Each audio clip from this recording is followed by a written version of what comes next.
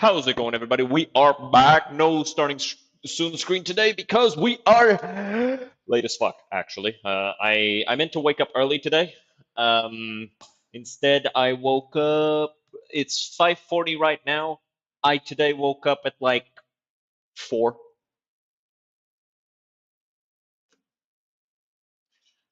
Let me just sip some water.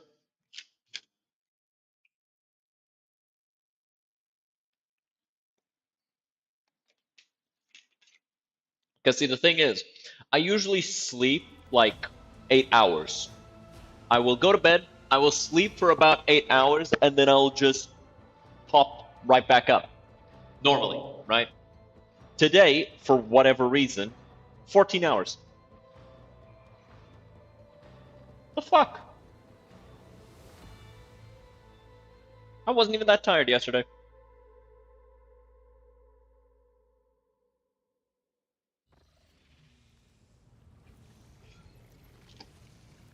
Alrighty, but we've done Kavagama. Oh wait, we need to put the thing. We need to put the thing in the thing. To thing and thing stuff things.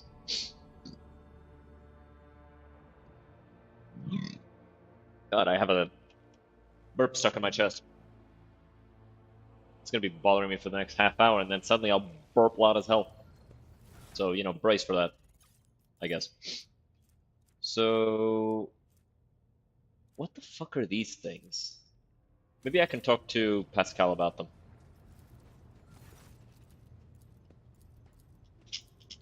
Blah, blah, blah. What was that just now?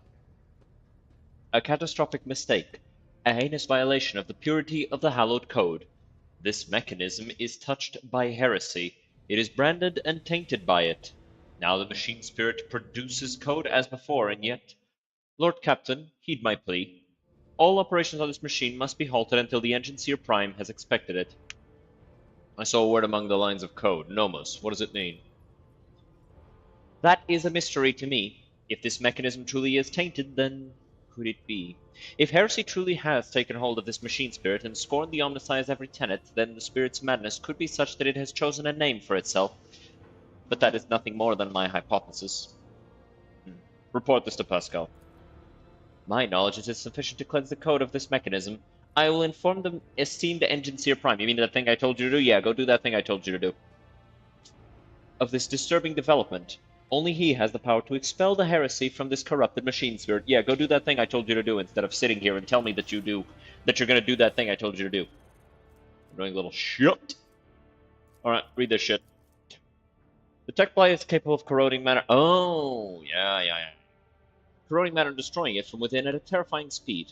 This deadly plague infects mechanisms as well as any metals and other materials used as their basis.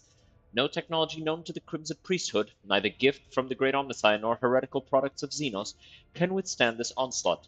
The disease poisons and warps the very essence and taints the code of sacred mechanisms. Observations. The tech blight triggers an effect that is repulsive at its core. It transforms metals into horrific forms of an unpredictable nature. During testing, it demonstrated the ability to fuse solid matter with organic objects, creating something new as a result. Kind of like the obliterator virus. The phenomenon was assigned the name tech splicing. Ooh. Method of transportation, ceramic capsules. Burnt clay is the only thing that can contain the pestilence. Extra caution must be taken given the container's fragility. Any damage might result in an uncontrolled outbreak. Damaging the container is unacceptable. Tests to subjugate the tech blight to his will and turn it into a weapon subject to the Omnissiah's wisdom. Test result assessment, success. Note, the tests triggered an event recorded under the name Incident N8704. The quest for knowledge in his name will continue. Hypothesis 1. Tech blight was created in the darkness of unknown worlds away from the eye of the great creator. Hypothesis 2. Any taint that exists to harm the machine god's creations can and will be bent to his will. Oh, thank you for the follow, Sophia Lilies. And we hit 200 follows. We are pogging the fuck out. Actually, I should keep this. Hey, how's it going?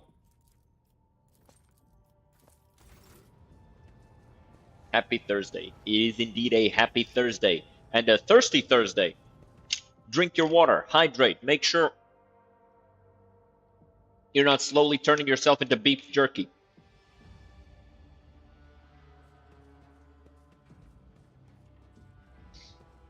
Let's go in the vault. I'm just gonna put this here. I don't even know if I want to keep this on me, actually.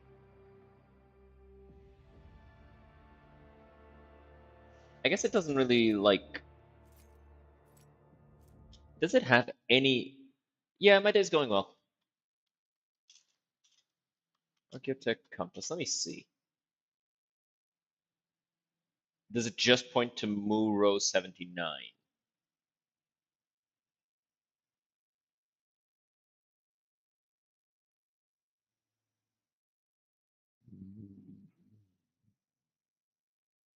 That's it?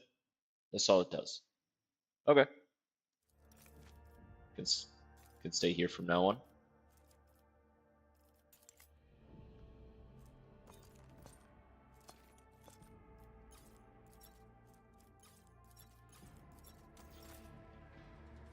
What about you, Sophia? Is your day going well?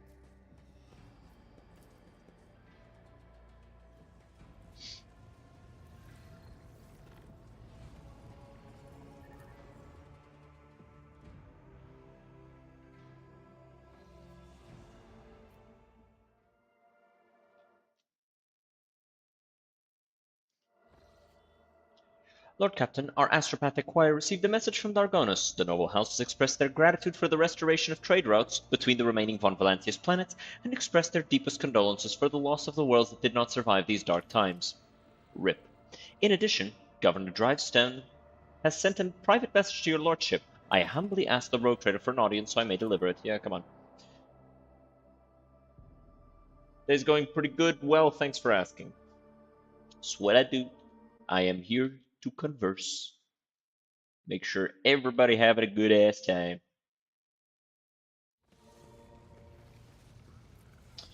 Alright, let's see what Vigdis has to provide me with.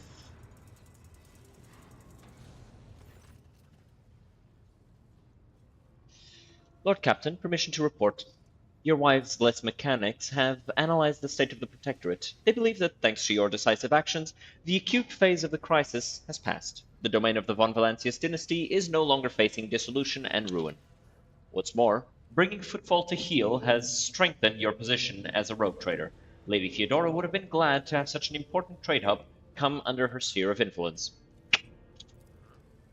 In honor of such a resounding triumph, Dargonus, as the capital world of your dynasty's domain, is currently making preparations for the Magnae Accessio, a grand ceremony of your public induction as the heir of the Honorable Theodora von Valancius. What is this ceremony? I swear an oath, and I shake a lot of sweaty hands. That much is certain, but that's not all there is to it. There will also be a reception, as well as other noble guests. The distinguished rogue traders Caligus Winterscale and Incendia Chorda will be in attendance. It will be a great honor for Dargonus to host 3 illustrious dynasties at once. Your servants wish to know your opinion on 2 matters related to the ceremony arrangements.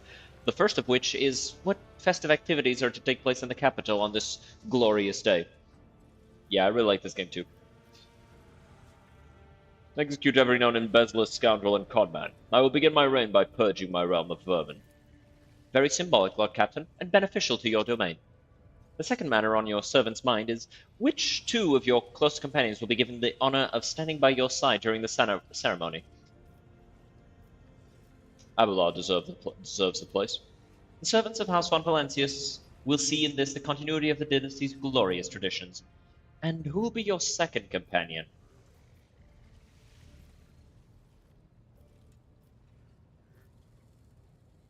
Heinrichs will stand with me. The presence of a member of the Inquisition beside you will serve as the best possible proof of your loyalty.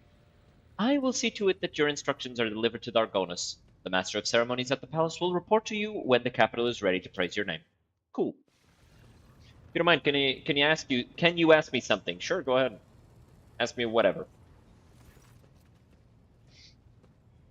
Esteban, Following the Omnissiah's guidance, I request permission to execute the report protocol that entails describing suboptimalities within the recent operations of the ship's systems and subsequently proposing the appropriate course of action. Deliver your report, just do so in a way I can understand. No more than one pearl of tech wisdom per 5 sentences of intelligible human speech.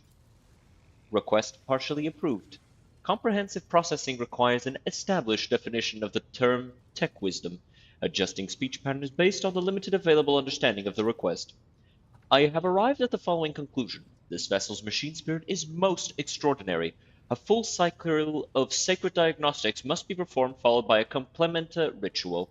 This ritual will force the spirit responsible for these recent events to reveal itself. Once it does, we will be able to understand its nature and take action applicable of said nature. Consider using artwork for your channel. I do use artwork for my channel, mostly made by me. And Twitch subs. So, if you would like me to commission you, you have to be a Twitch sub.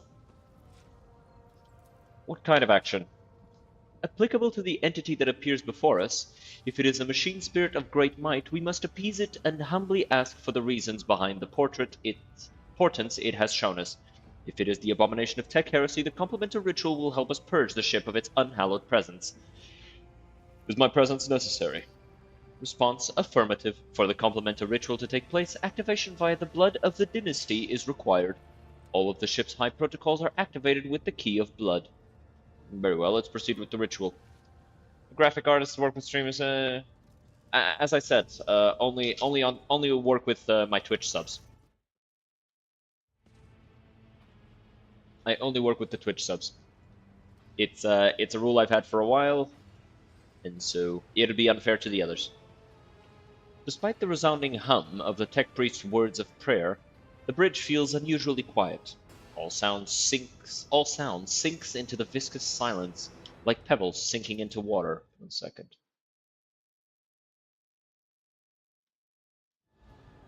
Esteban, my 10 comrades have spent the assigned number of cycles in prayer and vigil.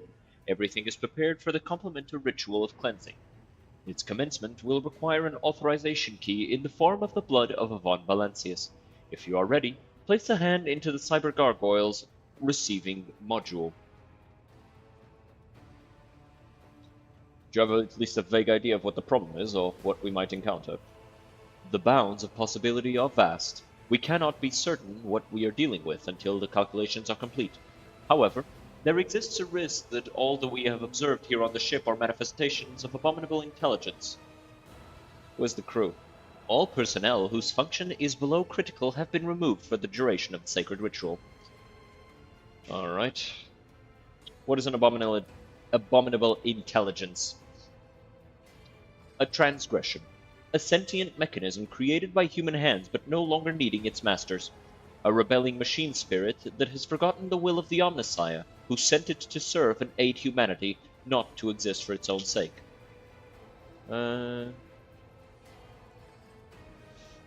Make a cool ant logo for your channel and overlay for your channel. I already have both of those. See? I got my overlay and I've got my logo. Alright, put my hand in there. The familiar cold metal burns your palm. This time, however, the servitor's jaws, instead of brutally clamping down on your hand, merely squeeze it slightly. You feel a thin rivulet of hot blood beginning where the metal fangs have pierced your skin. Screeches and growls slowly rise from the bowels of the massive cogitator, as if a great beast is stirring awake. The vid screens in front of you flicker restlessly. Key accepted. Activating purgation protocols. Analyzing intrusion. Analyzing lockout. Analyzing prevention. Nomos sad. I don't know what that means. Could mean sad, could mean something. This logo and overlay is not looking good. I can make you more professional. I mean, how many big streamers can you point to that are better because they are professional instead of looking approachable? Because the number is 0. Plus, as I said, only Twitch subs. Now drop the subject.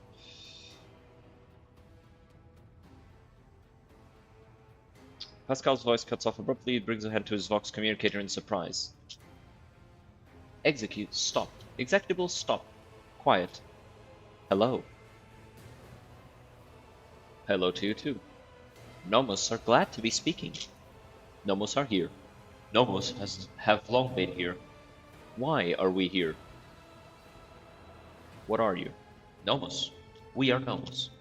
Pascal used and Mechadent to gesture his silent vox system. Did you silence Pascal? Nomos wanted no disturbance, only quiet. Can you render other people silent too? Sometimes. Some people. Nomos can do many things. We do not always know what or how. We did not know we could make silence until now. Make it stop. Now. Extraordinary. Extraordinary transmission jamming. Unknown protocols. What has been revealed to me? Is it the omniscience glory or foul tech heresy? I would like to... What is Nomos? No data available. No answer. We want to know too. I see no such name in the archives. It is not among the names of revered machine spirits, but neither is it among the known virus entities. The spirit is referring to our toils, to the complementary ritual and the rites that preceded it. The spirit is troubled by them. Are you a machine spirit? Nomos do not know. Nomos do not know themselves. The spirit may not possess self-awareness yet, but its capabilities. I would like to start 100-cycle vigil at the cogitator and a rite of communion.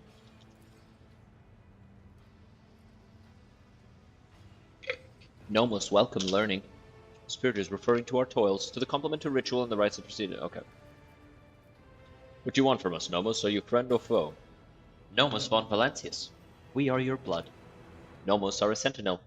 We awoke when the strange light invaded the ship. We protected you when you needed help. We escorted you when you were surrounded by danger. Nomos our movement. We carry you through the frightening, the waiting, the measureless.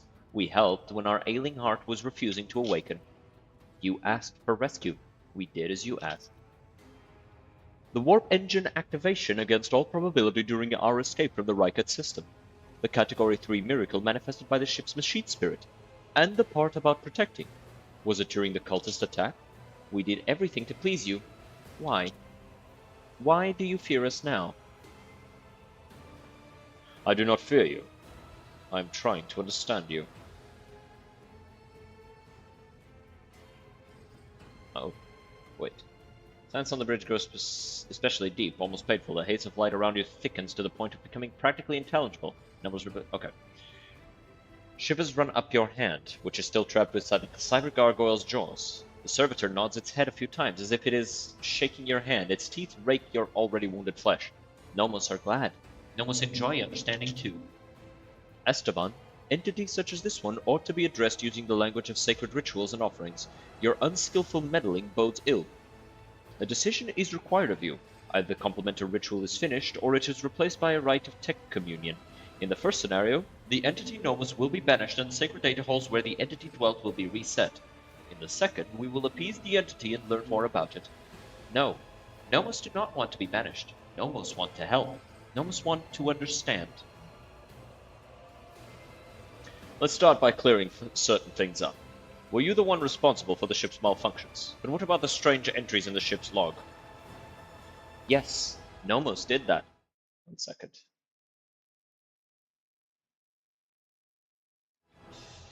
Nomos did that. Are you angry? We only wanted to understand, to see how things worked. What is your take on this? Is this entity a benevolent machine spirit or a monster, Pascal? Pascal says nothing for so long that you begin to suspect Nomos has silenced him again. When at last the tech priest speaks, his vox-modulated voice trembles slightly. We understand the essence of the entity Nomos is beyond my reach at present. The hypothesis spectrum ranges from the extreme of abominable intelligence to the extreme of the Great Spirit is the omniscience apostle. The rite of tech communion appears to be a reasonable solution. The rite will take many cycles, but it will allow me to come closer to identifying the entity and making contact with it. What else can you do? Nomos learn. Nomos try new things. Do you want to see? The cyber gargoyle slowly turns its head, dragging your hand along with it. Skull's eyes flash red. Scarlet gaze falls upon one of the monotonously chanting junior technomats. You blink and an electric discharge erupts from inside the technomat's skull. Crimson-clad figure slumps to the floor. Does it please you? Do you want us to do it again? Esteban, you are provoking the machine spirit. Stop. Nomos enjoy communication. Esteban is our blood. In the name of the Emperor and by the will of Rogue Trader von Valancius, I order you to stop. On this ship, none but I and the Imperium's laws can dictate who lives and who dies. We understand now. We may only stop functions of living things when you tell us to. You will tell us, will you not? We enjoy doing things with you. Spooky. Kinda hot, but also spooky. I've heard enough. Pascal, you are to investigate the nature of this entity until we know the truth. Nomos is allowed to exist on the ship. Nomos wants to learn what we are too. We will add things to your log. Things that might help us. Help you. The decision is made. I will begin my preparations for the communion rite at once. Many cycles of interaction with the entity Nomos await me, but I welcome this task and accept it from the Omnissiah. Nomos are glad. Esteban, will you speak with us too? We want you to speak with us too. The Lord Captain's body lacks the sacred implants necessary for tech communing with a machine spirit's code, but if such is your wish, Esteban can converse with you using lowly sound speech as he is doing right now. I will speak with you, Nomos. Nomos are glad. We have been lonely. Our work here is done, Esteban. You will let my tech comrades know that we are stopping the tech complementary ritual. I will let. Thank you for appearing before us, Entity Nomos. Definitely spooky. Kinda hot, but as I said, spooky. How did Ginevra's execution go? Did she repent before she died? No. She proclaimed her innocence to the very end. In fact, she dragged none of the good enforcer down with her. Before her execution, she asked to speak to Captain Klein. I do not know what lies she told him, but the old man snapped. First he showed up to watch duty in his cups, and then he drank himself to death on Rotgut. We lost a good veteran because of that conniving rat. Let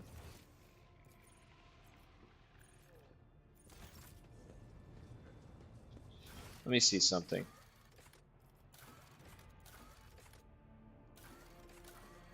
We should actually drop by Footfall, because apparently I think this is settled now, so we can go do that. Contract. Okay.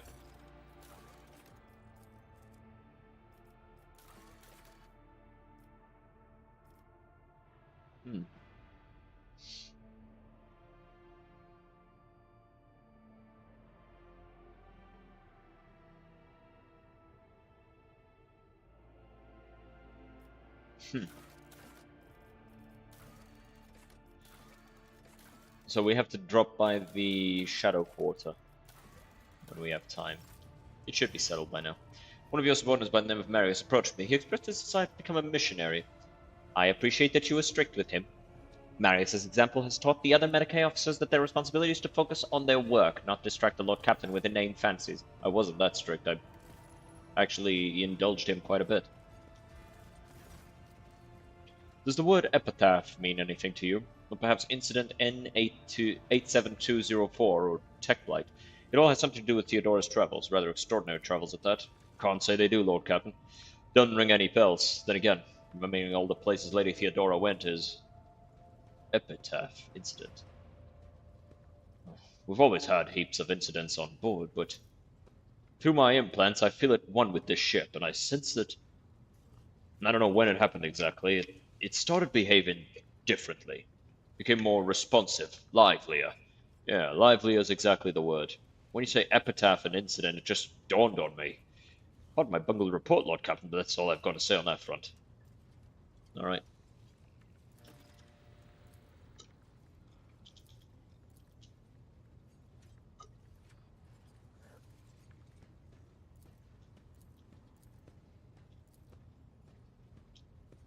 Since you're not a gregarious sort. Have I done something to displease, my lord?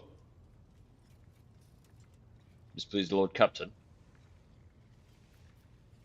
On the contrary, you're the first person on the bridge who's not tripping over themselves to lick my boots. Oh yeah. Well, I'm pleasantly surprised myself you aren't having me flogged for insubordination. Well, wonders never cease.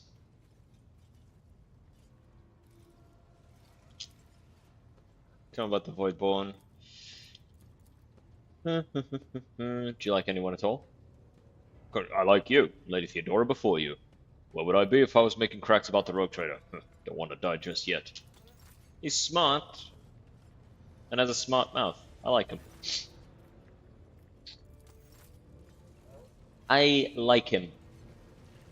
He's blunt and honest without being a dick. 1 second.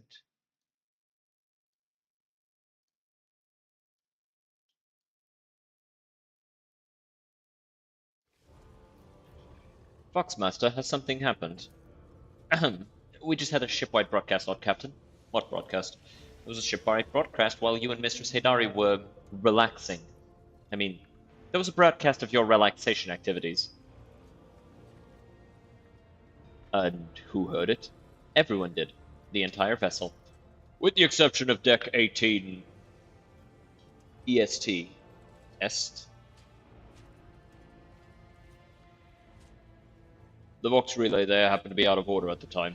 Ravel's nonchalant remark caused someone to choke in a poor attempt to suppress a chuckle. So, what did you make of the broadcast? Extraordinary, your lordship. As the father of a rather large family, I can assure you that you have upheld the name of the dynasty, your lordship. Oh my god, not Abelard, no! No! This feat meets the high expectations placed on the God Emperor's envoy in every sense of the word. Danrock's comment burst the dam. There's an anarchic uproar on the bridge. Your officers, who are not often exposed to such entertainment, are no longer able to contain the tempest of emotions swirling inside them. Ah. I have a question. Was it sabotage or criminal negligence? It was neither, Lord Captain. The Vox broadcast was initiated from inside your chambers by someone who was present there. I suppose if it wasn't you, it must have been Mistress Hidari. I am unauthorized to terminate such broadcasts, except in cases where they explicitly jeopardize the safety of the vessel and her crew. Right. Bring me Jay, I have a question for her. Why? Shireen, I am eager to please. Her triumphant smile is as good as any confession. Please tell me why. Why not? Wouldn't your servants be happy to know that their master spends his leisure time enjoyably? Ah, so that's what the expression on the officers' faces was. Happiness. Oh, no. Heinrichs. God. You could have warned me. Where would be the fun in that? Aside from this incident, nothing worthy of note occurred during the watch, Lord Captain. Connect me to the vessel's main channel. I wish to bolster the morale of the crew. Is done, Lord Captain. You address the crew and hear your voice roll through the ship, reaching even the normally quiet corners of the ship.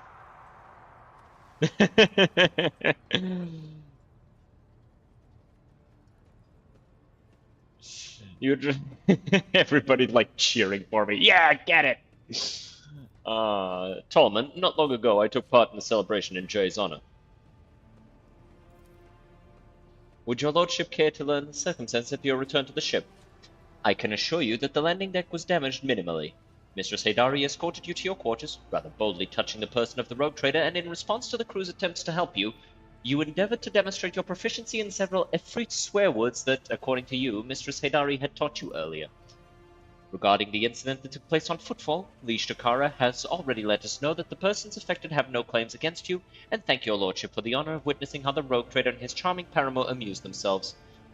Can you recall anything about Theodora's travels? Regarding epitaph and all that stuff? Could be considered unusual. Her odysseys were always audacious. As for the words you mentioned, none of them sounds familiar to me as far as I can tell. Except maybe the incident. I recall coming across this word in transmission several times. I think it was repeated by the former engineer, the one who perished during Conrad Voigtvir's uprising. He was describing it as the incident, something quite remarkable. Apparently, at some point in the past, the entire ship was hit by a massive systems failure. All systems stopped responding for 1/5 of a second. Most of the crew, including myself, as I was likely on board at the time, did not notice anything strange, but tech priests are sensitive to such things. That is all I can tell you, Lord Captain. I wish I could help more. Just gonna mark all of these as red, because sometimes there's stuff here.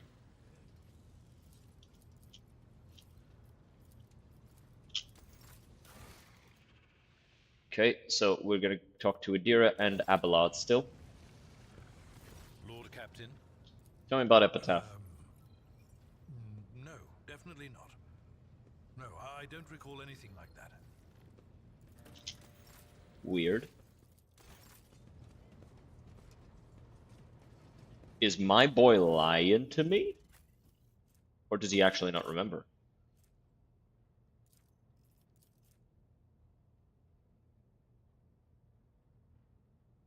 "9% extra dodge compared to 15 extra willpower and perception."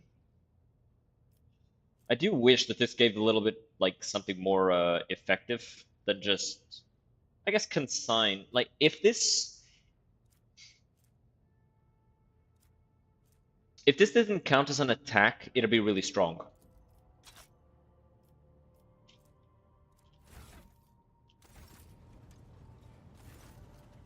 Tell me about Epitaph. They mean nothing to me. They're just words. A whisper. So quiet, I barely caught it. Like a feather landing on a pile of down. Something about damned ambitions, antiquity, terrible antiquity. And chance. Chance through it all. 1 second. Clearing some notos.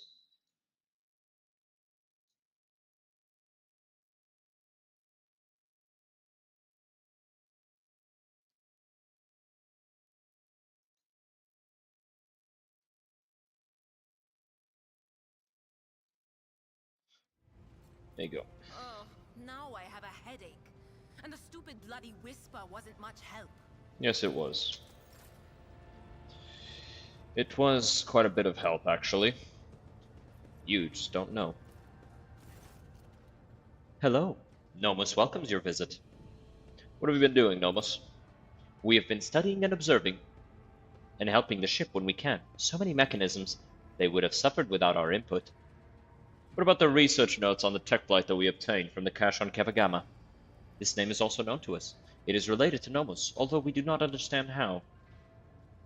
Incident N87204 was a ship-wide system failure of some kind. It and Epitaph have something to do with the ship flying better. The incident marked the beginning of us. The ship became better because of us, too. These are all links in the same chain, but we cannot piece them together. Yet. People who accompany Theodora on her travels are strangely unaware of the incident Epitaph. Human shells are subject to external influences. Perhaps someone purged their memory archives, or perhaps they simply do not want to access them. It is a shame that no new information was obtained, but Nomos are grateful that you tried. Anything else I can ask you? No. Okay, so we need to drop by footfall. Ba, ba, ba, ba, ba. So, I don't think there's anything new here. Yep. We could do Dark Sages now.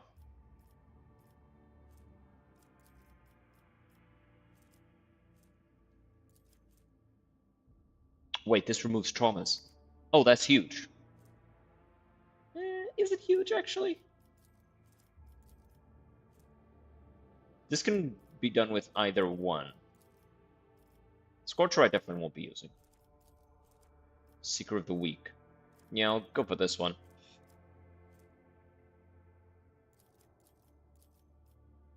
%5 extra damage to Xenos. Or corrosion medkits.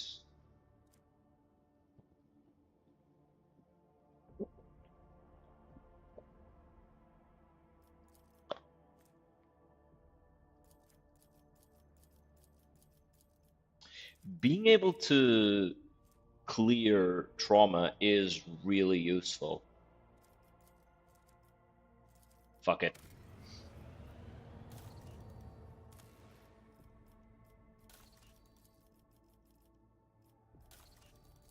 And Kavagama is still in the middle of their thing. Alright, we're heading to Footfall in the Furibunda system. In the Furibunda system.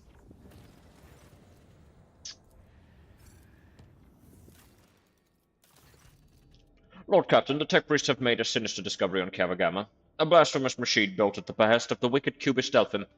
This mechanism is capable of picking up the whispers of the warp. Seems to occasionally transmit a discordant binaric melody into nowhere, but no encrypted data or other threats have been detected.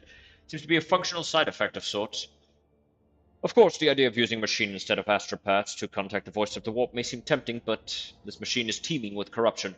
Its fuel tanks are satiated with the liquefied souls of your subjects. It has enough for now, but someday it will have to be refilled.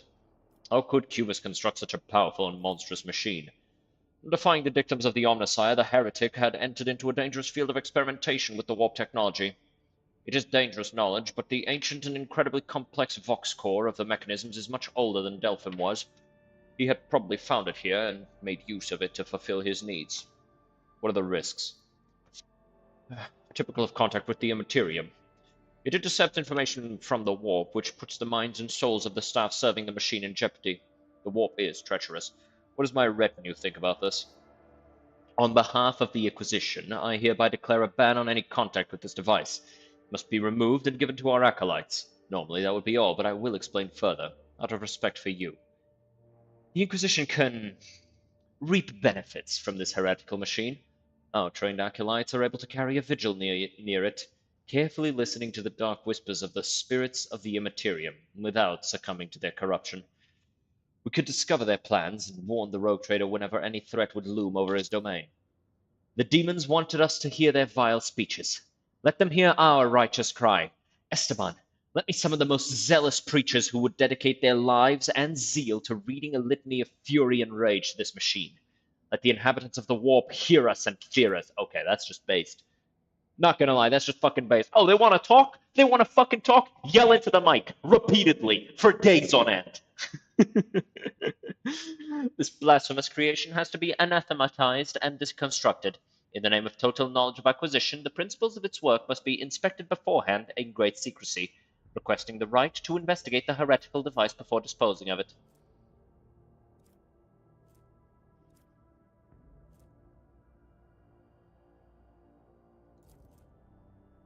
Hmm.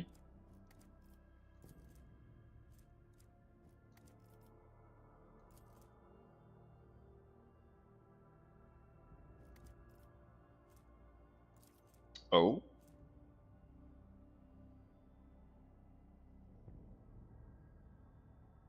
Oh.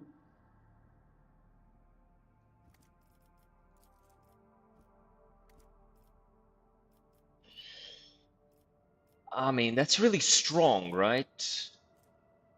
Just an infinite source of temporary wounds, but I don't know. I want to make sure that this isn't going to like mean that we can't continue the Kiava Gamma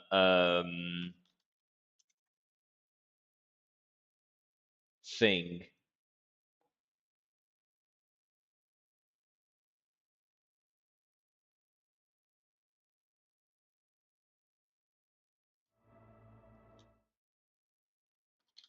Colony choices.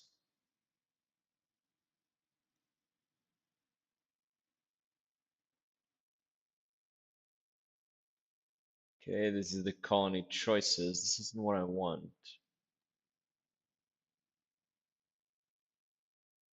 This isn't what I'm looking for.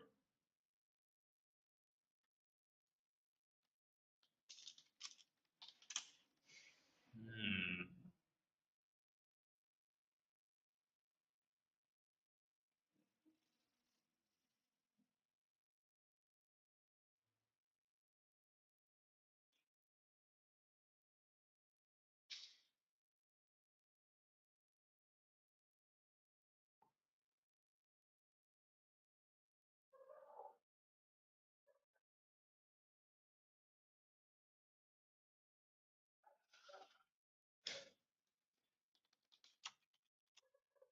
Kiava Gamma.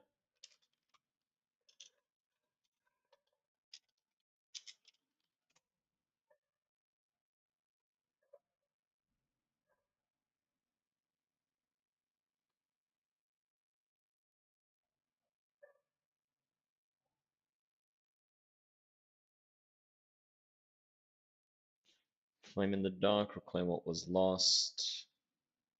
Colony defense. Man, I can't see anything regarding these dialogue choices. I can't find anything regarding that. These are just the colony choices, but it's not what I'm looking for.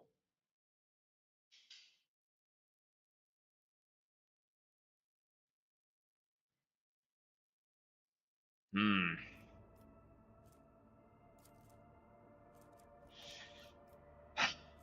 Fuck it. Our duty of total knowledge acquisition will be fulfilled. The Omnissiah knows all, comprehends all. The device has been ruthlessly but carefully deconstructed. The tech priests who conducted the relayed the results of the research to Magus Hanuman, after which they were righteously disposed of. I hope this doesn't lock me out of other things.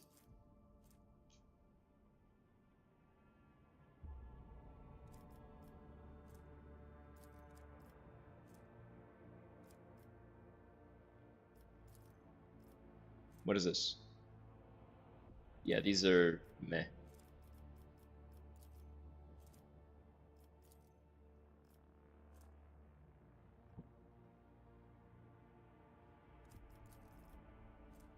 This is a insane amount of damage, by the way. Narrow firing arc, though, which is an issue, I think.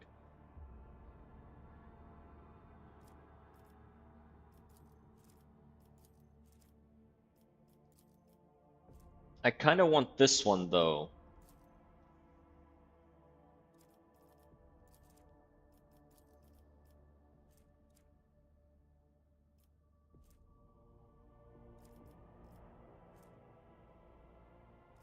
I'm gonna make this one. I'm gonna do that. Troubling news arrived from Janus, your lordship. While digging an irrigation ditch, the workers found a Xeno obelisk made of unknown material. It was delivered to a laboratorium and subject to a number of tests, one of which caused a reaction. The obelisk generated a low-frequency vibration, and the events that followed were catastrophic. A series of anomalies were recorded in the Epsilon 2 Majoris region. It's almost like Janus itself is fighting us there. Many logistical chains have been disrupted. The only people who visit the uncontrolled territory are the wretches fleeing deeper into the region in greater and greater numbers. The observers report strange fires in the sky at night, completely imperceptible to the augurs. Esteemed ultra-inquisitors are gathering freemen and daredevils for an expedition into the heart of the region. They assume a priceless trove of xenomechanisms is awaiting for them inside. What exactly is happening there? The vegetation demonstrated a remarkable ability for wild growth. It took the plants only 2 days to overrun the agri-complexes in the region. Extinct species of local megafauna have been spotted in the nearly newly formed jungle, aggressive and acting in unnatural cohesion. How are the wretches involved? We do not know. It is as if they all received a signal telling them to abandon their work and rush deep into the afflicted territory. Some were stopped by the watchmen, appointed by your order. Unfortunately, about 100 still made their way into the region. Permission to advise granted. Await your proposals. The nature of Janus is rising up. It's a lucky coincidence that Janus harbors specialists who are not only experts on controlling life, but on destroying it as well. Even though reports from the Magos biologist Capella make no mention of storing weapons of mass destruction, I have no doubt that they do possess some. They always do. I see no reason not to let them use them against this, whatever it is. Deployment of fortified research stations in the affected sectors is recommended. The benefit of gathering more information justifies the increased casualty rate among personnel. The sickly creatures know more about this pestilent growth than we do, something we must amend quickly. We should catch some mutants and force them to cooperate. That way, we can learn what it is we're dealing with. Extra fellowship, weapon skill, and ballistic skill. This would be really useful for a Commissar Archmilitant.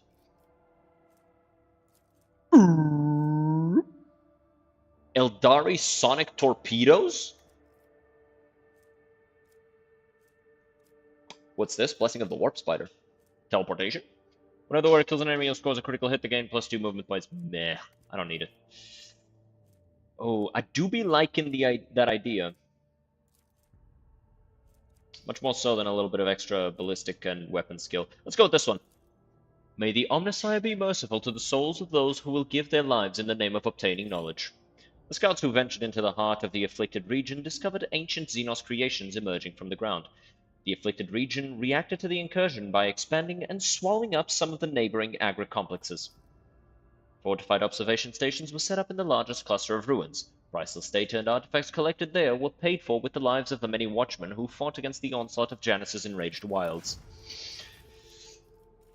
I mean, sometimes you get it, sometimes you get got by it. It's just the way it goes, you know?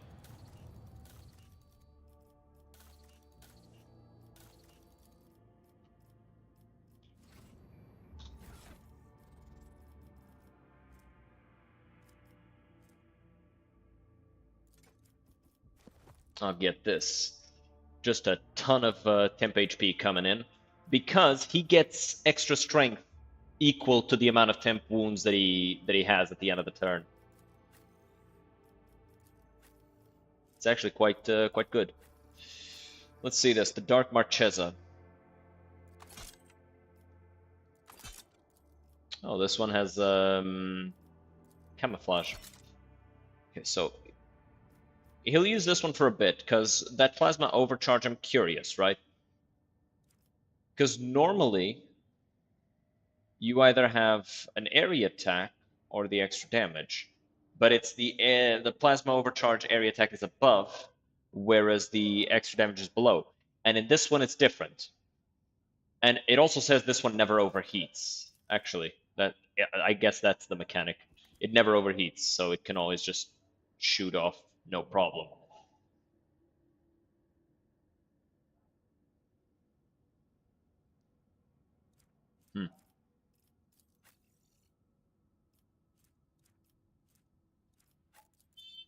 Beep. Somebody just honked outside.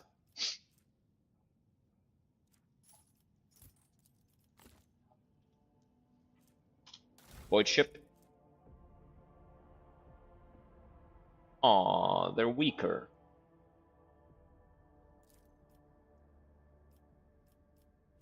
Wait, what?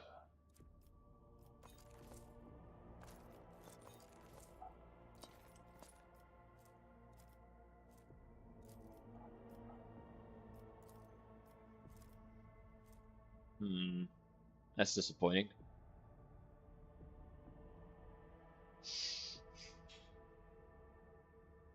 I do want to try them out, though. So I'll keep them around just for now.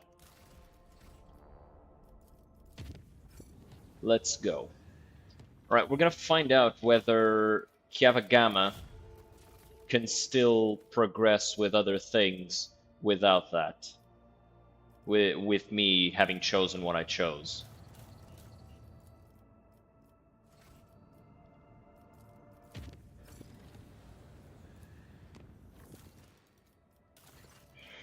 Your Lordship, Janus is reporting about a disaster.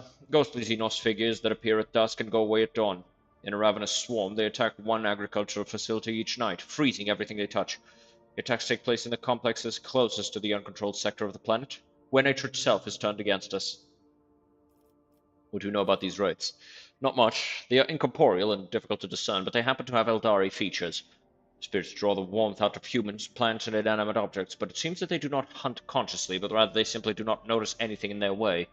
At dawn, they dissolve into mist. The wraiths also differ among themselves.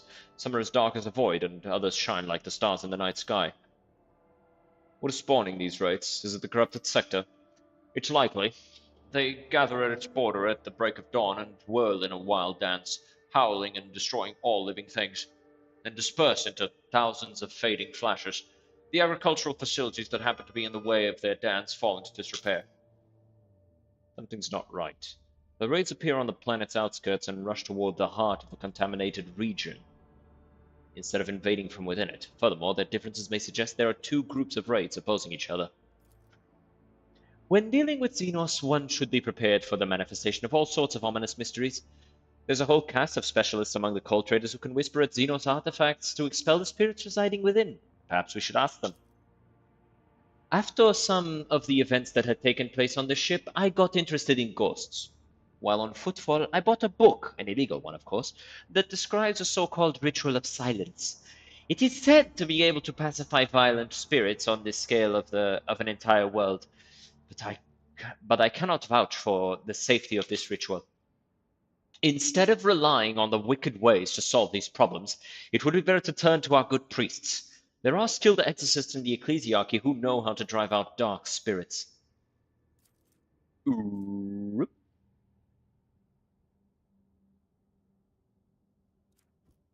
Meh.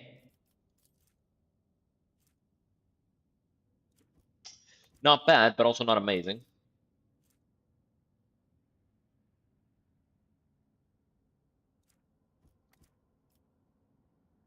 Hmm.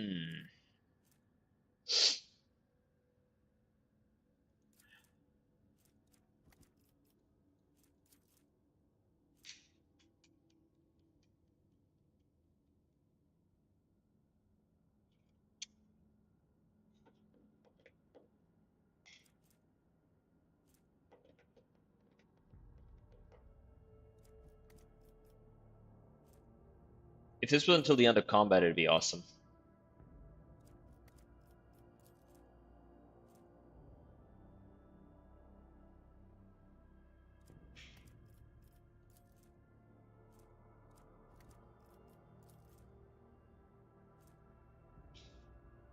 I'm gonna go with this one, give it to...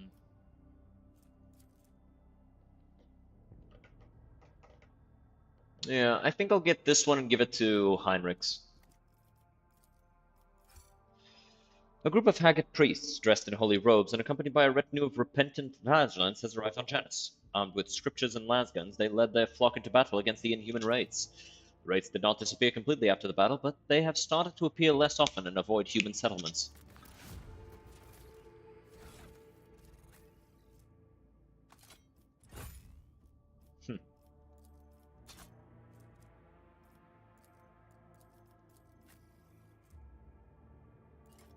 Let's give this to Heinrichs.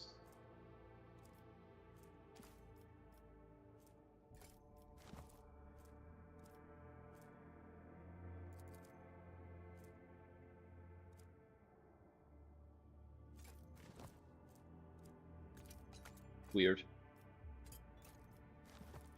Weird. No idea why that's doing that.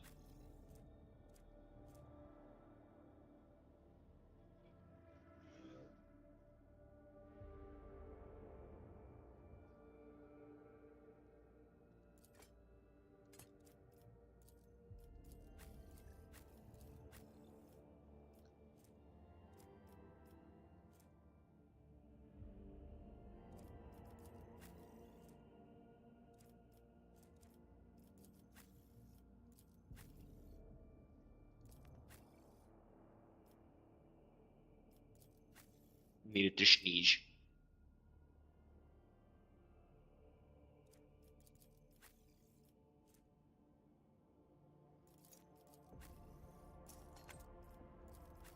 Actually, no, it's the nearest ally, not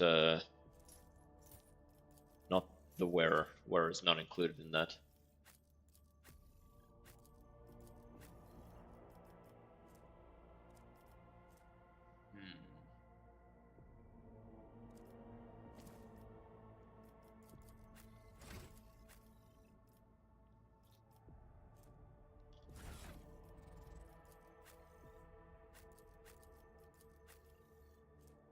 You're the one most likely to remain stationary.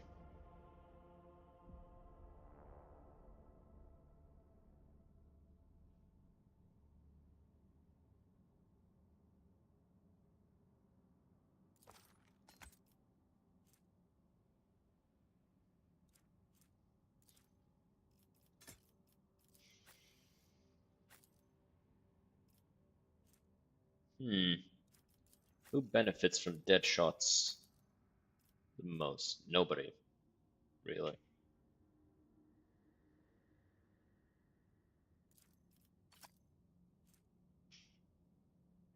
If it was single attacks or dead shot attacks, maybe it'd be good, but not the case.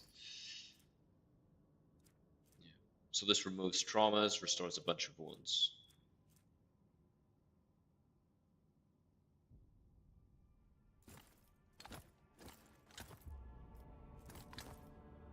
Okay. Cool.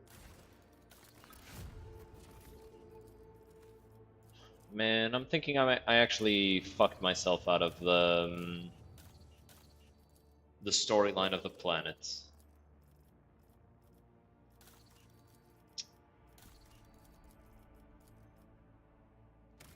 That's annoying as hell. I hate how that can just happen in this game. It's like, you see the really good option, you really want that option, but taking that option screws you out of the rest of the stuff. It's like, why? Why would you put that in the game?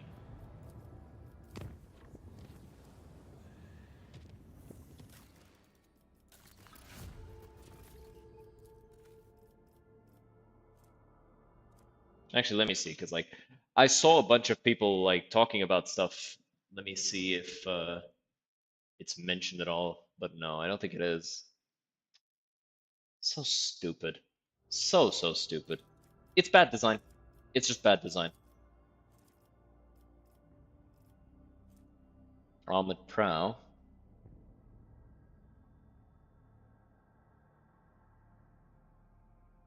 Hmm.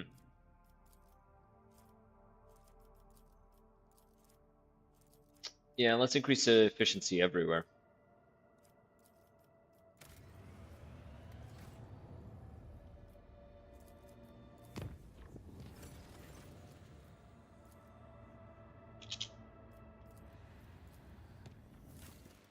Wait. Oh, okay. I didn't get screwed over. Lord Captain, after the decompression of Lady Theodora's secret workshop on Cavagama, an epidemic of mysterious tech leprosy has broken out. Augments mutate into distorted forms, killing their hosts and the machines. Even entire assembly halls break apart into the fragments that devour each other, melding into grotesque and insane forms. The Omega-18 Manufactorum, the epicenter of the epidemic, is cordoned off, but the disease will burst out of there sooner or later. What is known about this sickness? We have not faced anything like this before. The plague only affects mechanisms, forcing them to transform and lose all functionality. Nobody knows the nature of this disease and how it found its way into Lady Theodora's secret workshop. It is possible that some secret research was being carried out there. Suggestions?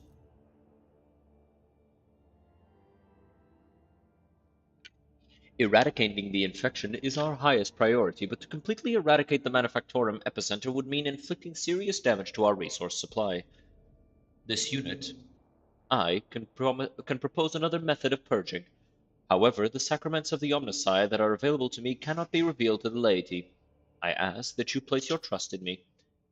Shireen, do not be so hasty with this purge. This phenomenon may be of interest to some specialist. There are many who do not agree with that all knowledge belongs solely to cogs.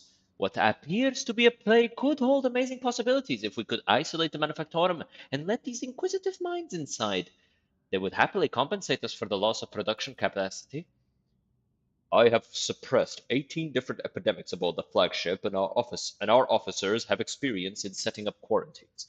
We will send them to Cavagama to lead the Tech Purgator squads. They will not return from the epicenter until the infection is eradicated and preventive exclusion zone is taken down. Even the metal dies one day, scarred by corrosion. To combat those who have stripped flesh and replaced it with machinery, the Bloodspun Web has procured a remedy, an acidic compound that burns through steel. We stand ready to help, to burn out this tech leprosy. What is this? Why can't I do that one? Hmm.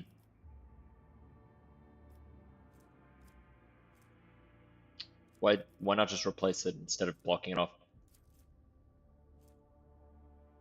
Ah, neat. Gibler let the spinners share their secret. Allies deal 10% more damage to machines and targets with the reject the flesh feature. It's not bad. All void ship plus 20. That's just plus 20. That's insane. That is insane. What the hell? We'd lose a little efficiency, but that plus 5,000 to Kazbalika is kinda nice. Sure, fuck it. Oh, you will not regret it, Shireen. The mysterious Seekers have arrived on the planet with an entourage comprised of Malatex, excommunicated technomats, and shady scribes. Without talking, they have paid fabulous sums for the right to experience the previously unknown Xeno disease. and then headed off into the bowels of the dying Manufactorum. A cure for the mysterious disease has not yet been identified, but the research of the tech leprosy strain has made it possible to control samples of the disease using the magnetic impulses and turn it into a dangerous weapon.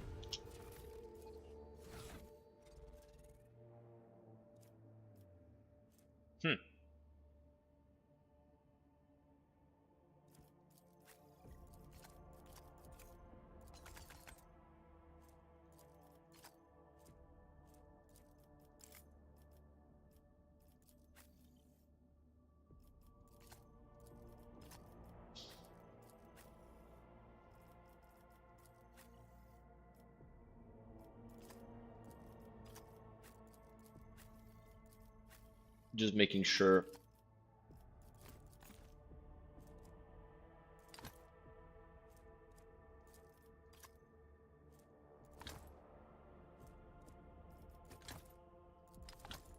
That this is properly distributed.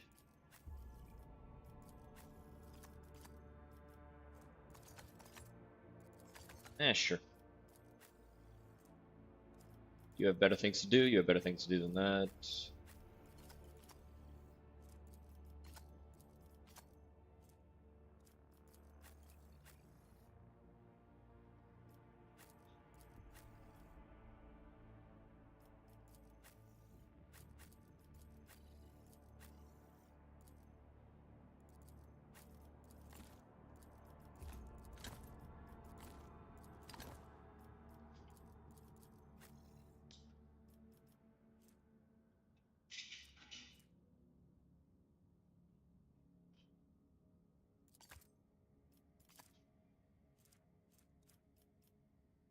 Okay.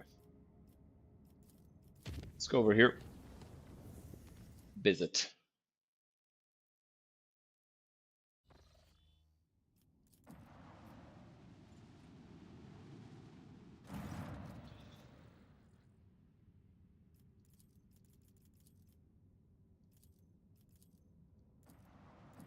Let me see.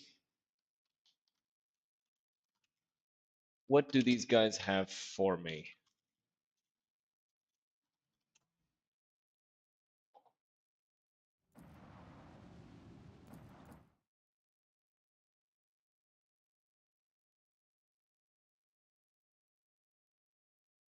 Burning Worlds. And Voyage of the Kazbalikan Ship.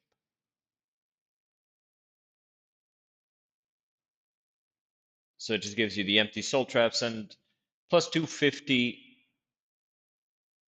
Kazbalika rep for each world discovered. Okay.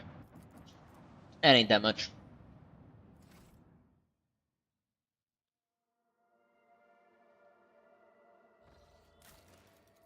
Did I start something here? No. Let's make Armored Rage. Why can't I make this one? Oh, I don't have Phlogiston. I was like, that was weird. But let's make this one for the Titan Forge Lance weapon.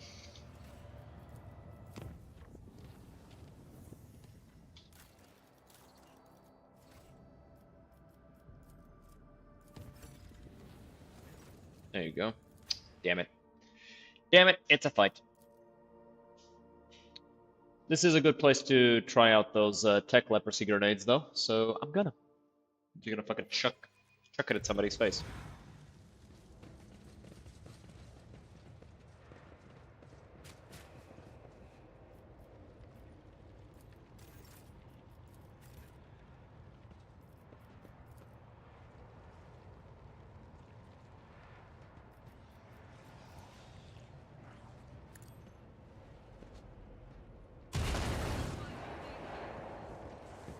Not bad.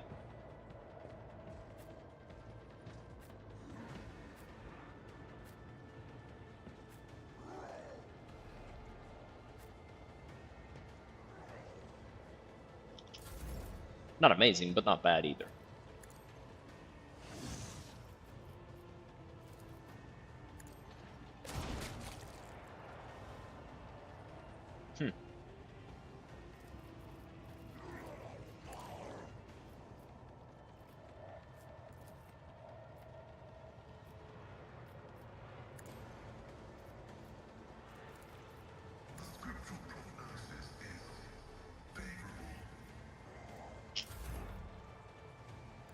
Move over here, mark him as well.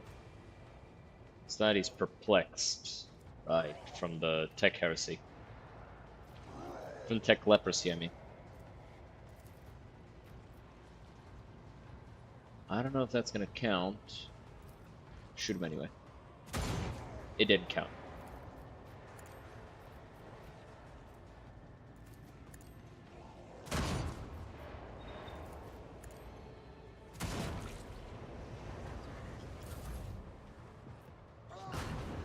Fire. Fire. Fire.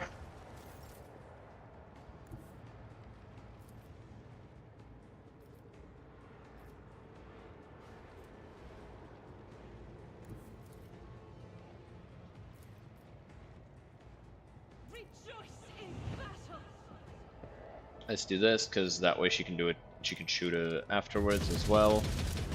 And it reduces the cost of that.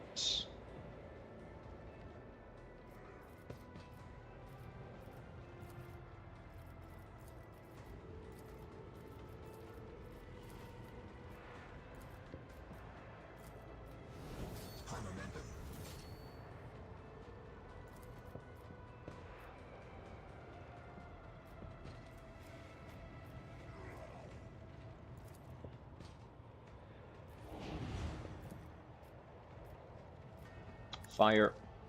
This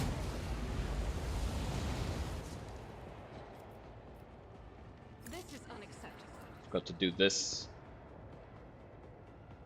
As the Emperor commands, I act.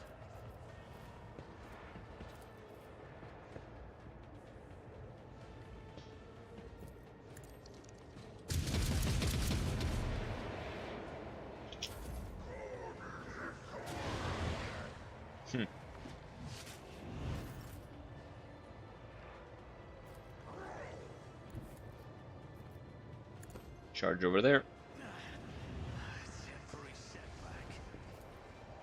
Bonk.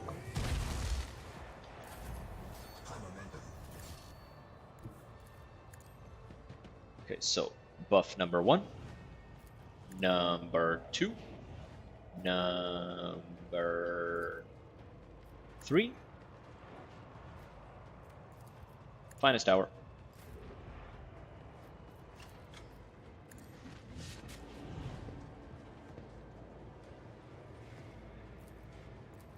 Kill him.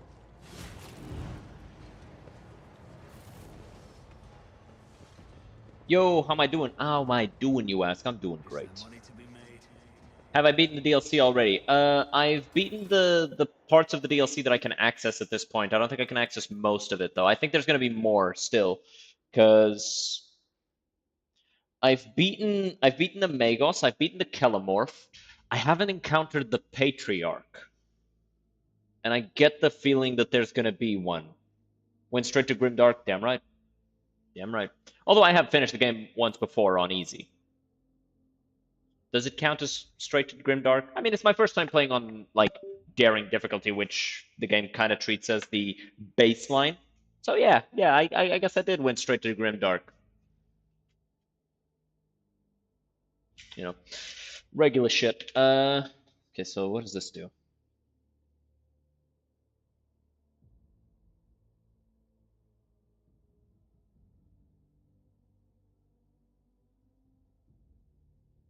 I don't think I ever will use this because the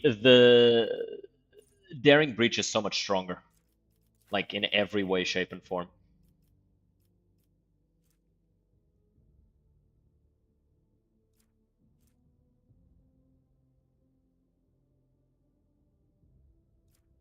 Okay, that's actually pretty strong. Just a burst of damage.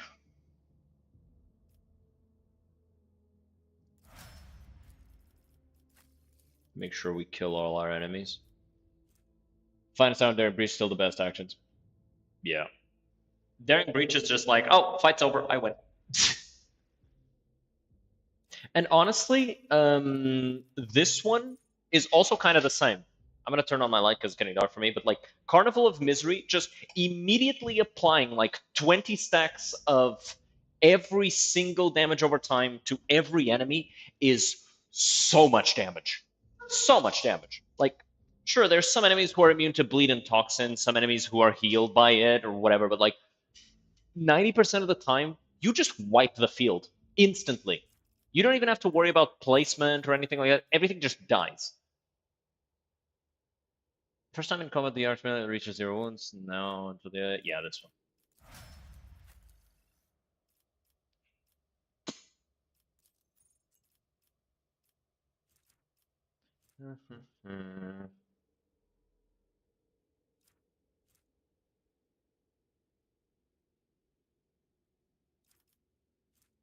Let's go with this one.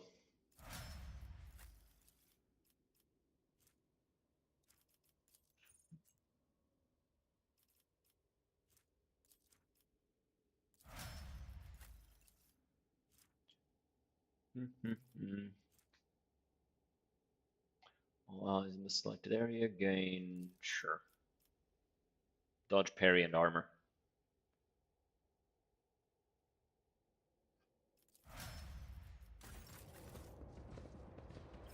Right. Wait, what? Oh, right, because these. I'm not actually gonna use these at all ever. It's just I just know myself. I'm never gonna use it, and yeah, I'd rather have this one because it doesn't overcharge. I guess no, because I can just. It's just something I can keep in mind, and then I'd be losing a lot of damage just to not have to worry about something that I can literally just think about it for an extra second and the problem's solved. Keeping these ones because I still want to try that out. Alright, let's go. And a really stupid bug on my current, you know, in Comera, when you talk to the homunculus and gives your, the game gave me every item in the game for some reason.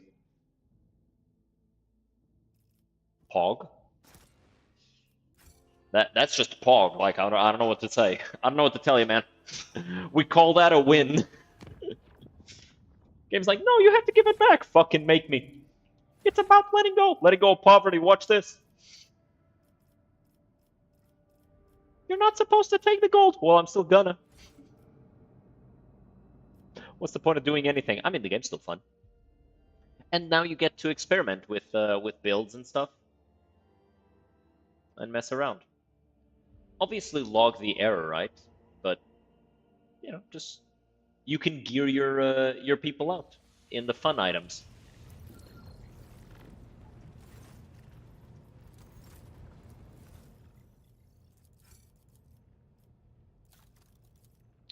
Bane of Sorrow. I feel like you're gonna cause a lot of sorrow by shooting people in the fucking head with this sniper rifle. Okay, let's go here. It's this one I want. Yeah. Immediately cause an additional instance of the damage. Let's do this one. So everybody uses their burst and area attacks.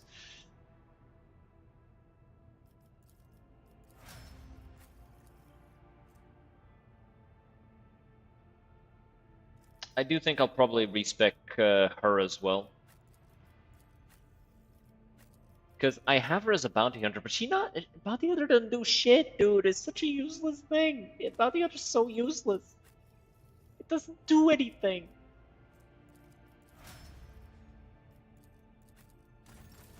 Okay, so we've got these two. We've got the heavy Xeno mesh, which is only slightly worse than what I have, because it doesn't include the +5 wounds.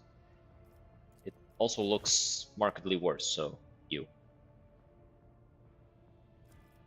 Increasing crits is really good, but like this is my main source of crit damage, right?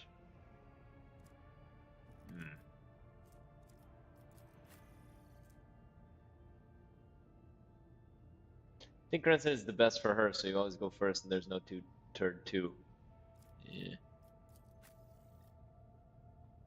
But like I already have him as Grand Strategist, and I always have him in the party, so it's like you don't need two Grand Strategists. And having multiple bounty hunters also doesn't do anything. The one that would make the most sense, I don't know. I don't even know what would make sense for her. She's a psyker above all else, so it's like it doesn't really matter what she is. Draur. It's a nice looking rifle though. It's a needle rifle. And then you got this one. Oh, but that looks so nice. So nice. Dodge reduction, extra hit chance, tons of damage, good armor piercing.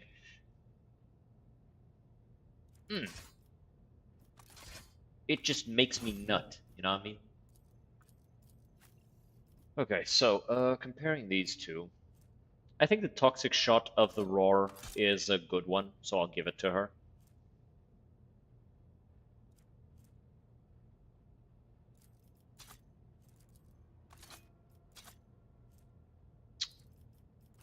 Only have one blade dancer, death from above deals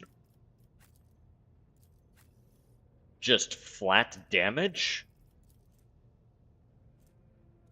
based on resolve, which can be increased significantly. Yeah, why are you the one that's selected? Yeah, no, give me that shit.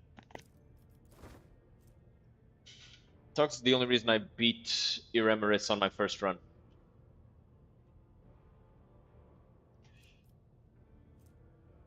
First time I fought Iremeris, I was like, oh, this is gonna be such a fun fight, but unfortunately I was playing as a arch-militant melee guy with, I believe at the time I had a plasma gun and a power axe.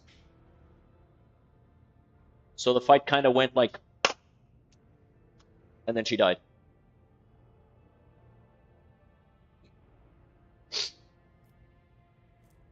Arch-militant's a little OP.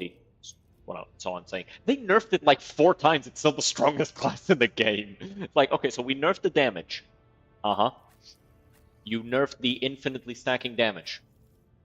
Yes. Did you make it not stack infinitely? No, it's still OP. Don't worry about it. Nobody else looks good with this. I'm just gonna throw it out. Indeed, it is still bonkers. I love it. I love the Arch-Militant class. Like, I hope they don't nerf it. I would much rather that they dedicate the time that they want to nerf the Arch-Militant and instead use it to improve the other classes, right? She could be an assassin bounty on a grand standard. I guess I could make her an executioner as well.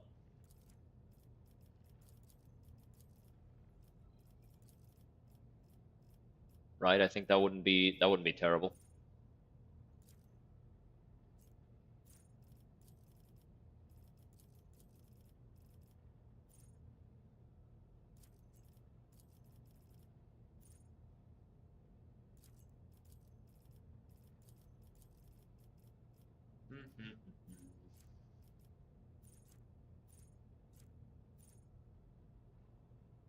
Let's take sensory deprivation so we can take psychic assault and mind rupture. Warp. Warp, warp, warp.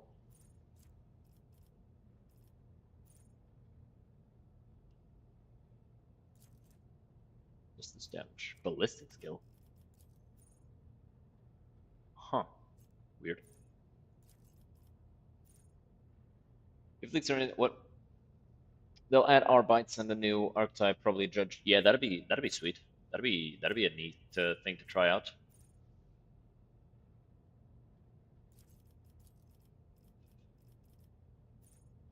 But I don't know, man. I feel like an Arbites would be a Vanguard, right? I don't know. But it's definitely something to consider, right? If they're gonna add new weapons, though, I hope they add Power Fists. Like, come on, how are there no Power Fists in the game?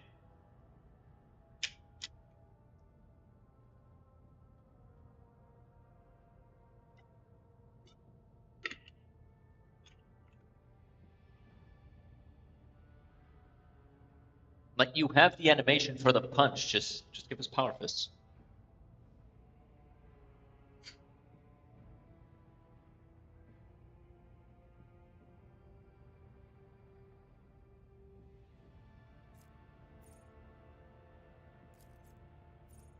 Yeah, it's Ore, and she can apply Blinded, so give her that one. This doesn't matter, you're never gonna use it. so I don't care. So maxed out her warp lore. Warp, warp, warp.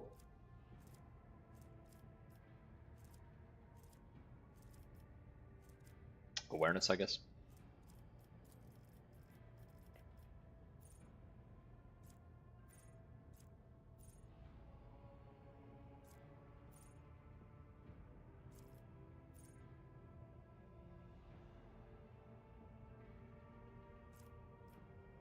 Visions of doom.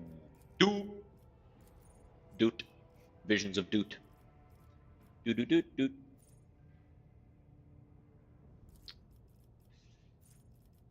Didn't I give you second Minoris? No, I didn't. I'm stupid. I'm stupid, chat, didn't you know?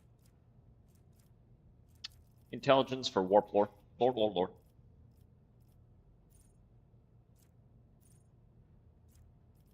Minoris. She is a good psyker.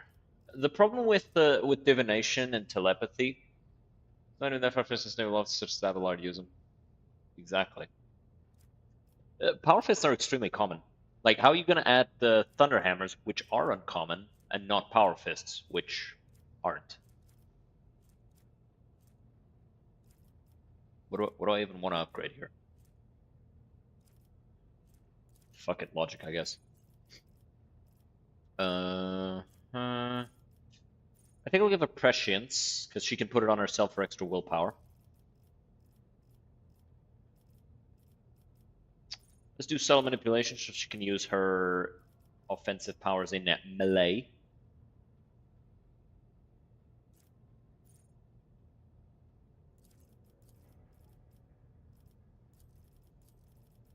I guess ballistic skill. Whatever. Perception.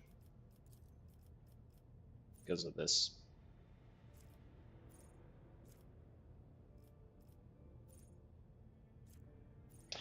And I also maybe should revamp him, because I think I could do something better with him for his stuff.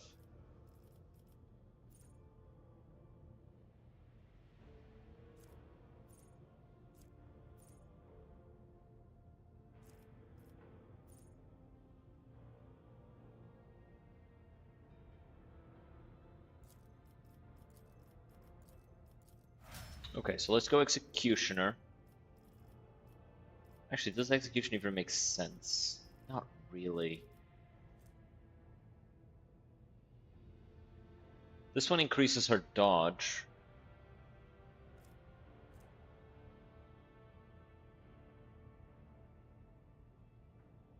I know what I'm gonna do. We're gonna go here. Yes, it's the same one, I know. But I said but. Let's go with this, I think. I don't think there's anything here that I really, really want. Next. Okay, we're gonna get the one that lets her move whenever she can, lets her move whenever somebody kills her thing.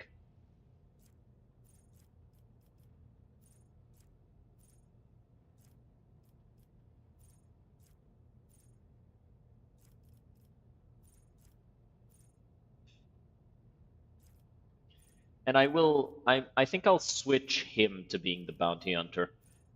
Because Grand Strategist definitely doesn't do a damn thing. Ladies and gentlemen, we got him.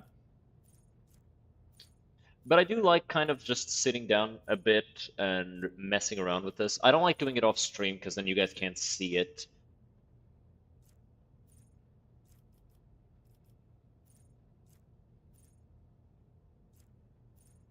And then you don't, and then there's no like record of what I've done.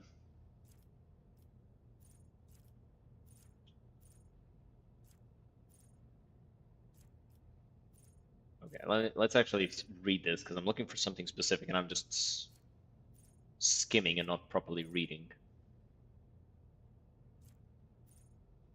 Scars a critical hit. Wait, is it this one?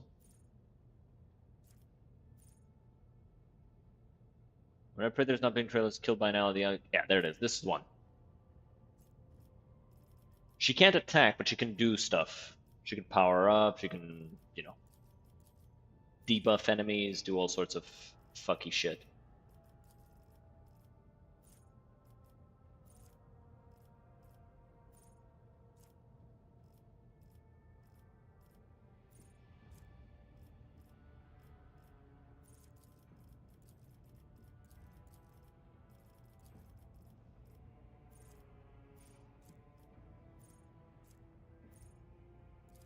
Extra damage is nice.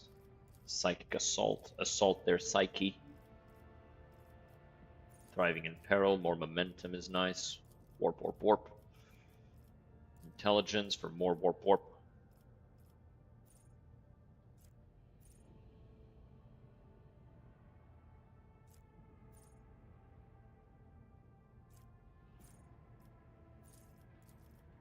Actually, wait.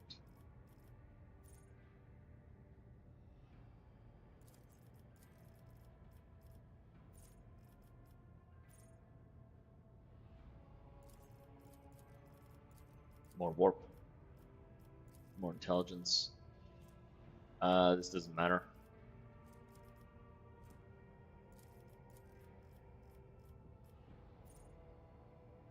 Increase her range by 6. God damn. Okay, so there's the warp. Awareness. Perception, sure. Terminus. Mind rupture. What's this? At any time until the end of the target, if mind bond makes using either theirs or the no, tests are not that great.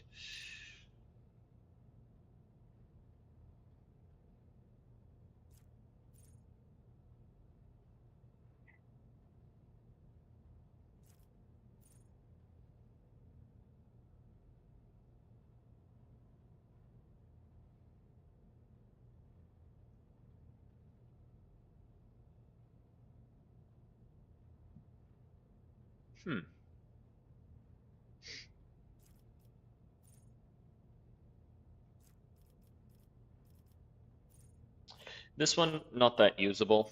We'll go with perfect timing, I think. Since she gets free turns, she can buff and do stuff with that.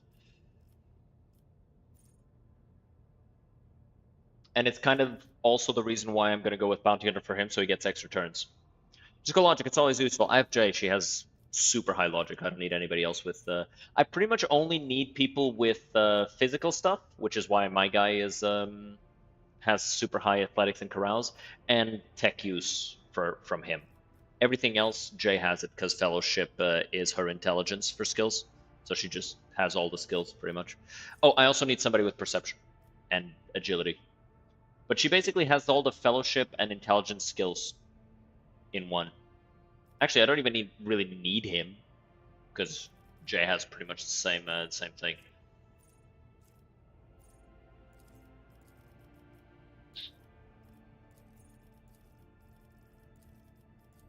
Awareness. And awareness is something that everybody benefits from. Okay, Blade of Light, she doesn't use force weapons.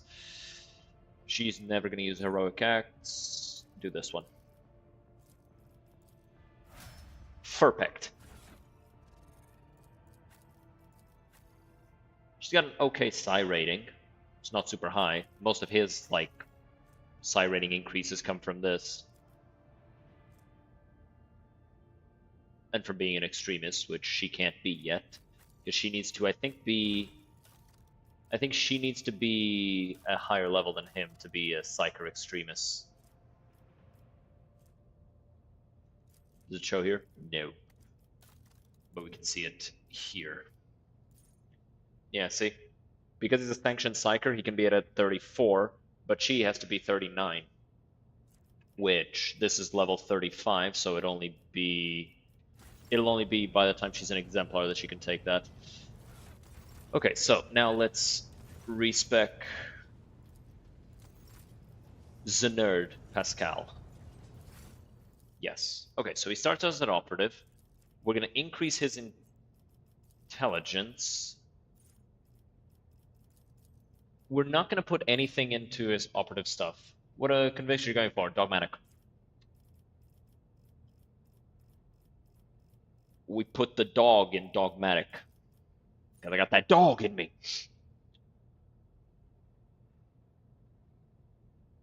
We're going to put this on him. Oh, wait. I should actually increase his strength if I can, so that he can use heavy armor and power armor. No femboy Drukari. I will have him, only to torture him and eventually give him up to the Inquisition. Because I think you can recruit him even if you're dogmatic.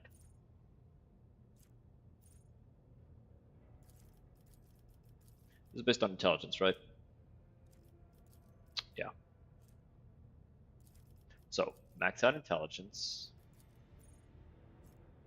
Damn, forced to take one of these.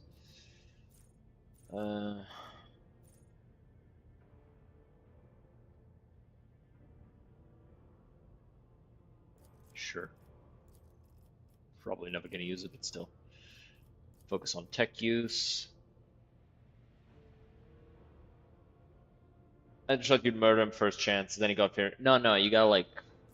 Because I want to go dogmatic, but I also want to enjoy the story, and so I am going to be dogmatic, but my guy's a crime boss, right? He used to be a crime boss, so he kind of dances around on it. And by it, let's just say Imperial Dogma. Yeah, let's apply these. I'm gonna want all the things from that. So tech use maxed out. I think we'll probably go logic next. Yeah, just max out logic as well. Perception, weapon skill. His focus isn't going to be on ballistic skills at all because he's just going to be blasting people with plasma with the AoE, so that doesn't matter much. The thing that needs increasing for him is the melee skill with the axe, because that's something that he can actually benefits him.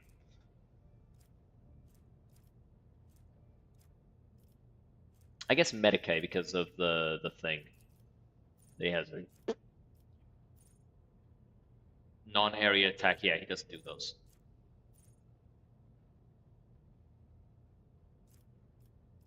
Actually, wait.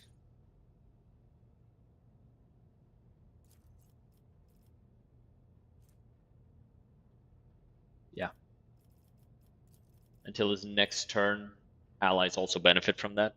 When you combine that with something like this guy, who can just, with no preparation, just walks up to somebody and punches them in the face with 200 damage. It's like, pop! Oh, you had a health bar before. What happened to it? Where's your health bar, butch? Where's your health bar? Where's your health bar, bitch? I don't know what the fuck I said, butch. Like, sometimes I just mess up letters. It's because of the multiple strokes. I'm kidding. I've never had a stroke yet.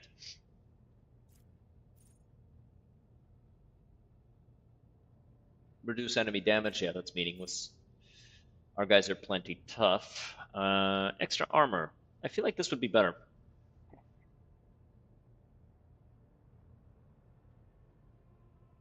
Yeah. Yeah, this is a good one. This is a good one. If he's gonna get like a ton of free turns to apply exploits on things and stuff, that's really, really strong.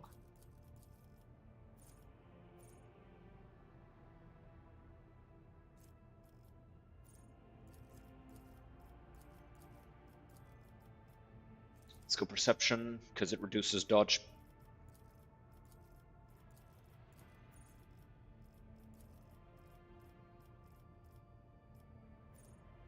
This is a bad one.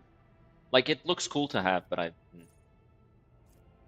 And this one's also kind of bad, but it's nice to have as well.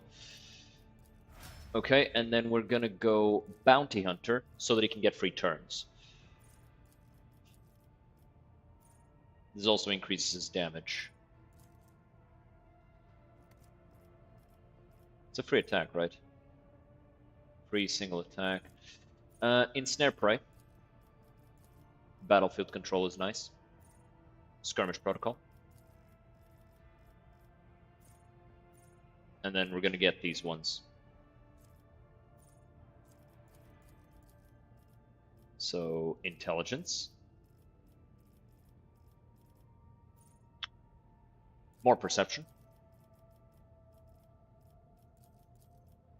Reduce enemy dodge. There you go. Hot on the trail.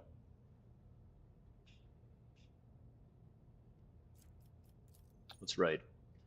Whenever an ally attacks the target marked as prey, this attack deals the perception bonus. He has low perception. Most of these are not going to be that good if they benefit from like an actual bonus.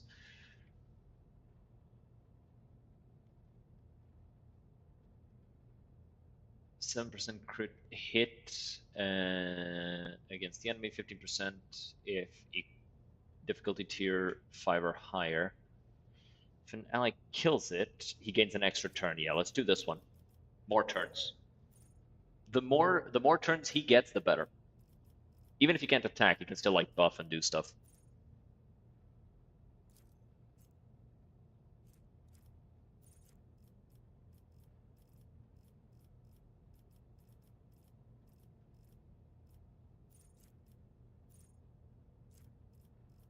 He can't use heavy armor because he doesn't have the strength. And he can't increase it with this. If I had gone Executioner, I could, but like it wouldn't benefit him that much in the long run.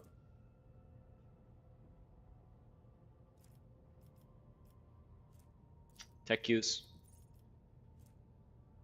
Weapon skill. I'm not gonna get these. I'm not gonna get these. They're not good.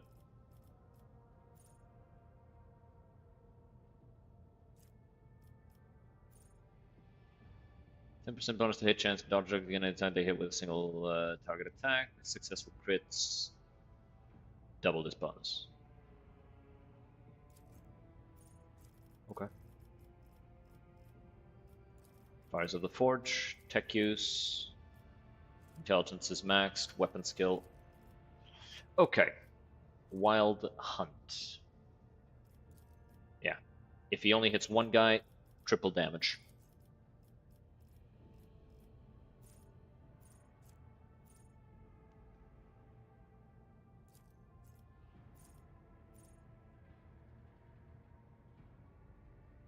I really wish it would be easier for him to wear heavy armor, but like, it's just not. None of the classes that benefit him the most have particularly high physical stats,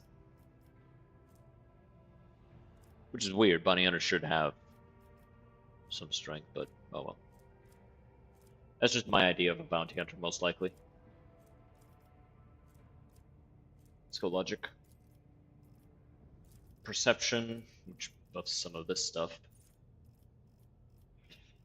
Okay, let's go ahead and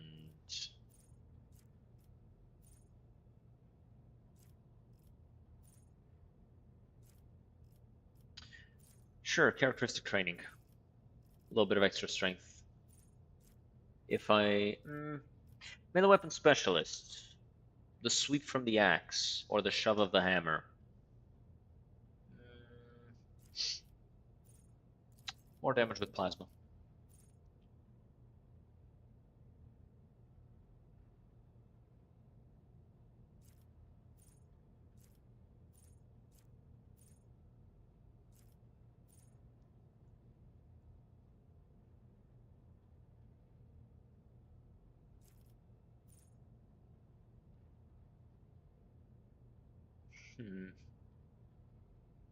None of these are interesting to me. I guess this one. A little bit of extra damage.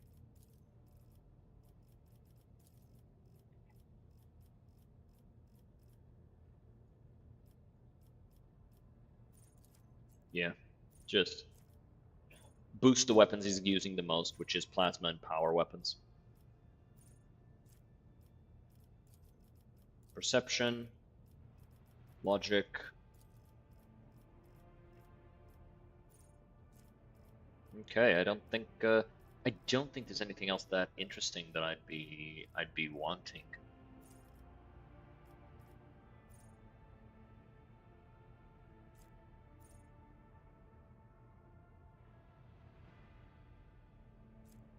Let's see here. Whenever an enemy is killed by a critical hit scored by the bounty hunter or their ally, more damage for 2 rounds. Sure.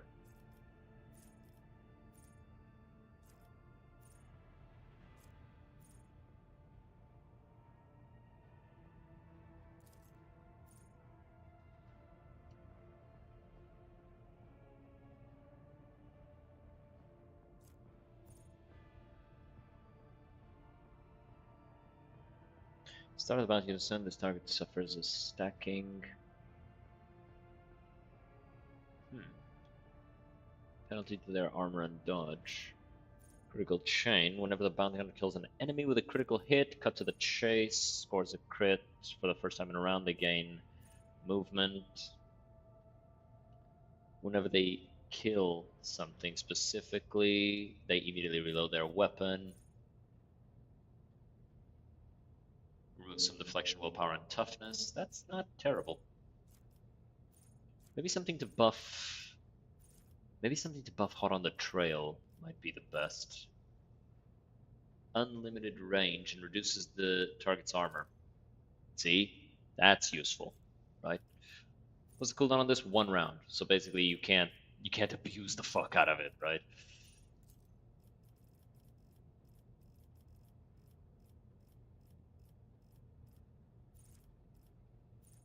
I could give him It Will Not Die for a bit of extra toughness. And sure.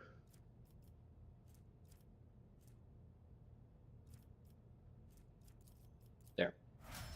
Let's see if this works. Let's see if this works out well for him. And yeah, see, like, this is what I was talking about before on why I'm not that interested in people who have other stats very high. Because, like, these two, between them, have logic and tech use. She has everything else super high. And then we just need somebody with demolition. For that, we have either her or her. She's a little better. And then we need, we don't even need coercion because she kind of has it as well. And then we need awareness. For that, we have either her or her. She has it higher because she's a fucking Eldar. Of course she does.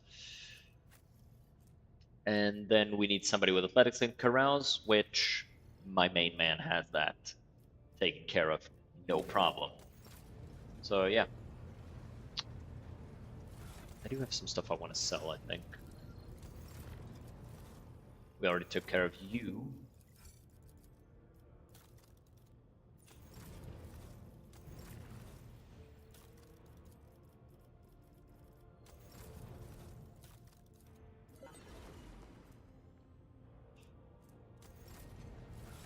Alright, what's this?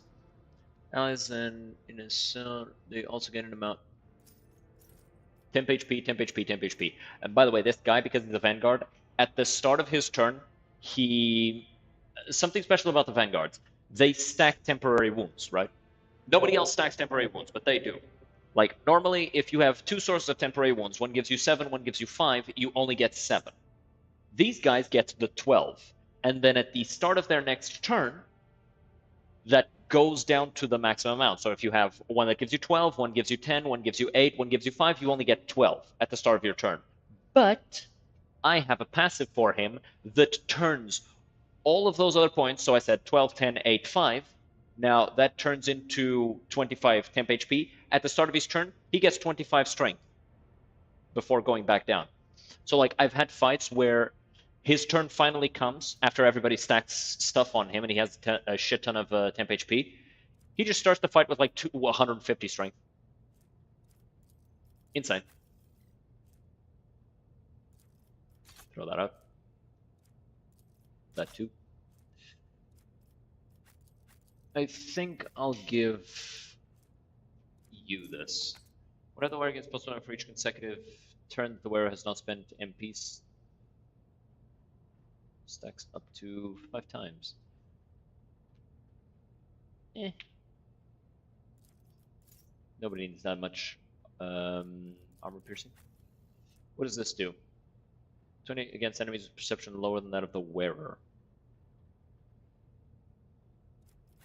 That might actually be really strong for her because she has insane dodge.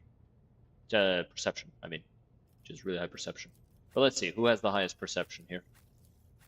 You do, but I almost never want to take you out because all the really strong stuff, or not all the really strong stuff, but there's a lot of strong stuff that is resistant to or immune to mental damage. And the alternative to you is Heinrichs, who doesn't have that problem because he just sets bitches on fire with his pyromancy, which I gave him. Yeah, let's give you the sleek body glove.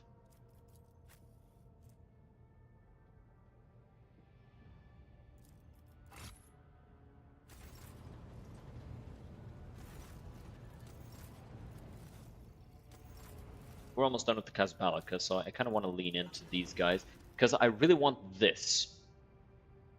Number of additional attacks equal to their psi rating. On somebody like Heinrichs, it's just fire, fire, fire, fire, fire, fire, fire. Or just, beating the shit out of them. It pretty much takes somebody who's already kind of strong and makes them overpowered as hell. Especially if my main guy was the Psyker, but, we have Heinrich, so, yeah. And then you got the Red Crystal Staff as well here, and the Bane of Sorrow, so it's these are all really, really strong items that we want.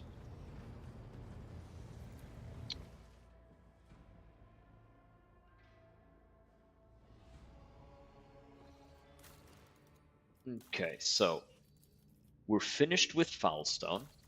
We're finished with Janus. We're finished with Dragonus. Finished with Phoebus 6, I mean. Lord Captain, a strange anomaly has been detected on Kavagama. A series of orders, defined as Procedure OC, forced itself into the production algorithms. The servants of the Omenside define its execution status as most sacred, and therefore follow its instructions impeccably. In just one cycle, cells were erected in all the manufactorums, connected by cogitators, or more precisely their computing channels. This network forms a pattern similar to those applied to the digital cells of machine spirits. The OC procedure commands Magi with an above-average psi receptivity index to enter the cells. Those text priests who take their seat in the cells fall into a blissful data dream, where they listen to the binaric hymns very similar to those that periodically whirred from the warp vox of Cubist Delphin. Performance of the manufactorums has dropped. Many of the machine's god servants have abandoned their posts and are pleading for the privilege of fulfilling Procedure OC, but the enforcers have taken custody of the cells and ward these volunteers away from them. What do you know about this procedure? Could it be part of Delphin's legacy? We cannot trace the source of the signal that activated it or figure out what it means. The tech priests oppose the idea of researching the procedure, as it violates sacrament. Supposedly, the minds of the Magos immersed in the cells are involved in some grand-scale computation. The servants of the Omnissiah have tested the computational network 7 times with purifying algorithms of varying degrees of severity, proclaiming it cleaned. Perhaps my advisors have a few words to share? These things need to be filled with high psi sensitivity tech priests. Sure, but why use our servants? Look on remote stations and outposts for those who were banished as unfit, and you will find 3 times as many more suitable candidates than in the manufactorums. Psi receptivity rarely goes hand in hand with high rationality, and such tech priests often end their careers in the wilderness. Are they singing? It is surprising that your race was able to achieve such a harmonious form of interaction with man-made tools. What, do you think we can't sing? We can sing. We can sing plenty fine, you fucking knife ear. What the fuck? I'm not a bone singer myself, but I might be able to tell your servants of certain principles regarding how the universe sounds. I find this sacrilegious suggestion to be in breach of the Data Unity Protocol. A signal seemingly from nowhere that has the highest execution priority. A perfect weapon for capturing the planet. It should be anathematized, and I am ready to summon a cadre of competent Texosists from the Inquisition. Oh.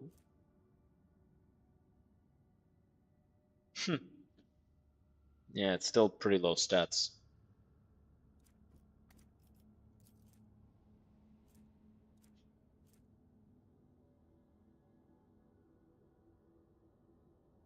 pretty good.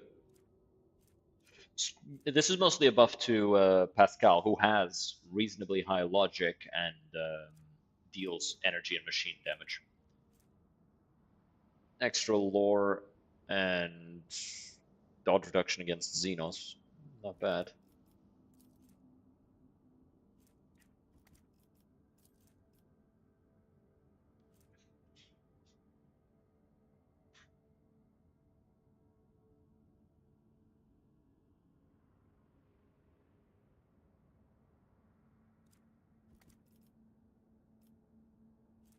I kinda...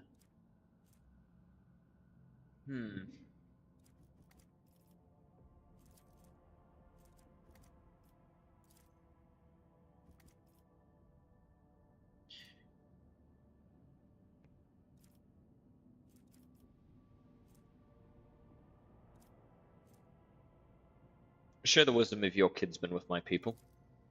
We will see if the monkey are capable of learning from the civilized. She's so fucking... She's such a bitch. She's such a fucking bitch, dude. Your servants have started their interrogation, seeking to determine the nature and purpose of the mysterious procedure. They have encountered ancient creations of data smithing, impossible in the current times, and have been filled with great awe. They could not fathom the wisdom of the digital archaeotech. The blasphemous research of Xenos knowledge undertaken as part of the interrogation has led to a series of heretical acts of creation. The weakened minds of the Magos sought to apply the secrets of the Eldari to their research. The culprits were servitorized, and the results of their works placed in a protected, forbidden directory. And we're done with Kabagama.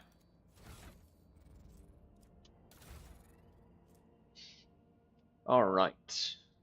So Sunhammer Lance Battery has a wide firing arc. This has a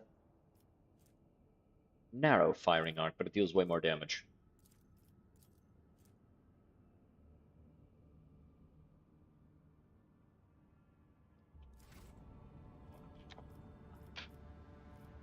Alright.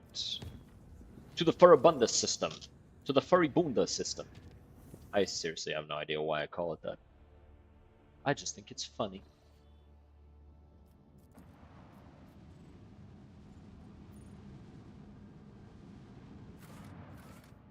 Alright, so first thing we're gonna do, make sure we have the right people. Heinrichs, yep. Argenta. Let's bring Kibble. Irliot. Sure. Jay and Pascal.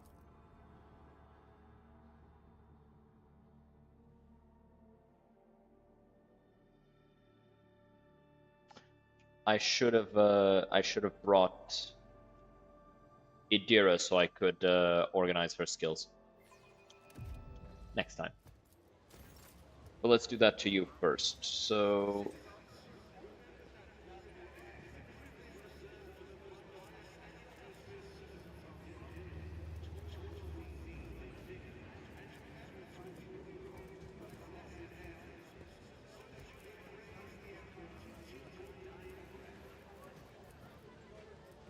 buffs allies, buffs allies, buffs allies, buffs allies.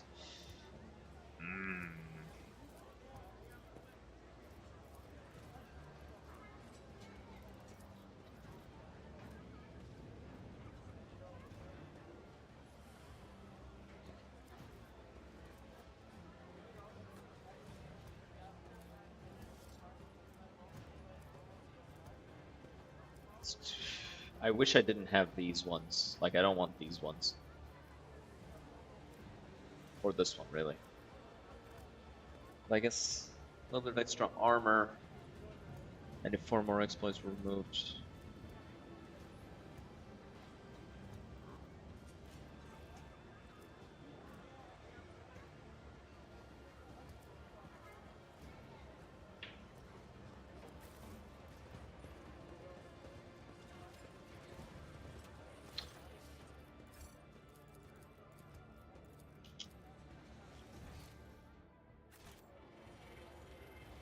Get left in the dust.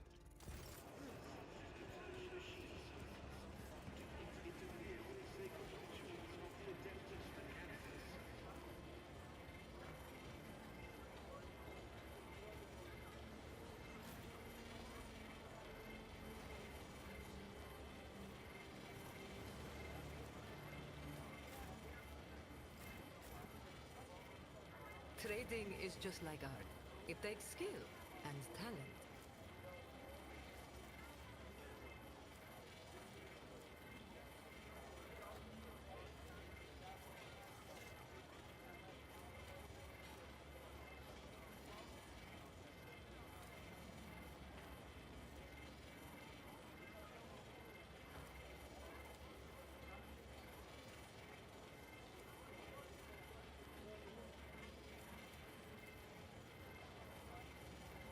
Oh wait, I have a third one here that I can just throw the techniques I don't want to use ever.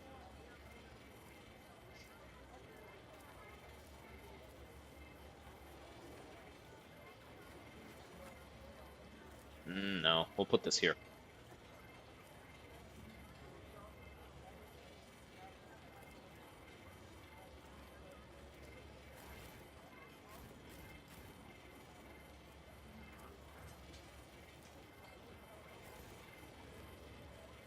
Ready as always.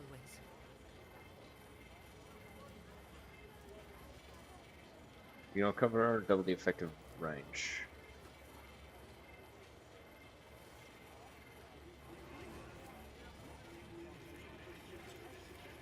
No, this is not good.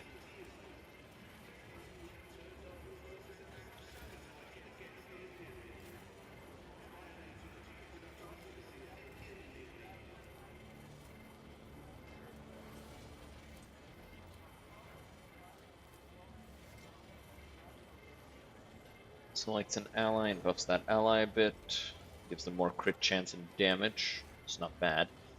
At the cost of health. Until the start of the next turn, the executioner gains bonuses to their parameters for each creature, enemy or ally in combat that is bleeding, burning, or toxin. This is actually really good to use after the heroic act and then reckless abandon. Gains a percentage of damage equal to their temporary wounds.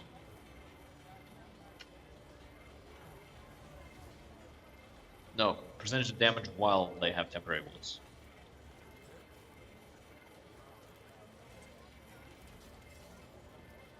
Yeah, I think this works. Alright, to the Shadow Quarters. Let's see if it's... Let's see if there's a chance of us going through now.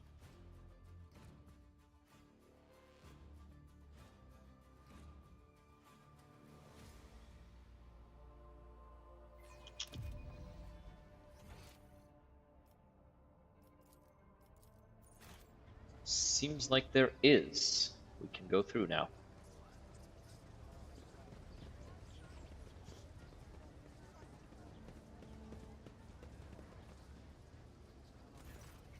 So, is the quarantine zone safe now? Well, that depends. I figure everyone who could have died is dead and rotten. Disease and parasites don't usually live in corpses. We threw a few expendables in the quarantine zone. We can say for sure that it was thirst that killed them in the end, not disease.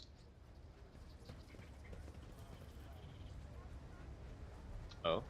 Brothers and sisters, look. They cleared the way. We break through. It's now or never. I won't die here like a rat. Go, go, shoot everyone you run into.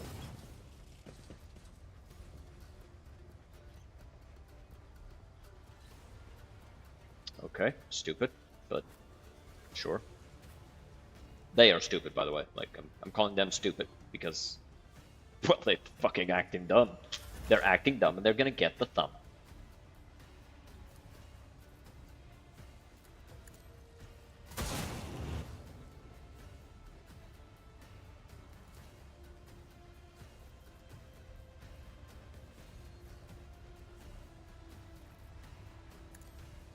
It's not gonna kill him, but it's gonna hurt him. I am not your Xenos. Yeah, you are. Yeah, you are. My widow Xenos pet.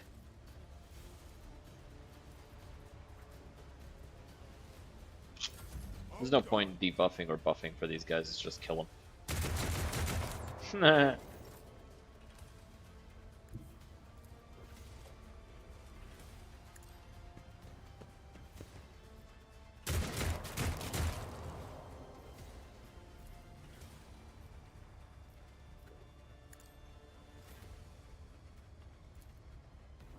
that was the wrong one. I meant to do it on him. Ah well. Mark that guy so we get more momentum when he dies. Let's make some opportunities.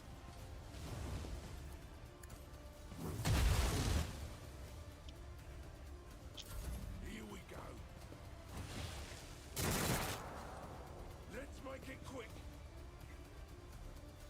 Out of my way.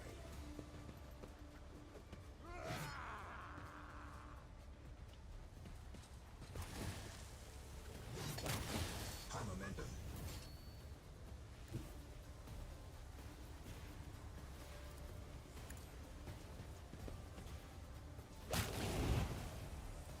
One. Get closer. And just do this.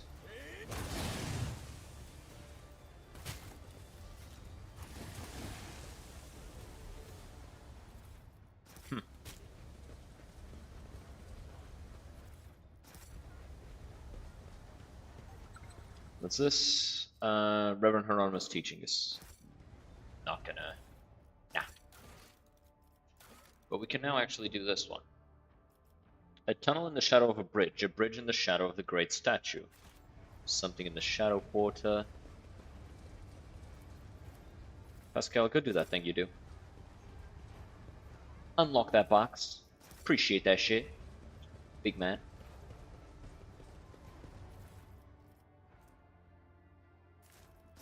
Keep your wits about you.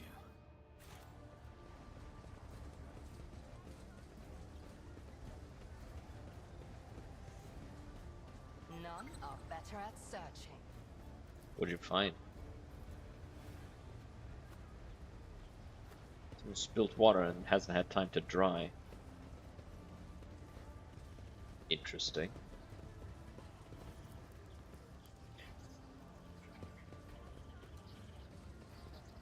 People try to break through that door.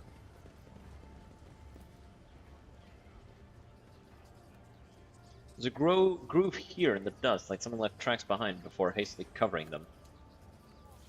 Pascal. Appreciate it.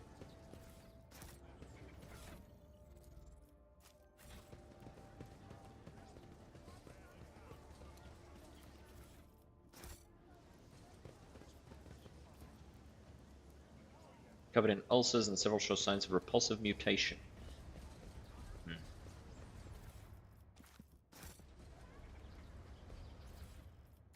Definitely some fuck shit happening here.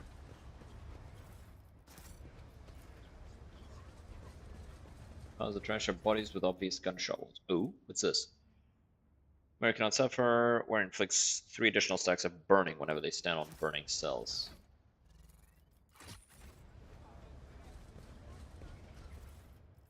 It's too situational. You would need a means to put down fire to not be relegated to trusting your enemy. Note from the cache in the old tunnel. This is the final stretch, Seeker. Remember the second word, design. Remember the place. Cogitate a statue of the founder, small temple. Okay.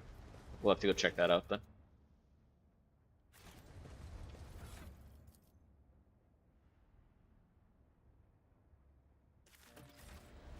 There. Just finding it isn't enough. It has to be in my inventory, not the cargo. Let's activate the elevator. Pascal. Good man. Let's go in here, because there's something here. Mutant's lair. Let's go kill some muties. Let's kill some muties. Yeah, see, maximum hit chance is always 95%. All hit chance above 95% is converted to crit chance.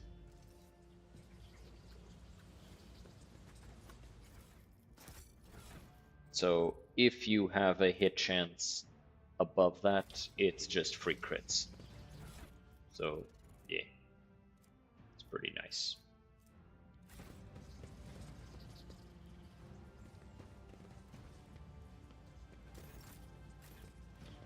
Heinrichs, announce me.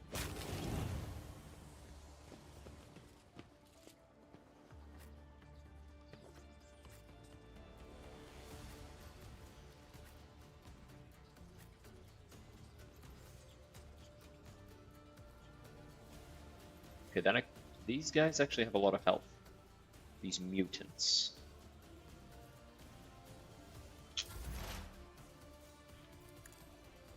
Mark him.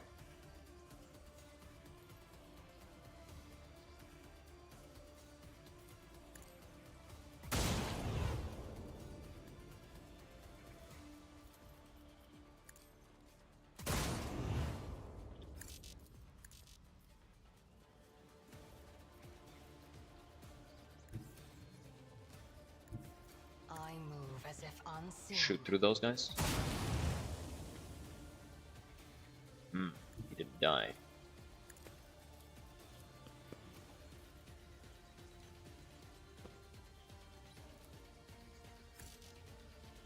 No suitable path. Weird. I think it was the wall that was in the way. It won't let me select anything there.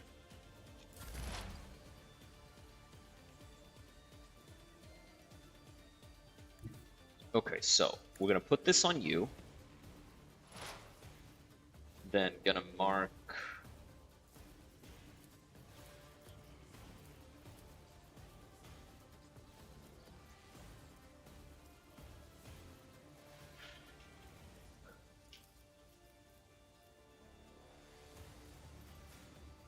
Mark this. I think I'll actually split this in terms of. Oh, that ends the turn. I didn't know that. Shit.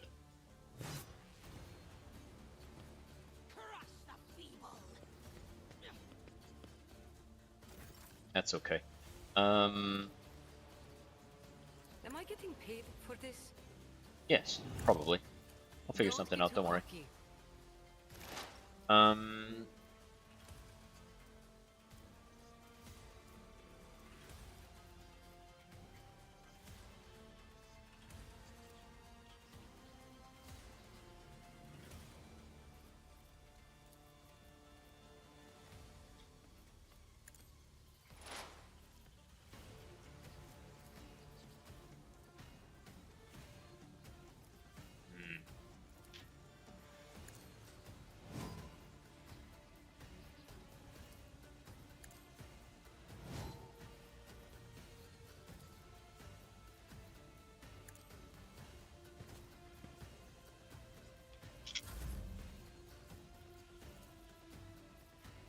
Shoot that guy. Should give him another turn, right?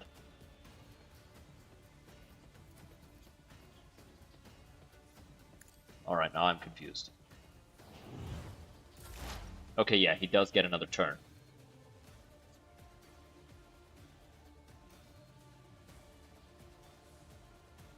Yeah, he does it and then finishes his turn.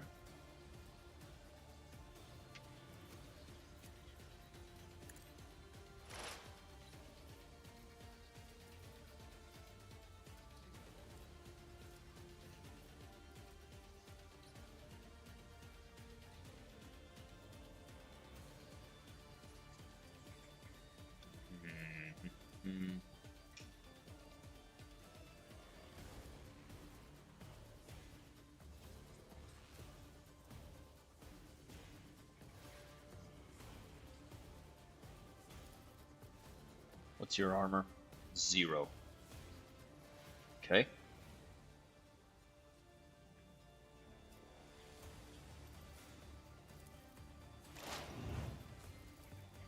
Get an extra turn when that guy dies. Cool.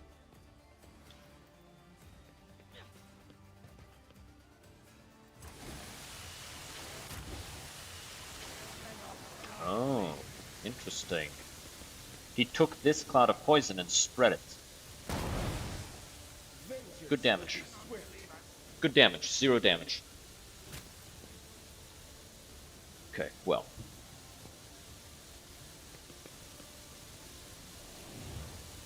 Feeling much more synergistic with Pascal, being able to do all that fun stuff with the extra turns like this, right?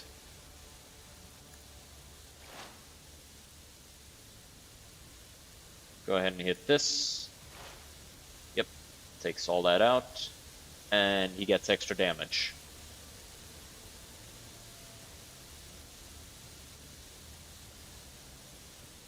right? Yeah. He gets 2 times the exploits removed. So he got 5 of these stacks, so he's got 10% extra damage until the end of combat. Alright.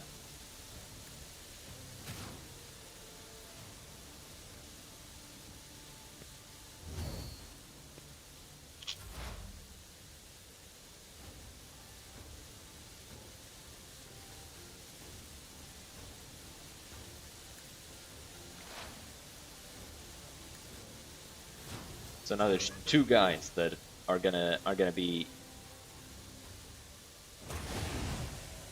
getting hit with that.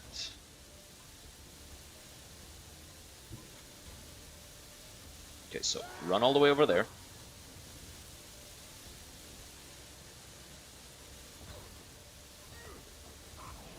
Okay, cool. He's dead. He's not. The shadows. Now he is. Go back. Over here. As on our old days. Jump over him. And cut him. And then do it again. That's not where I clicked. I clicked over here.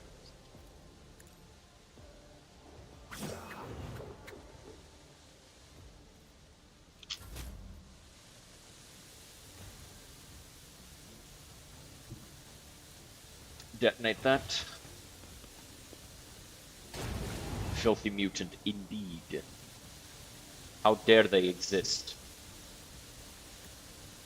when the Emperor told them not to.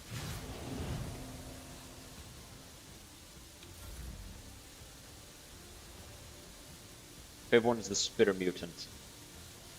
Filthy things. It's his name and occupation. Yep. His biggest sin isn't even being a mutant, though.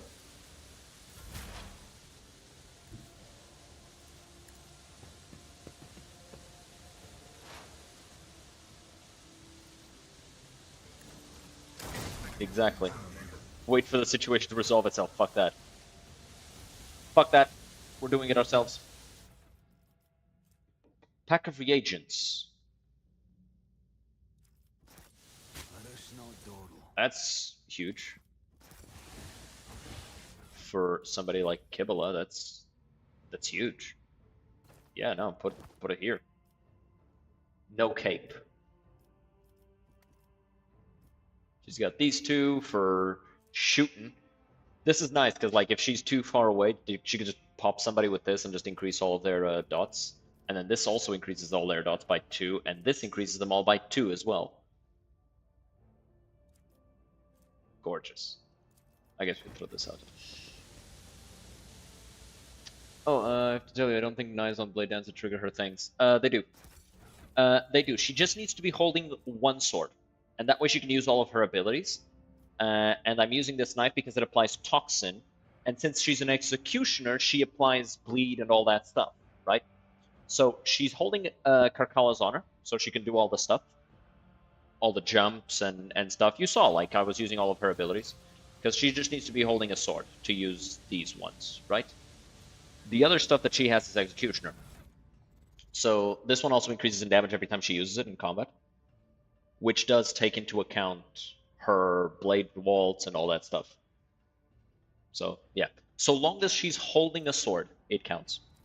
And I'm using the Biodagger because it's just really, really strong. Insane dodge reduction. Look at that. 50 dodge reduction. Take this out. It's only 30. Put it back on. 80. Insane, right? And then it applies toxin on top of everything. So, because I'm dogmatic, every time I crit on the first round of combat, which is very common, right? We have very, very high stats. We apply burning. So, first round of combat, she smacks somebody in the booty, and immediately they're poisoned, bleeding, and on fire. Immediately ruins somebody's day. combined with this, and the fact that a lot of her bleeding scales with Medicaid, like, she's just blasting them with all sorts of damage over time. Because, like, initially I made her an assassin, and I was like, I don't know, she's not dealing enough damage. And then I decided I'm just gonna lean all the way into damage over time with her, and best decision I could have made. If it mentions damage over time, I give it to her.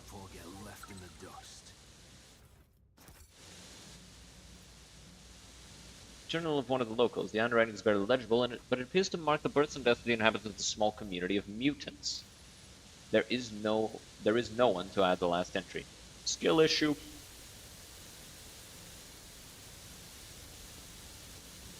Executioner, yeah, it's the new class that came with her DLC, which is all about damage over time. She has they have two abilities when they start, right? Which are the main ones. Whenever they hit somebody, they apply bleed. And then the second one is a no action cost ability, which makes it so the next attack you make immediately terminates all damage over time on the target, but it triggers it 3 times. So you saw how when she hit somebody, she applied like 30 damage over time, like altogether with bleed, poison, and burning. With this, hit somebody and immediately they just die. Crazy strong.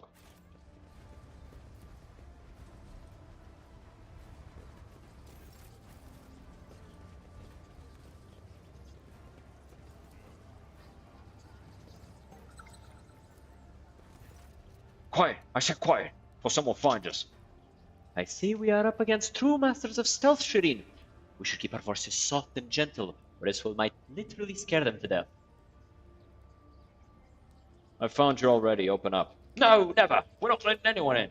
Please have mercy. Don't kill us. We're not affected, I swear. It's them. They're to blame. It's them. Who are they? Who is to blame? We'll tell you everything. Just please spare our lives. We know where the disease came from. We do. We know. It's them, those damn mutants. They have a hideout somewhere under our block. We used to see them skulk in the shadows all the time. 2 families died first. They had dealings with them. Traded something. They caused some mutant blight. I know they did. Those mutants are very tough. They're always sick with something. They don't die to it. Ordinary people definitely do. I am putting forward a supposition that they traded in samples of xenotechnology, and those samples behaved as expected in the hands of the ignorant. They brought death and extinction to humankind. I agree completely. Ashmags need to be kept away from the cold trade. As for the Adeptus Mechanicus conviction that everyone other than themselves is a moron, that I disagree with. We got lucky, though. We're alive, getting by. Disease couldn't claim us. You weren't lying about the mutants. They've been exterminated and won't affect anyone else. Oh, praise the Emperor. You'll tell them, right? Right? That Crew 3 or whatever they're called? Please tell them. Then maybe they won't kill us.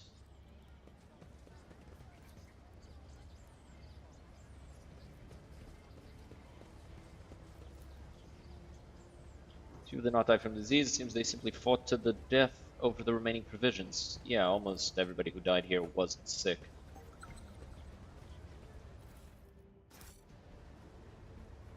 Oh, hey, shopkeeper.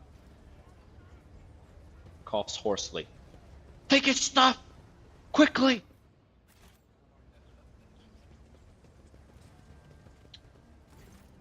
The source of the disease was a pack of mutants. They've been exterminated. A few survivors remain within the perimeter, but they pose no threat. No, of course they don't, your lordship. No threat whatsoever. Mutants, is it? Funny thing about mutants, you keep burning them, they just keep popping up. Well, thank you kindly for the help and the details. Footfall won't forget it. Me and the lads will drop by their lair and clean up, make sure there's no disease left. Goody. Contract? Go ahead and do that. Okie dokie. My leg's itchy. Okay, so now.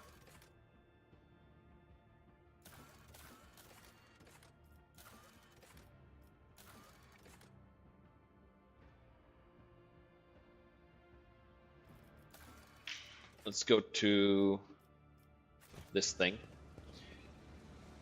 Which, if I'm not mistaken, is in the altar of that Hieronymus uses. Wait, no, it's not through there. That'll just take us into the Amethekis. Want to go here? Big stretch out.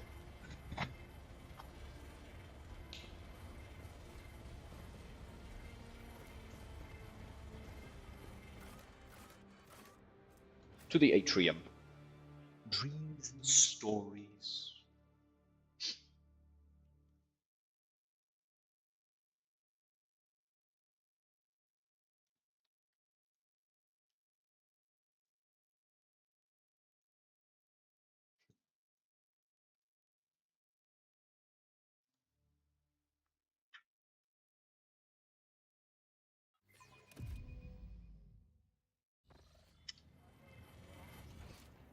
Okay.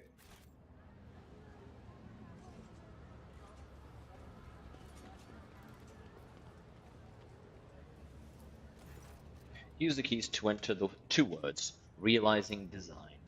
Greetings. Greetings to you, keen wanderer, who found my message and solved my riddle. I, Parsimus Dwayne, master of footfall, trailblazer of the expanse, am pleased to welcome visitors to my magnificent palace in the stars. Footfall is my great creation. It is what marked the beginning of the Imperium's triumphant march into the Cornus expanse. You are here because you managed to discover the message in the Almanac of Footfall published on my orders and find the caches I had installed at select sites. You have seen the view from the dome of the great cathedral, the void-piercing arches of the Providence Bridge, the stars cold gazed, windows of the small quay. Only thus, step by step, can one experience the scale and the elegance of my creation. Footfall sights are their own reward. However, I have prepared a gift for those who might unravel my riddle. Approach my statue, for the gift awaits you there. Remember, nothing must stand between you and your design, no matter how audacious and grand it may be.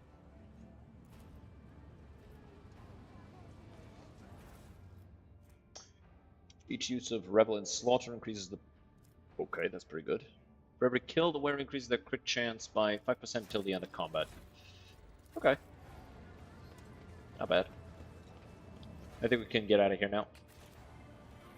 Back to ship and on to Dargonus.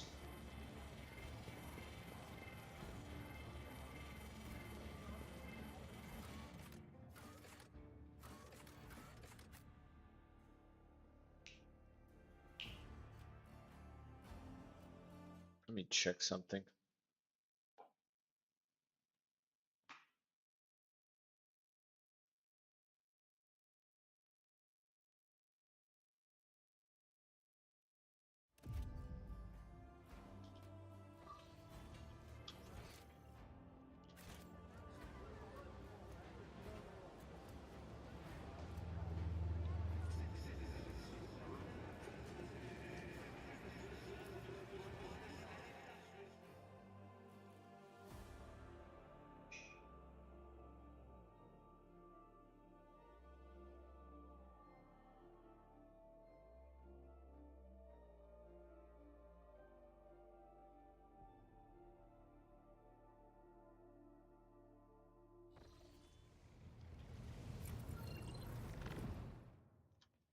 Heading to Dargonus now. Though actually, first, let's look at what you have. Yeah, replace this, because you don't be doing single shots.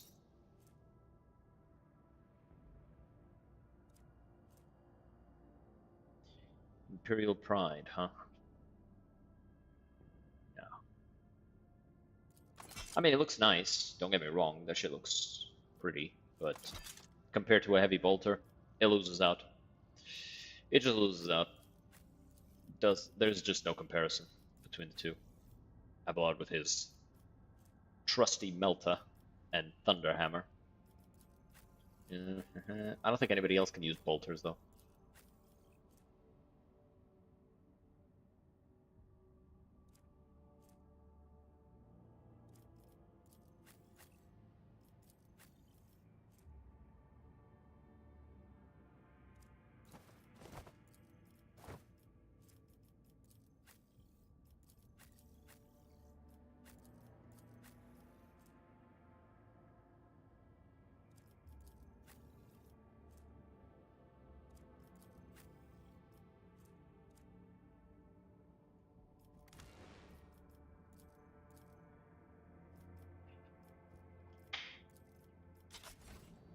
Alright, off to Dargonus. We actually have a highway directly from Footfall to Dargonus, so we're just gonna use it. Whee!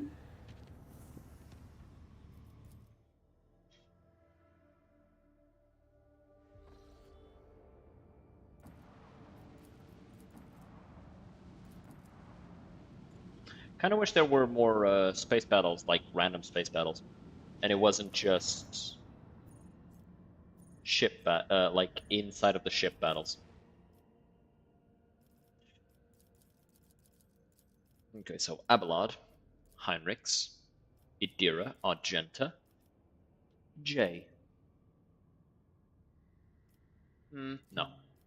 Pascal. Yeah.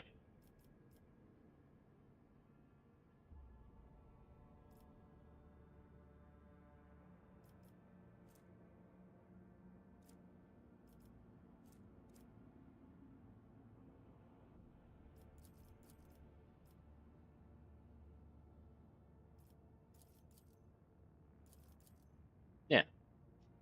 Yeah. Good party. We have our Psyker, we have our Demolitionist, we have our Perceiver, we have our Specialist, and our Tech Priest.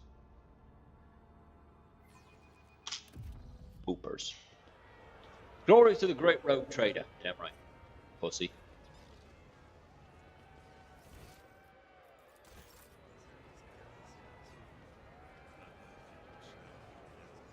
Glory to the God Emperor. Standing upon the altar is an ancient image of Saint Macarius. Its regal frame is covered in marks. The relic was claimed in battle on a remote and long-forgotten world. Wait, there's something over here.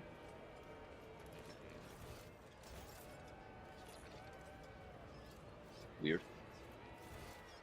They're repairing that las cannon turret.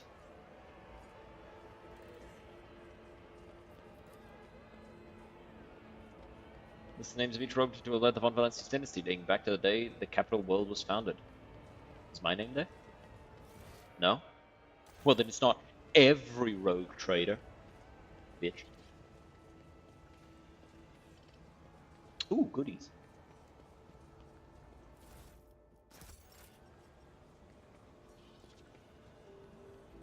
It's Dr. Elliot. Ooh, a tree. The walls of your home suffocate me, Elentuck. I long to leave this twisted world at the first opportunity. The ship is my home, Elliot. Such illustrious society, such well-heeled nobles. Indeed, it would be worth visiting Dargonus even without getting to know you, Shri. This world offers huge scope of doing business. Yeah.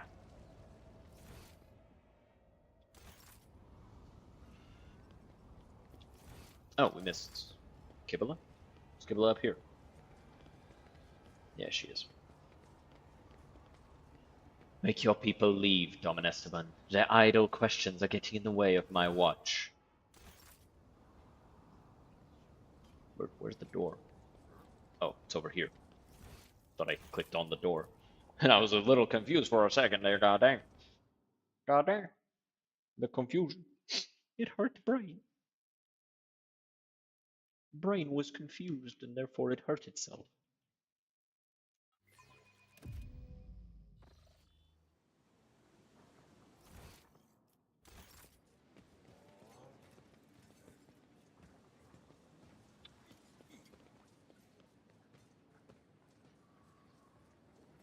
Dr. Cassia.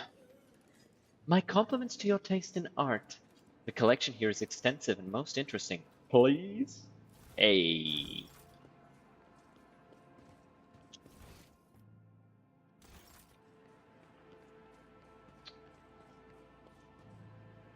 My appearance has caused a slight disturbance in the ranks of the servants of the Omnissiah assigned to the palace. Analysis of the performance of rituals and maintenance litanies has produced a satisfactory result. The lack of observers on this world has led to your nobles become extremely complacent. Today alone I overheard 3 statements that, if I so wanted, could be turned into grounds for a charge of heresy. Oh, leave them alone. Good old Dargonus. It's boring here without Lady Theodora. She loved to liven up this sleepy little place with a couple of crazy decrees and public floggings of flabbergasted nobles. While we're on Dargonus, I will check the Secretary's report and keep an eye on the logisticians. Master Danrock does his job well, but a little scrutiny goes a long way with him.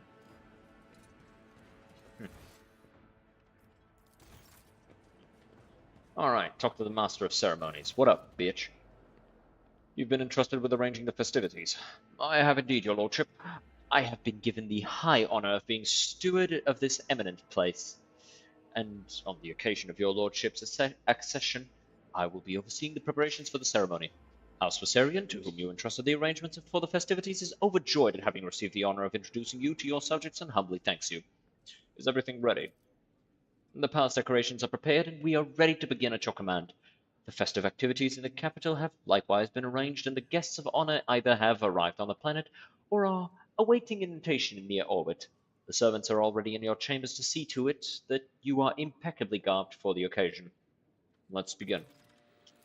May the Emperor be with us this day.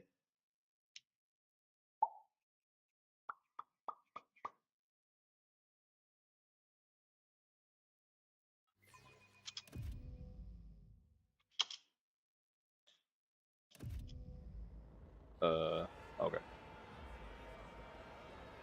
Rejoice, von Valancia's subjects! In honor of his ascension, the rogue trader generously shows you his favor.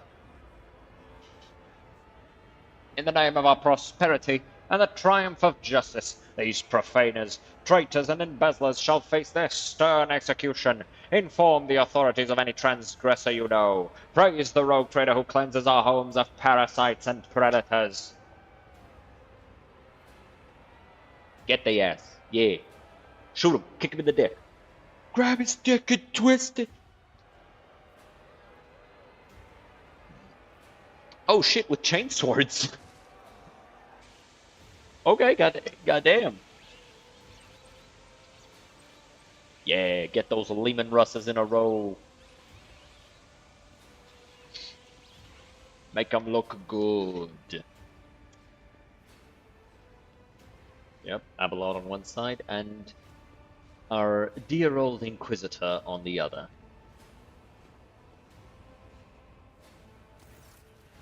The crowd bellows roiling, their electrified exultation filling the air of Dargonus. Thousands of throats chant your name. You're at the apex of this world and all others.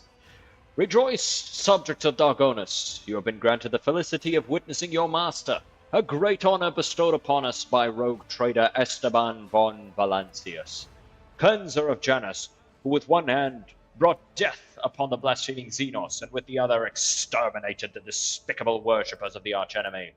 Gracious protector of footfall, patron of trade. A hush falls over the crowd, who gaze upon you in adoration. Many of them bear the terrible scars from the recent battle of Dargonus. Like children, they await the word of their almighty father. Praise the Emperor, faithful souls. The darkness around us may be fierce, but the blaze in our hearts is fiercer still. Evil will burn. Crowd erupts in frenzied cries. Hundreds of people pull out knives and with ardent jubilant howls carve crude, bleeding Aquillas on their faces, sharing in the martyrdom of the protector of humankind, the God Emperor. You hear a rustle behind you as Heinrich leans forward in a ceremonious bow. In that moment, the eyes of your many subjects flare with fanaticism. A single unassuming gesture from an unassuming servant of the Inquisition serves to them as the ultimate proof that the hand of the Emperor truly is at work in this dark sector. Adequate. Dargonus has not disappointed. You remember the next part, yes? Your lordship will be asked to take the oath. The Master of Ceremonies bows to you with great reverence. Let the oath of the von Valancius dynasty be taken. Please repeat after me, your lordship. I, Esteban, rogue trader, by the grace of the Emperor, vow to be the paragon of humanity. Unbroken by adversity, to walk bravely first into darkness, to unite and reclaim what was lost, to triumph over nightmares untold, to hold boldly the reins of fate, to walk steadily the road of thorns through pain to greatness. You rumble, it is the roar of the sea of your subjects with jubilation and without fear they welcome your ascension. It is done.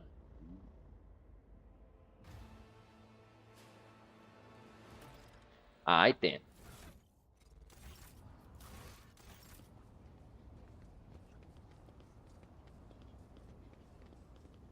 Lore Imperium. We got this.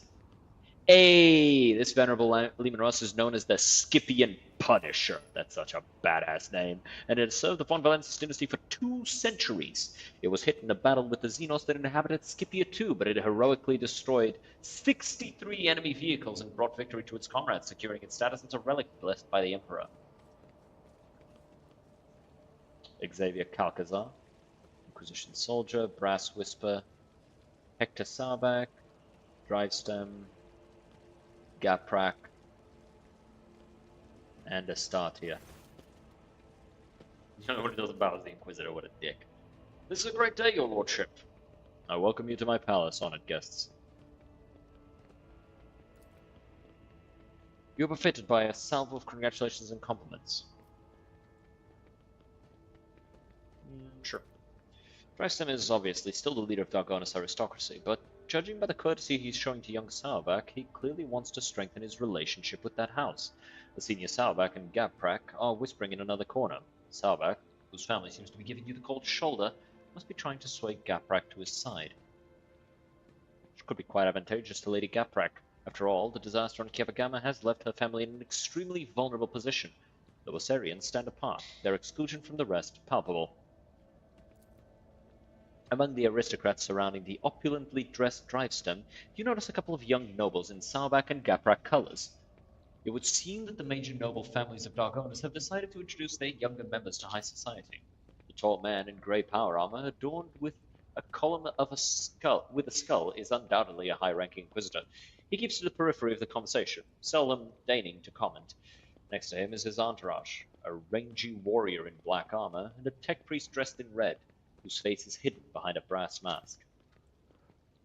Abelard stands somewhat apart from the others, as if reluctant to approach Drivestem. Next to him is a young woman, and you notice a family resemblance between them.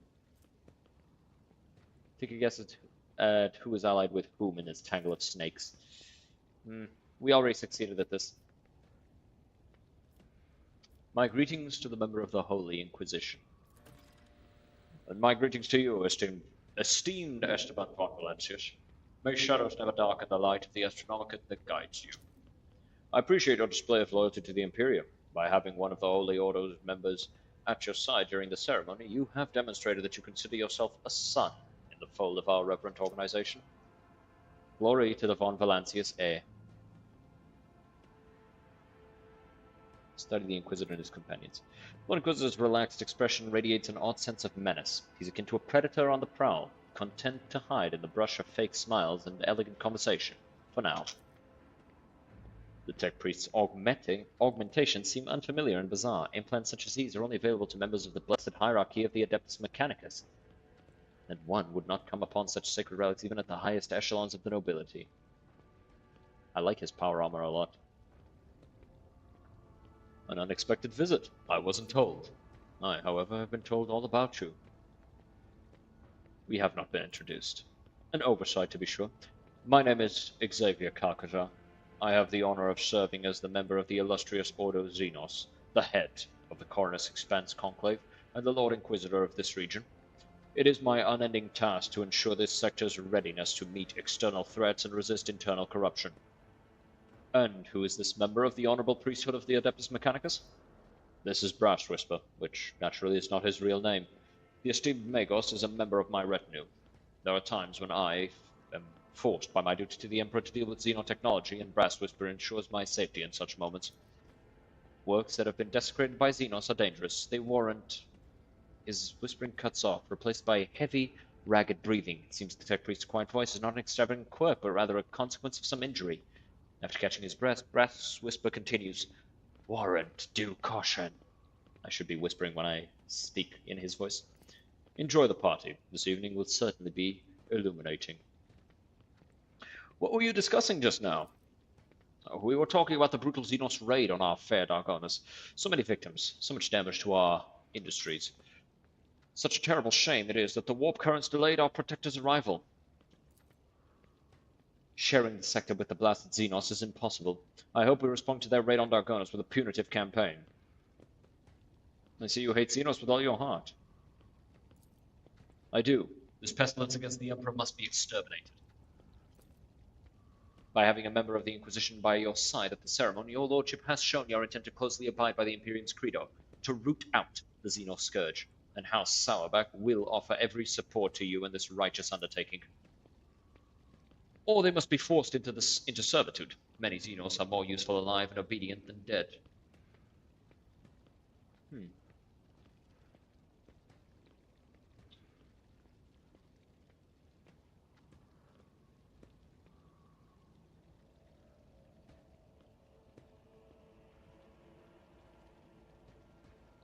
Pleases me to see such earnest faith. I must commend you.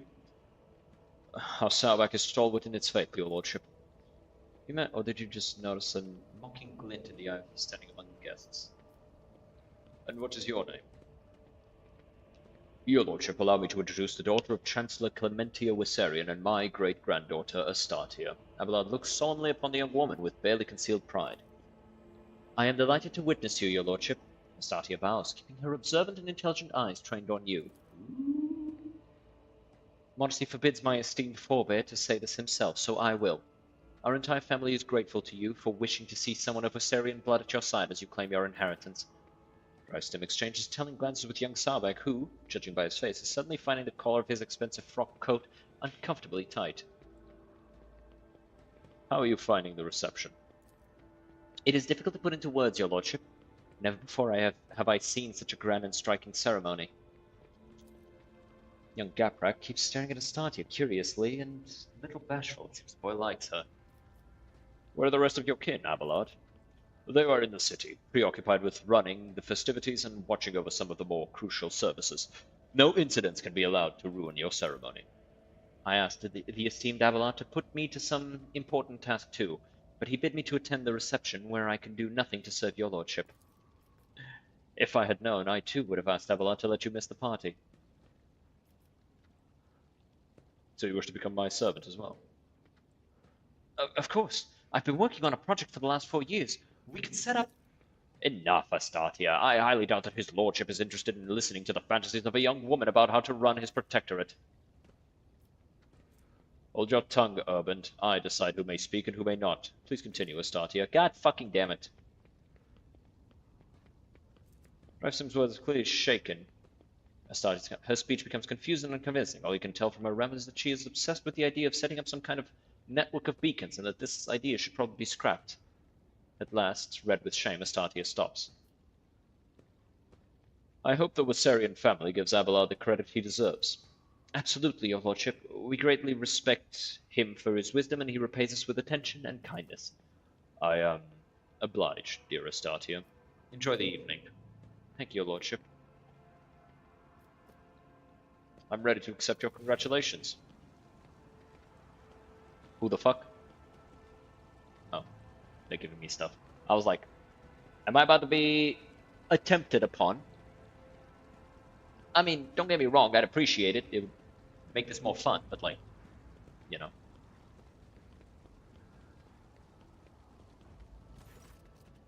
In that case, allow me to be the first. Oh, I was like, severed hand? No, it's a sword. My soldiers took this splendid trophy from the trophy of one of the Xenos commanders. The weapon is too beautiful and forbidden for anyone but your lordship. Your lordship, House Sauerback anticipates the onset of unsettled and bloody times. To make the ungodly Xenos cower at your approach, my family humbly presents you with a dozen pieces of secondary armament for your ship.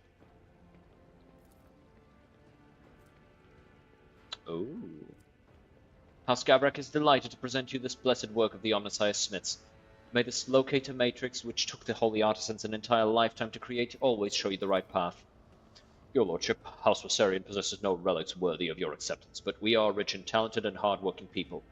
As a sign of our loyalty, I humbly offer you my flesh and blood. 100 of my kin will go to colonies in your protectorate and use all their talents so that the worlds in your charge may prosper.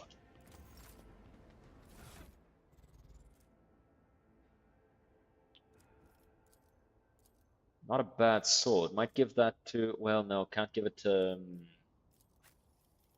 I'd give it to her if I could, but she can't. Hmm.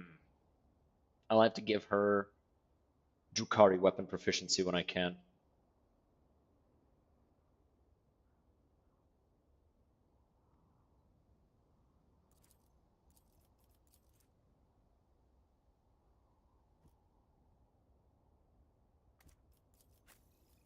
So she has an extra source of poison.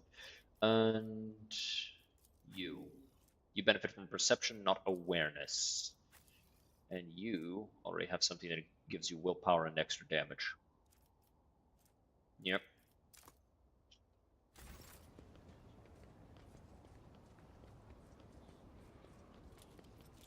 Huh.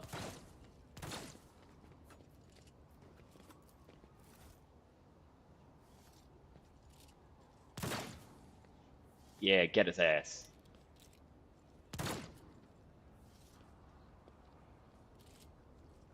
Send to mass those fuckers.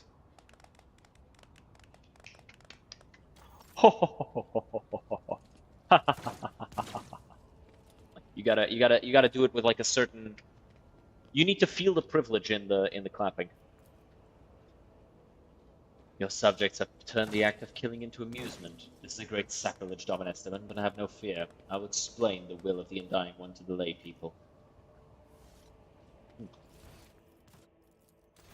Clearly, it's over here. Abnormal. Oh, statues. This exotic statue, which formerly pleased the eyes of Xenos, now adorns the palace of this dynasty of glorious explorers of the Cornus Expanse. Your gatherings look odd and unusual. I will remember this. Is that me? No, it's not. I'm not a commissar. Noble features this guardian of humanity, burn with righteous fury and stern resolve. God, that looks so badass, bruh. So badass. I love it.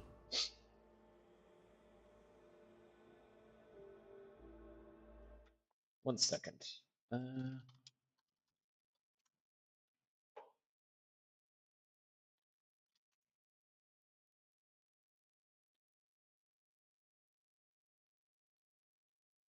Just a second. I'm looking something up. Don't worry about. Don't worry too much. I'm just looking something up.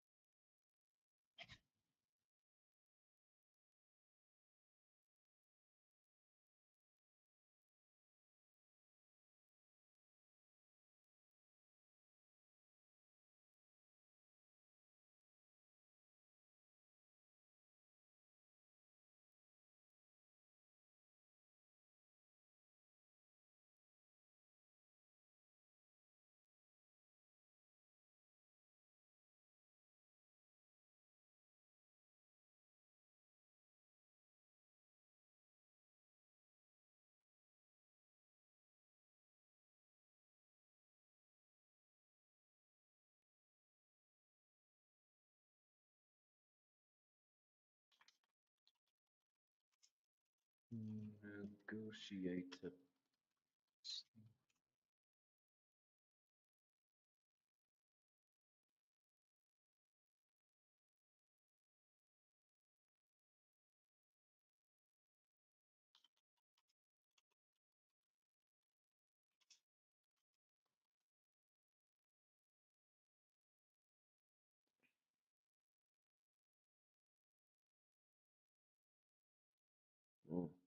see.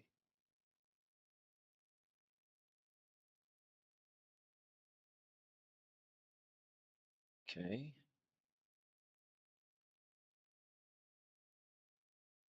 Okay, that's what this is from. I was just trying to see if I could figure out what the pistol that you can get for Jay as part of her quest, like her gift, would be. Because like I kept trying to remember it and I just couldn't seem to remember it.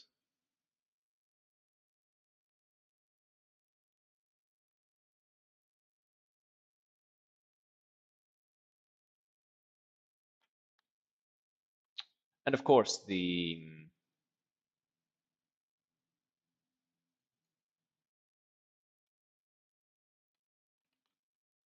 Of course, the Effects for Life wiki is incomplete.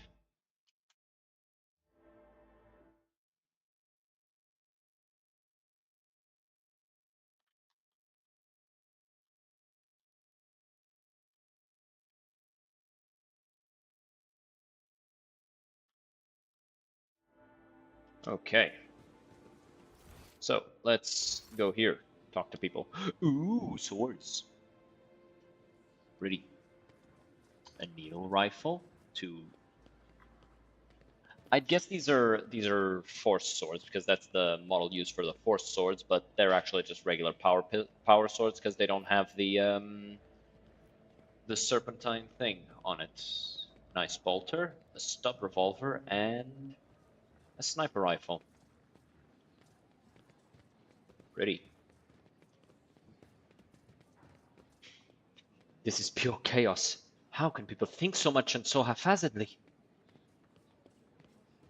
May the Emperor keep you, Esteban. A great day. My congratulations, your lordship. May the Omnissiah grant you understanding. Observe the guests. Toriana Gaprak looks rather anxious. Macarius Sauerbeck, dressed surprisingly plainly and austerely for an aristocrat of such a high rank, is frowning suspiciously.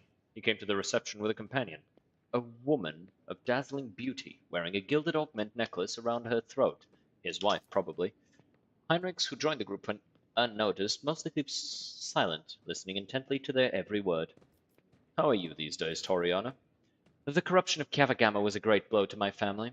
The contemptible Cubist Delphin betrayed our trust, desecrated the forged cathedrals, and took my esteemed cousin's life. On behalf of my family, I humbly beg you to forgive our negligence. I am ready to accept my punishment. Unfortunately, her augmented face expresses a limited range of emotion, and a synthesized voice conceals lies too easily.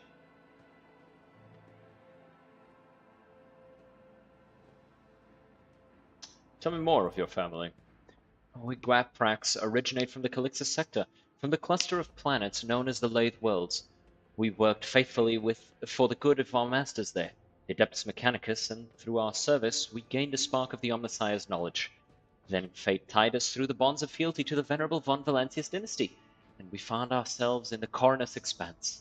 Generation after generation, we fulfilled our duty faultlessly until Cavagama destroyed and disgraced our name. Do your part to heal the wounds inflicted on Cavagama, and your house will be forgiven. I swear on the Omnissiah's all-encompassing insight, we will make every effort to justify the cost of its resurrection. It was only a year ago that none could doubt House Gabrak's usefulness, yet here you are, Toriana, on your knees, justifying the cost. Macarius, I'm surprised you deigned to make an appearance here this evening. I am a servant of the von Valentius dynasty. Had I not come, I would have committed an act of unacceptable insolence and damaged my family's honor. Macarius' wife offers you a charming smile, as if apologizing for her husband's vitriolic tone. Her large dark eyes are brimming with curiosity. What has you so displeased, Macarius? I am your dynasty's loyal servant. But you have asked, and I will answer. Too long has the Coronus Expanse lived under the rule of rogue traders. The privileges granted to them make people think that commoners too can dismiss the prohibitions of the Imperium. For the good of the sector, rogue traders must become paragons of the law, not exceptions to it. But do many warrant holders exhibit lawful conduct? No, they do not. Even you, your lordship, are the subject of the strangest of rumors, and you have just recently inherited your protectorate.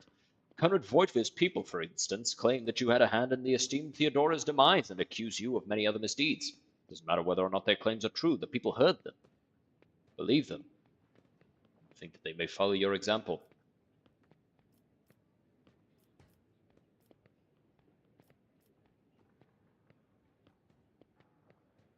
If you believe Conrad's lies, then draw your weapon. Let us duel right here, before the Emperor's visage. Macarius places his hand on the hilt of his sword, then glances with uncertainty at the images of the Emperor gazing upon him from every direction, then at you. His fingers release the hilt. No, I do not believe his words. I am your servant, and my oath to your dynasty is harder than steel. I am guilty of repeating an ignominious lie, and I will pay a fine. And anyone who repeats it in my presence, I myself will challenge to a duel to the death. Your cousin Jocasta became the new master-at-arms on my ship.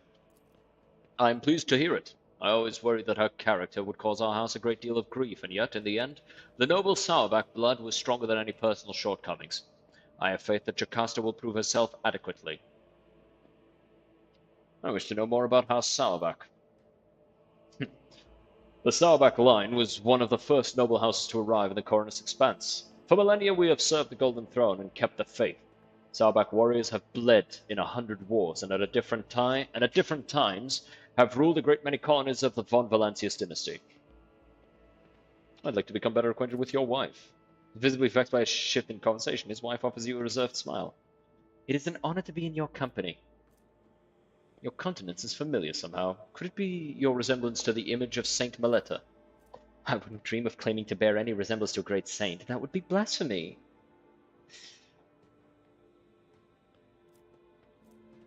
It's my pleasure. Macarius is lucky to have such a beautiful wife, perhaps more so than you ought to have him. You flatter me, your lordship, but I cannot say that it is not to my liking. Regina gives you a charming smile, while Torian and Macarius are watching the conversation, not quite believing their eyes and ears. Well, I shan't continue to test Macarius' loyalty by speaking with his beautiful wife any longer. I'm glad to know that you think highly of my beauty. His face, a deep red, is only too ready to change the subject. Yeah, his wife a hoe, not gonna lie. Macarius bows his head without too much reverence. Interesting conversation. It's been very illuminating. Given me plenty of food for thought. For an inscrutable man, Heinrichs is being even more inscrutable than usual. It's as if he's hiding something important. Anything you'd like to tell me? Nothing urgent, Esteban. What can you tell me about my guests? Well, Macarius Sourback is all but throwing darts at your portrait. He's more astute at choosing women than enemies. He's trying to entice Gaprak to his side, but she's too frightened after the fiasco on Kavagama. Even in leisure, you never cease to be of help. I appreciate it. That is why they call it the unsleeping eye of the Inquisition. Even in sleep, I hear everything. Esteban, before this gala concludes, there is something I'd like to tell you. Be careful today. I sense that a wave of darkness will soon hit our defensive lines, and I hope that I will still get the chance to meet you there as an ally. Likewise. It's Dr. Yeh.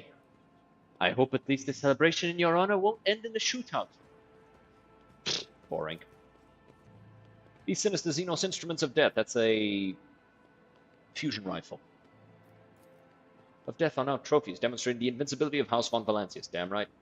These swords belong to a presumptuous governor of Phoebus VI, who staged a revolt hundreds of years ago. The insurrectionist's hands, preserved against decay, still rest on the sword's hilt. Huh. It's kind of cringe.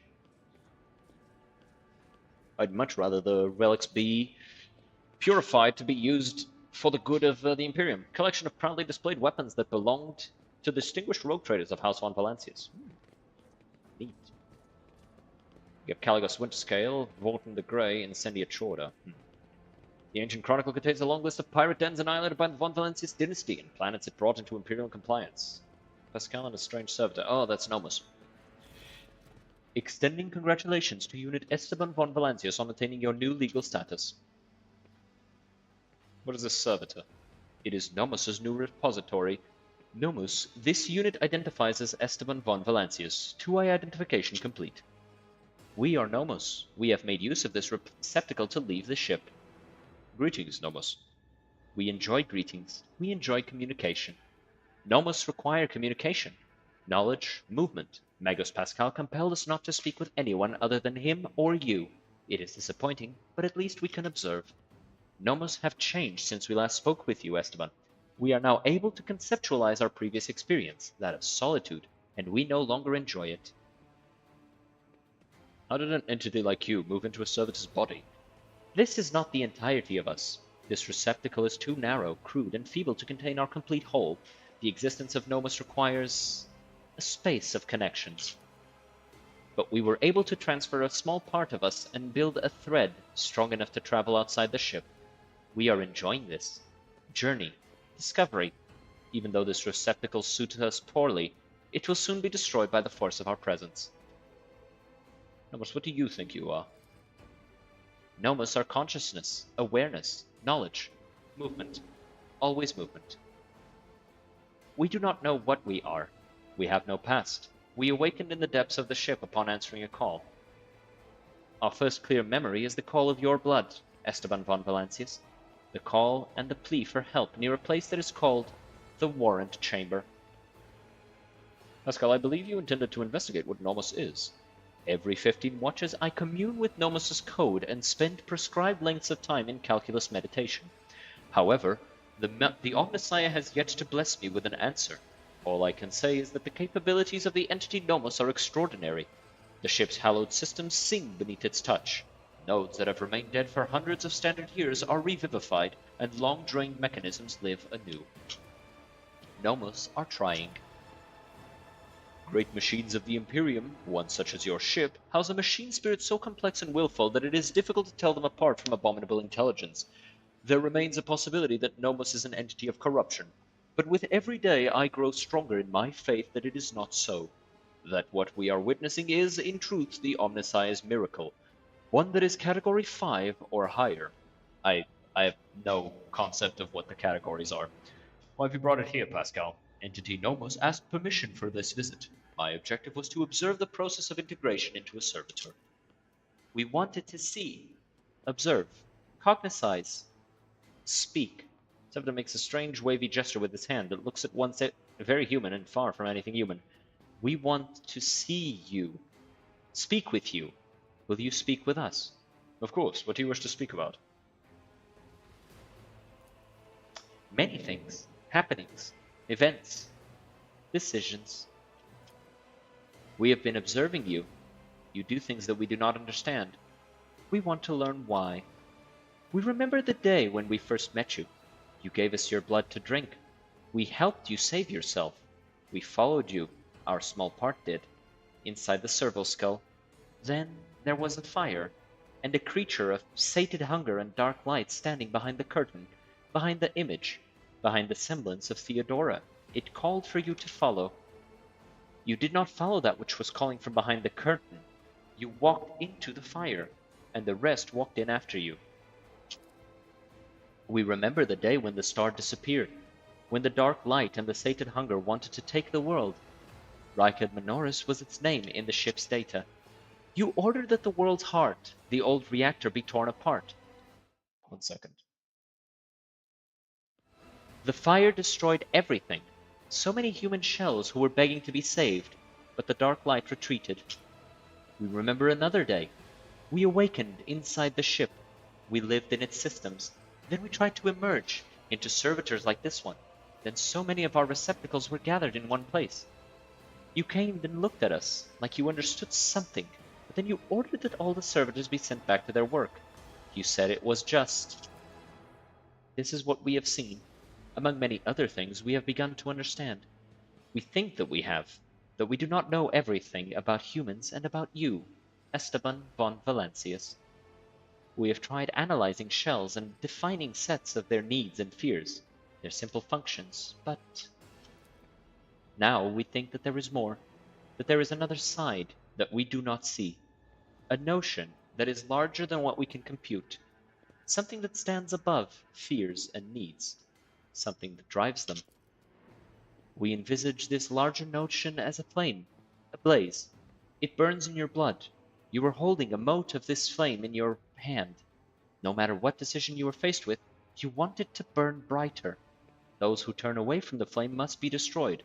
Those who follow it, who follow you, are the only ones who deserve to live. Do Nomos understand correctly? You speak of faith, of the Imperium's tenets, of the one who is above all, the Emperor. You're correct. I am his chosen, and I carry his flame into the darkness of the Coronus expanse. So Nomos understood correctly. We are enjoying this movement toward a goal, this learning with a purpose. We wonder if we too can carry a mote of this flame, or is it inside us already? We have, after all, absorbed a part of you with your blood. Thank you for speaking with us. Nomos are grateful. We cannot continue moving on our own.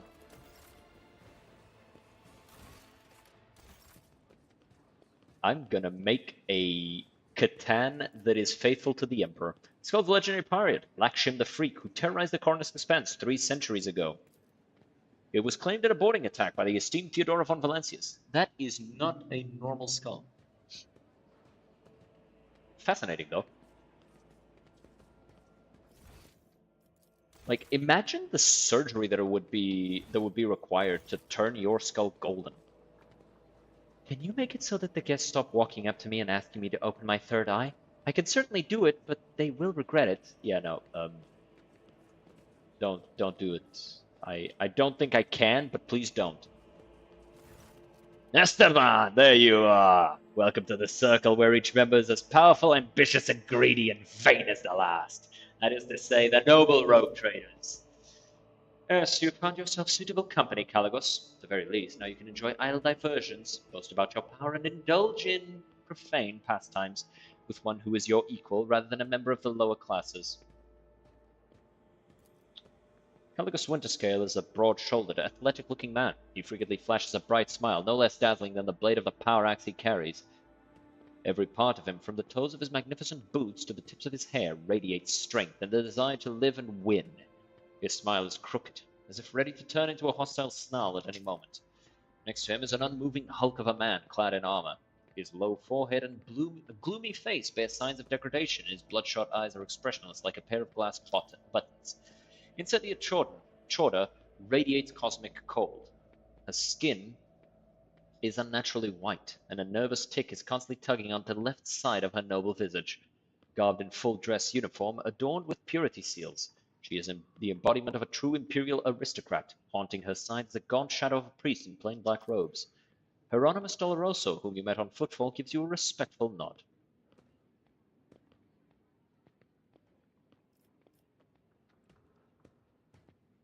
Is she always so abrasive?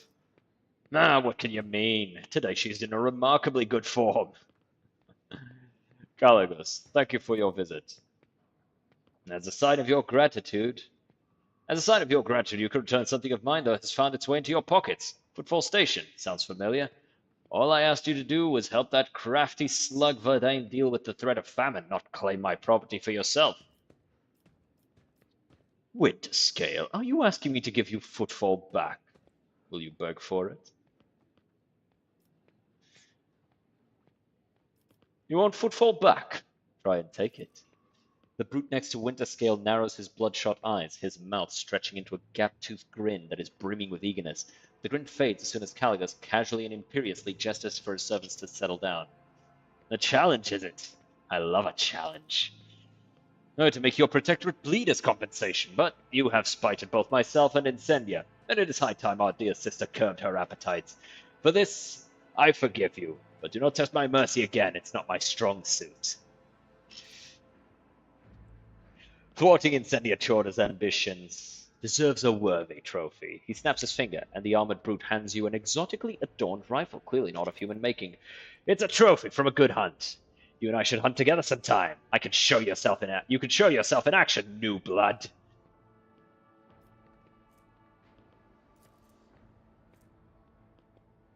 Oh, this is a really strong one. How fares your protectorate? Protectorate? More like the bleeding scraps of one. Warp Storm tore it to shreds, but my servants will piece it back together. And if they don't, I'll chop off their heads and find myself more capable helpers. Caligos Winterscale is acting like a true rogue trader, capricious, unaware of the value of money, and never a cloud on his countenance. And since you asked, a psyker in the service of the governor of my world has recently swapped a luxurious bedchamber in the palace for the cramped confines of a ship's cabin.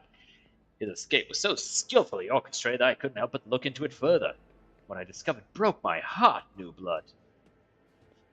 However, would I quarrel over stuff a church rifle as a runaway servant? Consider Harriman a gift to you. Does your gift come with a good story?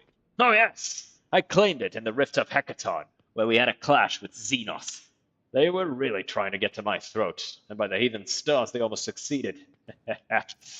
Only 1 in 10 made it out of Hecaton, and now it's only me and Horton here.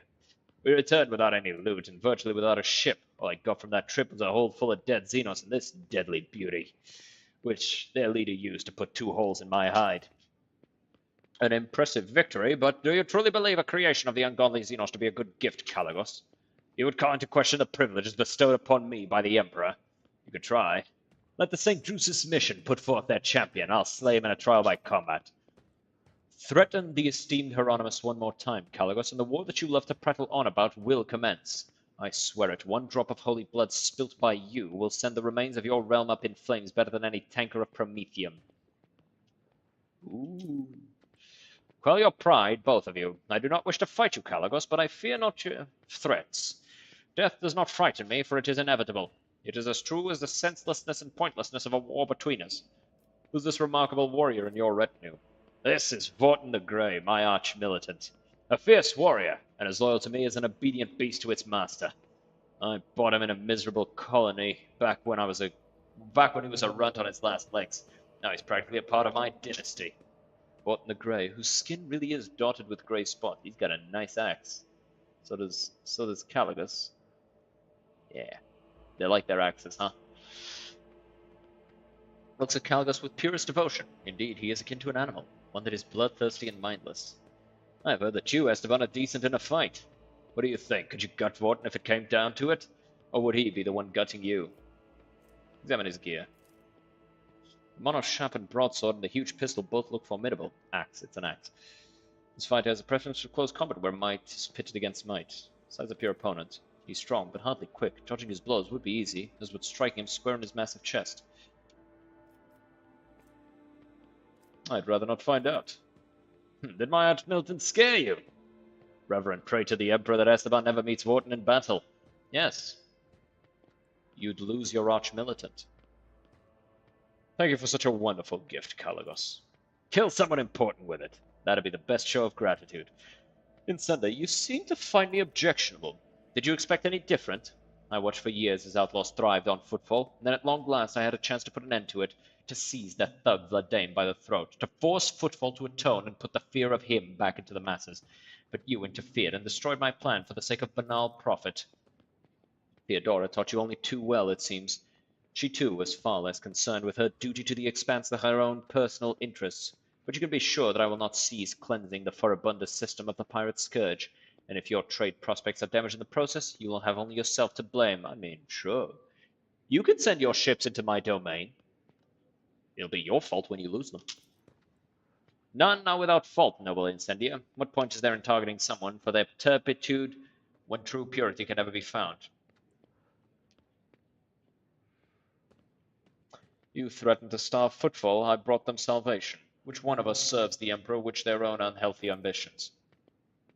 Please, I will believe it no sooner than hearing word that half the population of that den of heresy has been sent into the void's embrace.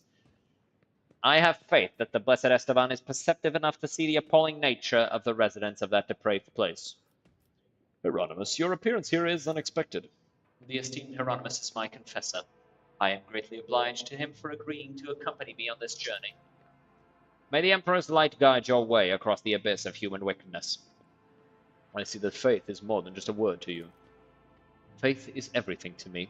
In his name I have eradicated corruption on 100 worlds, and will do so on 1,000 more. By his will I hunt down pirates and desolate their vile nests. Let the Chorda name make any firebrand tremble, for sooner or later I will cast them into the void. I believe you understand me. After all, on this glorious day you saw fit to cleanse your capital of thieves and criminals. Funny thing is, people still call me the foul-tempered tyrant in all this. I take it you were not overly fond of Theodora. She was of the same breed as Asp. Asp. So short. Then continues in a low voice. Conceited, insolent, unaware of the Emperor's stern gaze set upon her. I do not doubt her wisdom and courage, but Theodora did not have a shred of humility or fear of his wrath. You know whose name Incendia almost uttered. You have heard it in your former life more than once. Aspis Chorda, a rogue trader of the Cornus Expanse, an infamously merciless and avaricious pillager who was scarcely different from a common pirate and heretic. One would never think so by looking at Incendia Bastal Chorda, but it appears that she and Aspis are related. Well, I, for one, like Theodora. The stories they told of her travels to nameless stars, and yes, there was no fear in her. Aspis Chorda. I've certainly heard the name before. They say she was an unrivaled plunderer and raider. I wonder just how much of her ways her successor has inherited.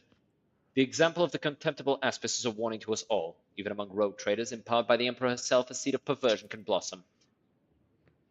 You know Incendia seemingly freeze and choke up at the mention of Aspis, but the priest's condemning words cause her icy rigidness to evaporate, and and her dark eyes fill with righteous fury.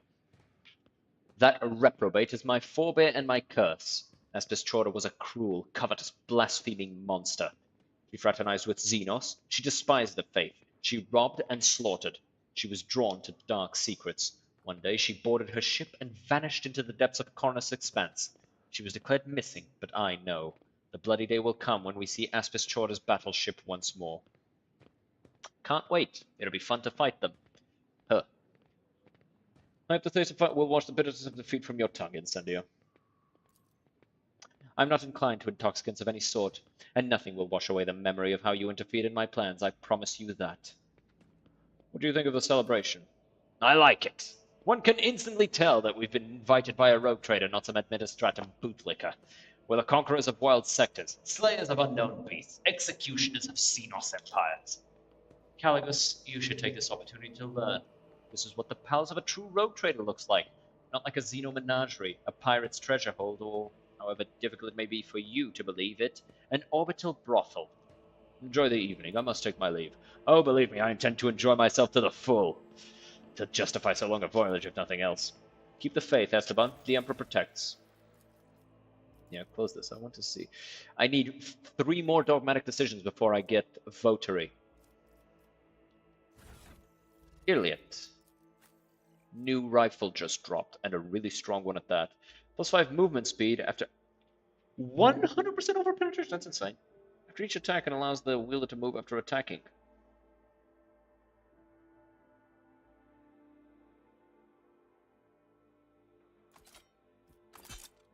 That's insane. Like, just stack them up and just get those collaterals going. God damn. Now that's fucking culture.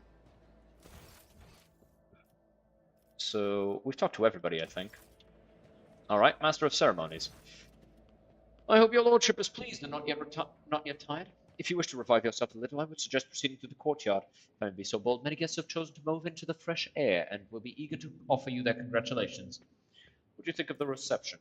It's magnificent. I dare say it will live on as the premier high society event of the sector for many years. I'm weary and wish to retire to my chambers. Please allow me to escort you, your lordship. Your chambers are ready, your lordship.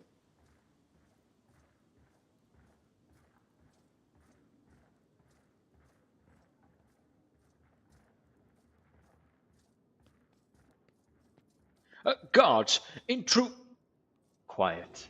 Time to sleep. We need to talk in private. We have matters to discuss, von Valancius.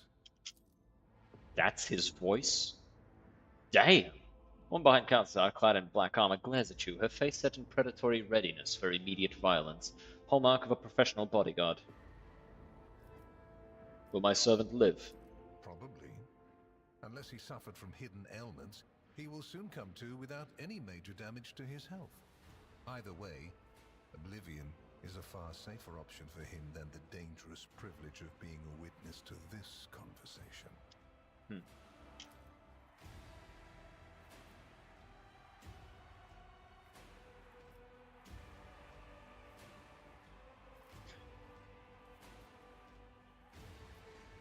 Heinrichs, I thought we were friends. But friends don't break into each other's chambers in the middle of the night with weapons, do they? We used other means of travel to pay you this visit. I assure you, rogue trader, that all your locks are in order. Well, if the Inquisition wishes to have a talk with me, I'm glad to be at his service. A commendable openness to cooperation. It will be taken into account. Master Van Kellox has spent enough time with you. He will vouch for your words. What stands out from your recent accomplishments is the suppression of a rebellion on Janus, the battle against the archenemy's minions on Kiava Gamma, and, of course, the unusual interest the Drakari have shown in you. Then that is what we will discuss. I've saying these words, he shoots you a searching look from under his brow, like a regicide player who just made the first move and is now watching for his opponent's reaction. This is an awful lot like an interrogation. Does it? We're in your chambers, not a confessional cell. You're in perfectly good health, and none of the varied and fascinating instruments and procedures that expedite candor are being applied to you. I assure you, You would immediately know if our discussion turned into an interrogation. Good to know. What do you wish to know about the events on Janus? Oh, I know it already. Even though you were quite effective at removing all evidence that could point to the blunder made by House von Valancius, it is saddening to realize that the rogue trader's connivance allowed a heretic who had been fostering a cult for years to come to power.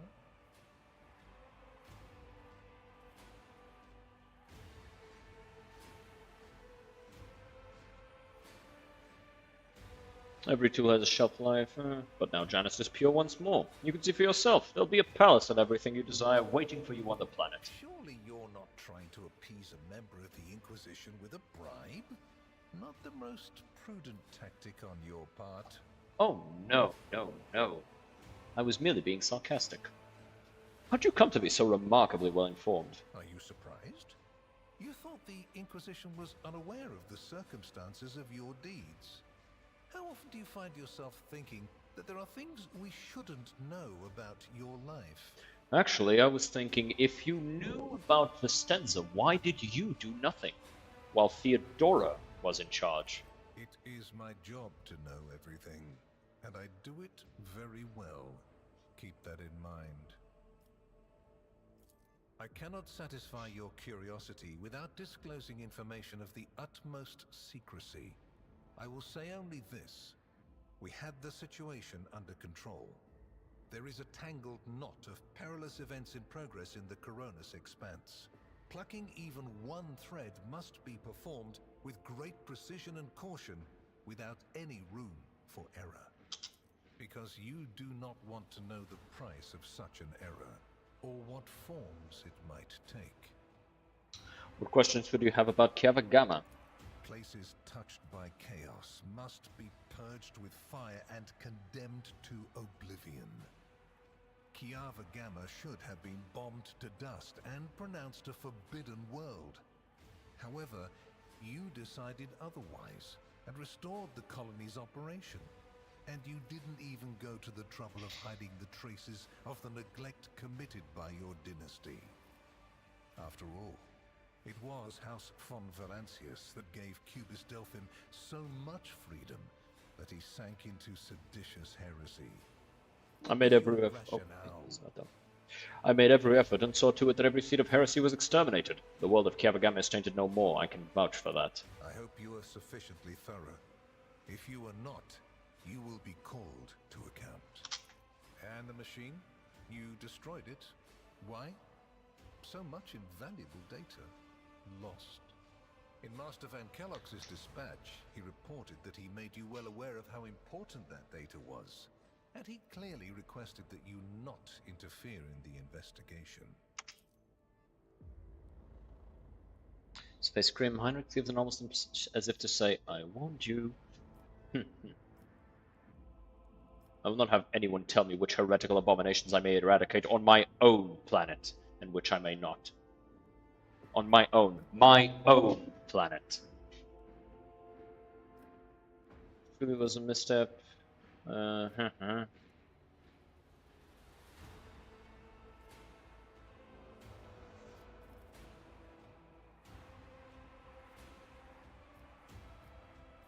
Machine held dark and dangerous knowledge. This would be stupid. If anyone had laid their hands on that foulness, it would have caused nothing but harm. You consider yourself more competent to assess this risk than myself or Master Van Kellogg's? A curious assertion. Well, it levels you with a look, his face utterly expressionless. Van Calix was blinded by possibility. Everyone present, including a Martian adept, stated clearly that it was too dangerous to keep. Yes, the enmity between you is a known fact. But there is another way to look at it. On Veabos 6, you met the Archon of a mighty cabal, whose presence there seems strange to begin with, and lived. You subsequently encountered a number of her closest henchmen. Yet, again, you survived. Your capital fell victim to a nefarious attack. But even this time, their daggers missed your heart. Maybe I'm built different. Such Maybe it's remarkable Maybelline. luck. To be a personal enemy of such an influential Xenos, to have been attacked so many times and yet make it out alive. So remarkable that one has to wonder, am I watching a spectacle? Could all these thrilling massacres be an alibi of sorts, meant to establish you once and for all as an enemy of the Xenos and never their ally or even their agent? I'm waging a war on the Xenos, a war to the death. My worlds are being plundered and desolated. If that brands me an apostate, then I invite you to be my judge. Be careful with your words, rogue trader. I assure you, if the need arises, I'll require no invitation. And if my arguments sound unconvincing to you, it will not change a thing. All that matters is whether or not they sound convincing to me. Well, actually, all that matters is whether or not you can put me down if you decide to. Far from it, my dear. The questions are manifold. How did you manage to survive the battle that claimed the life of Theodora, who was so much more experienced and skilled than you? Is it a I was coincidence elsewhere. that you and you alone then made it out of the trap on Rykad Minoris? How much truth is there in the rumors being spread by the heretic Kunrad Voitvir about you? I don't recall the trap of Rykad Minoris, and nor do I recall being alone. No, there isn't. The very existence of these questions would have made many of my colleagues doubt the quality of your character. But it won't in this case. Good. Your transgressions are sufficient grounds to bring you before the Inquisition's judgment. And believe me when I say that if you fail to draw certain conclusions from my words, this is what will eventually happen. But for now, I am willing to show leniency, which is rather uncharacteristic of me. Thank you. How very nice I of hope you. you appreciate the generosity of this offer, as your predecessor once did. Theodora cooperated with you. And benefited greatly from it. The warrant's power is not without limit, and neither is the protection it provides. All those mysterious expeditions, dubious experiments, collections of xenotech oddities are dangerous pastimes. It takes more than the Emperor's permission to pursue them without consequences. One must also make sure I am not displeased by it. You would go against the Emperor's word. Let me demonstrate how it works. In your retinue, there is a Psyker who is yet to receive Terra's sanction, which, as we both know, is a grave threat and a blasphemy to the laws of the Imperium. I am aware of this secret, but I'm not displeased in the slightest. And so she lives on. Your handy Psyker, Idira Tlass. I know that Theodora was concerned about the fate of the dynasty and certain restricting obligations. Was it perhaps due to your partnership with her? I cannot deny that the possibility that the Lady Theodora may have lamented losing some of the freedom she enjoyed prior to my arrival in the Expanse, nor will I deny that our partnership began with me exerting a certain amount of influence. However, you are not Lady Theodora. Let us put the difficulties that encumbered our relationship to rest along with her. I do not recommend troubling yourself with affairs of the past, for they have no bearing on your present position.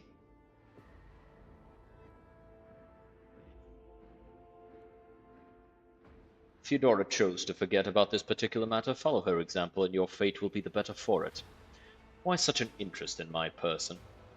You haven't been in a position of power for long, and so one can forgive you for not noticing the troubling changes. The cult of the Final Dawn is spreading in the Coronis Expanse. Not the first or the last heresy that has afflicted this sector, but one that is surprisingly resilient. Mysterious convoys are sliding by, bound for systems in the heathen stars. Just your humdrum pirate trade, wouldn't you say? Then why are the pirates themselves clueless? The Xenos, who have caused trouble in the sector before, have expanded their activities in the last few decades, and there is a logic and method to their previously chaotic raids. Even 2 packs of space wolves, blessed space marines summoned in my name, did not cool their interest in the He looks Expanse. so cool. His armor is just sick. A mighty explorative fleet, which has studied the Expanse for hundreds of years, has suddenly stopped responding Yo, to Zubalu, how's it going? communication and sunk into a dispute over a tech heresy that was considered dead a couple of centuries ago. House Chorda has clamped down on insurgents, yet its acts of brutality breed troublemakers just as quickly as they're executed. And this bloody carousel has consumed the attention of the esteemed Incendiar. Koligos Winterscale has abruptly lost all interest in his domain, and his only apparent concern now is hunting even more dangerous xeno-beasts. And the third and final rogue trader has unexpectedly perished, stabbed in the back by her own Master of Whispers. The Expanse is swiftly losing its protectors right when communication with the Imperium is being disrupted by the raging warp. Basically, all the Expanse has left is me and you, if you follow my instructions. Is Heinrich staying in my retinue, or are you taking him back? Which would you prefer? And you, Heinrichs, do you wish to continue working at the Honorable Rogue Trader's side? I will comply with any order, Lord Inquisitor. If you command me to remain in the company of the scion of the von Valancius dynasty, I won't be distressed. What's your opinion of Heinrich? Is he a useful assistant to have? Without a doubt. Master Van Kellogg's has earned my complete trust by repeatedly demonstrating courage, loyalty, and cunning.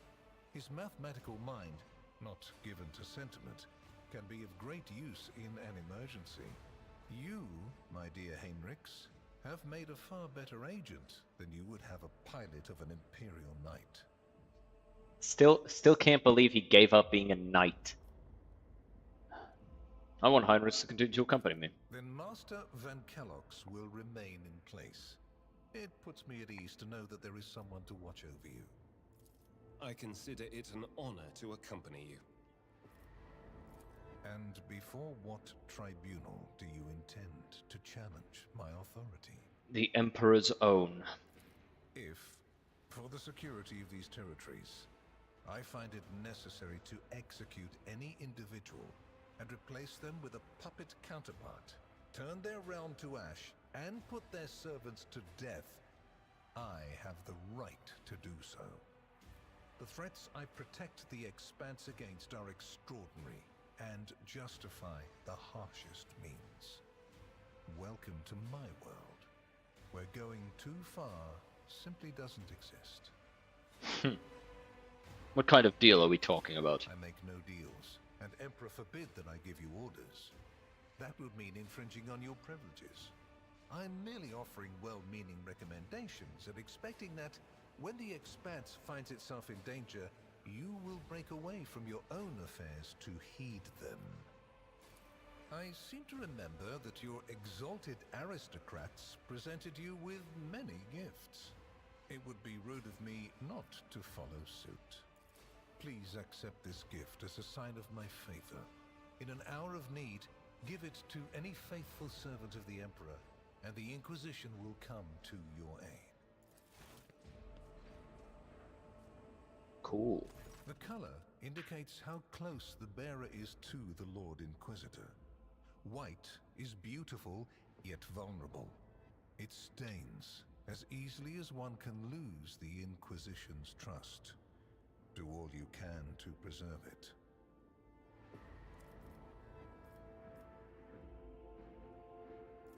I did not come here to haggle. Worry not. You won't come... Here is where we part. Oh man, I wanted to say the other stuff. You want to discuss what just happened, but not now, I presume. I wanted to do the other stuff as well. Damn. That's shitty.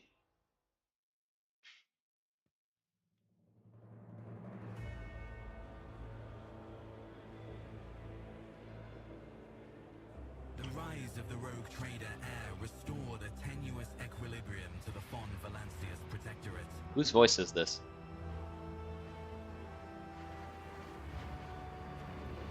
For a time, threats subsided, activity returned to trade routes, and reclaimed worlds began to heal.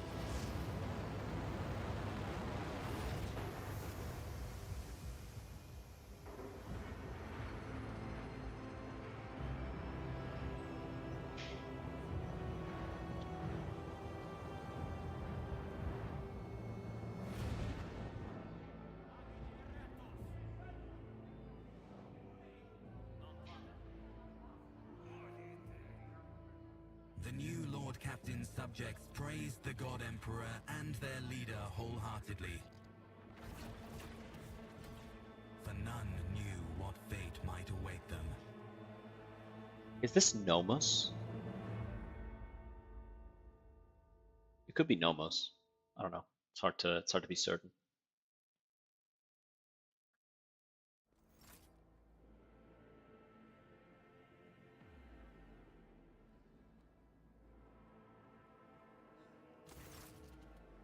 Who is that?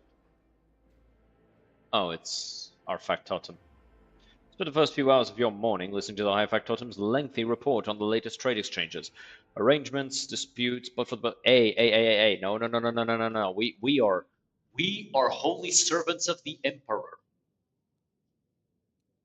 Blood for the Emperor. Thank you very much. Skulls for the Golden Throne. From outside the illuminated, tightly closed windows, you can hear the muffled sounds of Dargonus and its everyday life. The life that has been passing you by lately as you have been preoccupied with the affairs of your protectorate from dawn till dusk. Thank you for your report, High Factotum. Your work is highly appreciated, both by everyone here and the Adeptus Administratum. Your Lordship, we're almost done here. We just need to go over the final items on today's agenda that I would like to report to you personally. I've lost track of how long I've been trapped on Dargonus for the good of the Protectorate. Hurry up, I better hear some good news today. I will strive my best to live up to your expectations, Your Lordship. Psychus for the God Emperor. Yes, exactly. Allow me to pass on gifts from your loyal subjects, the high nobility on Dargonus. It goes without saying that every living soul in your protectorate is blessed to serve your lordship faithfully and wholeheartedly. However, this humble gesture is meant as a token of deepest appreciation of your magnanimity toward their esteemed families. People, uniform, provisions, fuel. Okay. Ooh, wait, shit, I didn't mean to do that. But also Mechanicus stuff. And... okay, so... House Viserion, House Gavrak, House Sourback, people, and a lot of holy gifts, holy shit.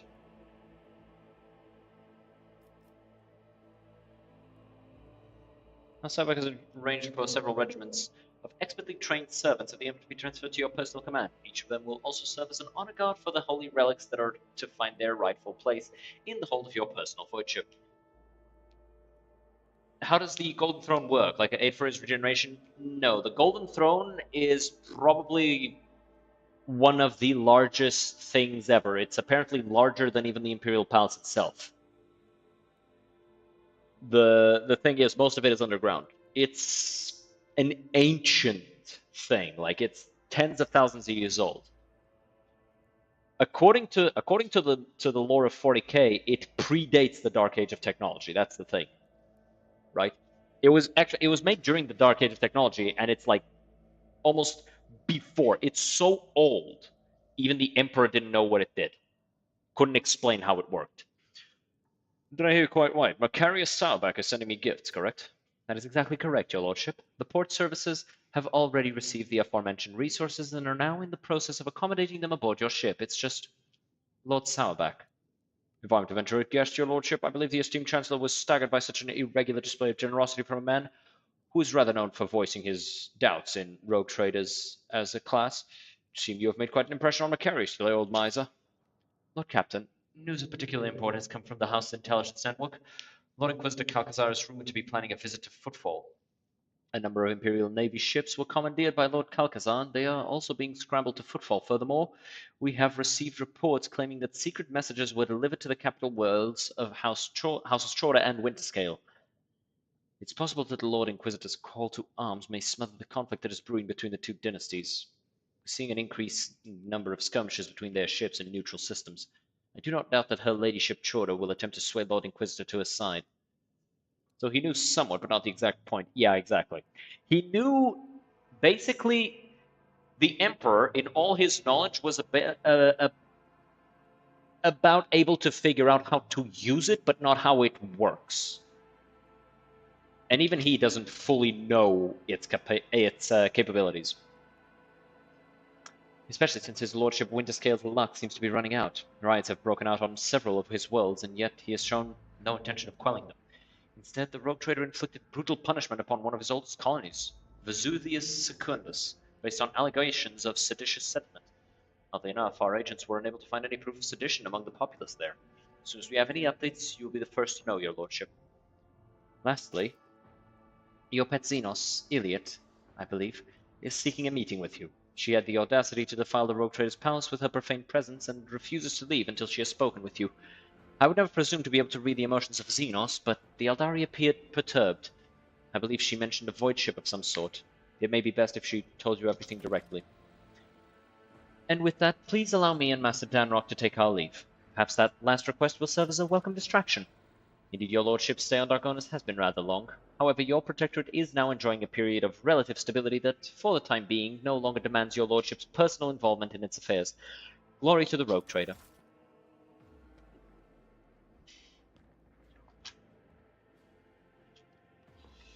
Alright, let's get the fuck out of here, goddamn. Oh, loot! Alright, you know what? Fuck it.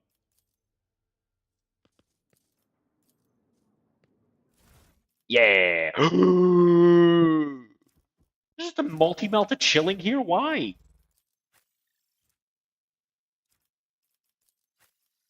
Kinda want to give it to her.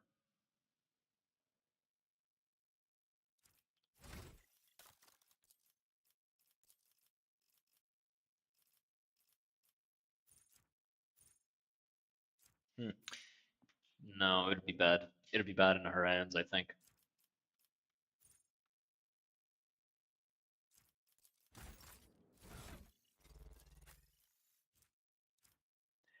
This pussy doesn't have the strength. He does. He could use it. That'd be funny. But no, he has better things in his hands. Yeah, sure, I'll probably maybe. We'll see. Whoa.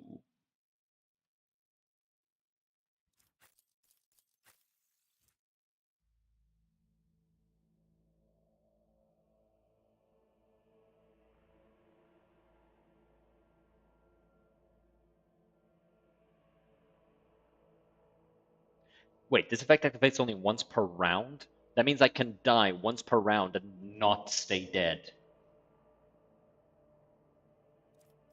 That's kind of crazy.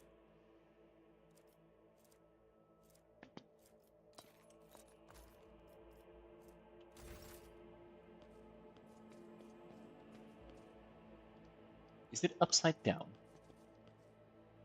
It is. It's upside down. Nah. I like this one more because it doots. See, it has that thing.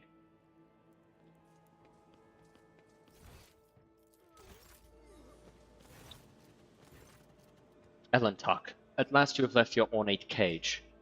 For many a turn have I sought to meet you, and yet your servant, the one who is like the silver-haired Abelard but twice as young, has no favor for the requests of a child of Asurian.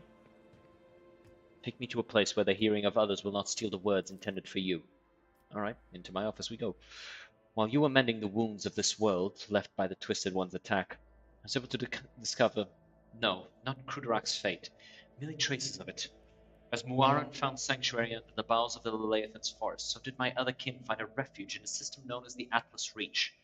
We must make a journey there with haste, before new dangers destroy the witnesses who can show me a way to the lost Kruderak, whose fate remains shrouded by the stars.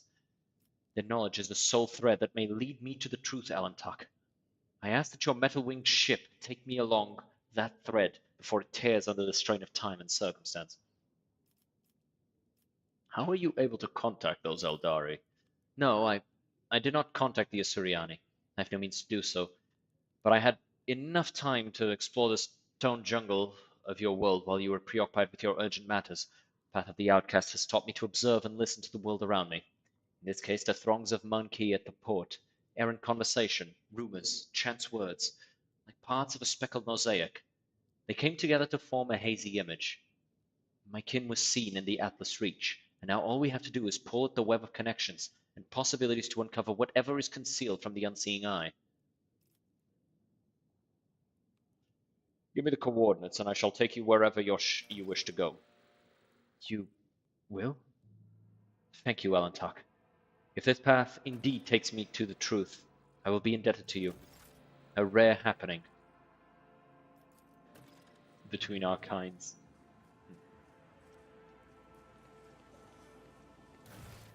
Alright, following breadcrumbs.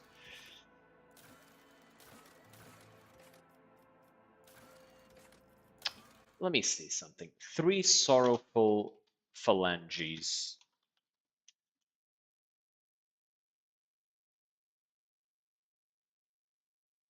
Let's see this.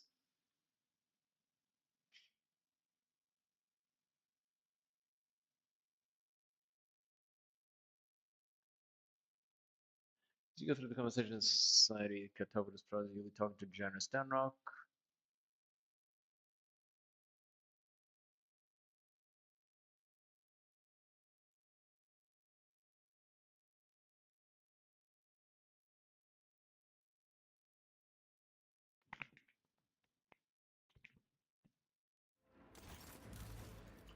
So this is a Dargonus project.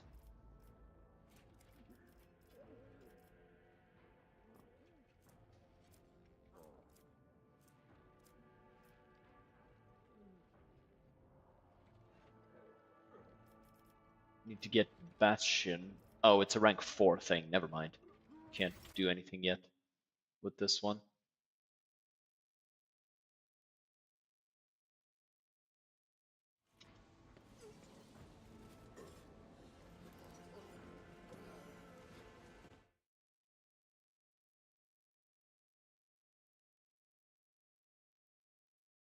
What? It says to go to the Omicron system, and okay, but I'm getting the feeling that these aren't here yet.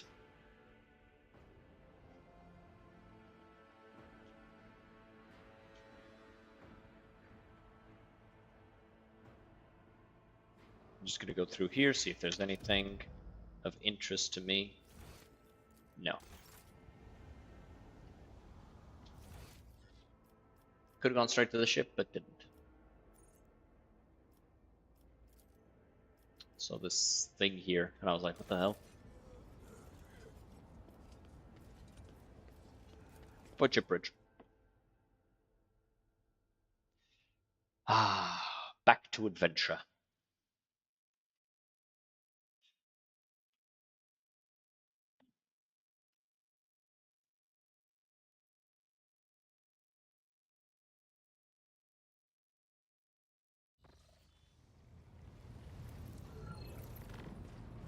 Let's see.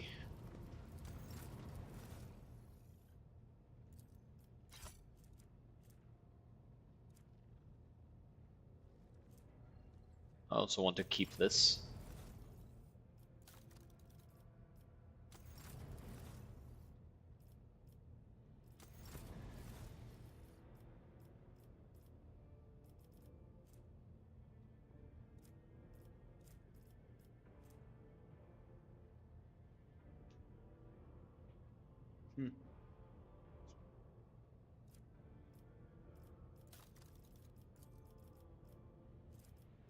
These guys don't take holy gifts.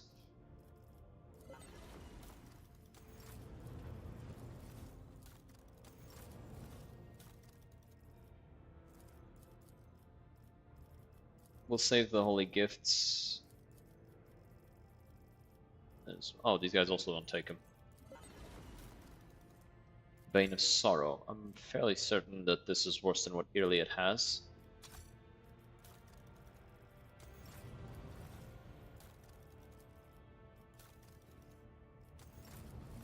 These guys take holy gifts? No. So the only ones who take holy gifts are these two. Okay, so yeah, just give it to them.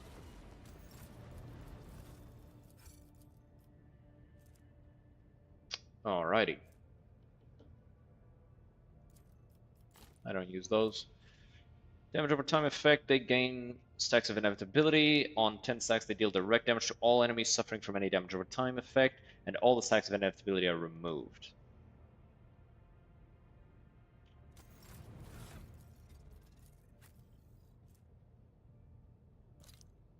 Bonus to Medicae.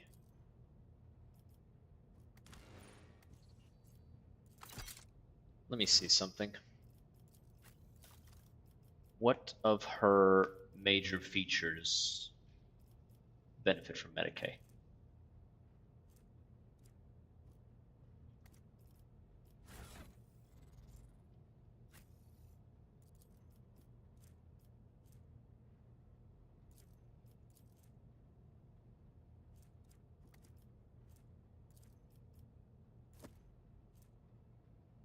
Deadly repeater. Will gains 30% chance to gain one more attack action after a kill.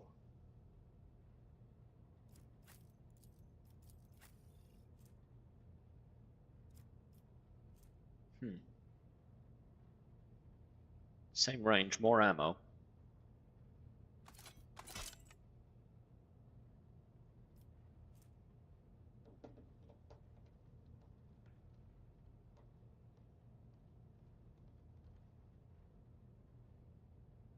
Sure. No. I think we'll keep her with this. I think no, we'll keep her with this because I don't know. I don't know why. Shut up. Leave me alone. Okay. Yeah.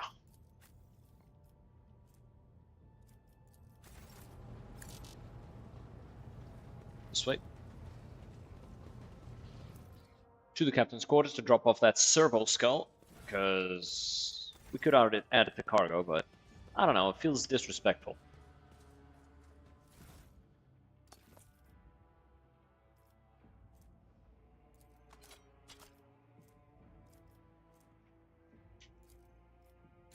Throw that in cargo, yeah.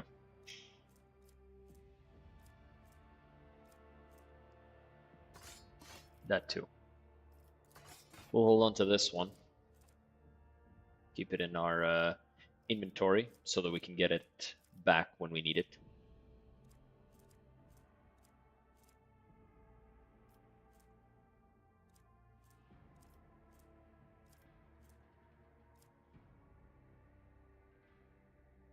Shouldn't I have more of these? Isn't there like a... Wasn't there a cog one? Did I throw that out by accident? Damn.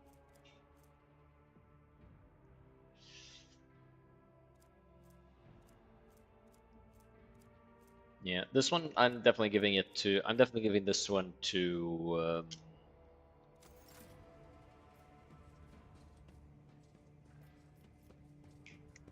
Kibula. I keep forgetting her name.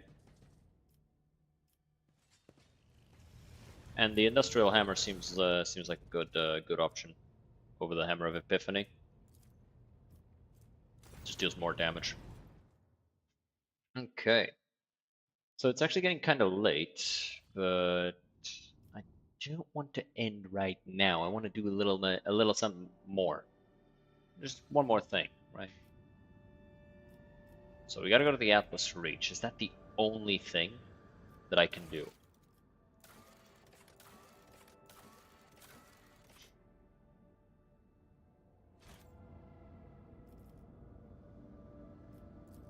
Seems so.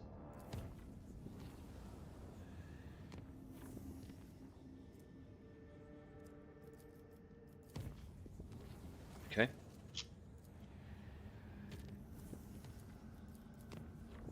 Go.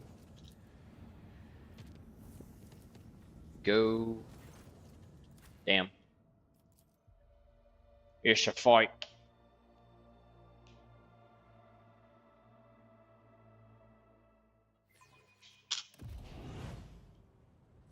There goes.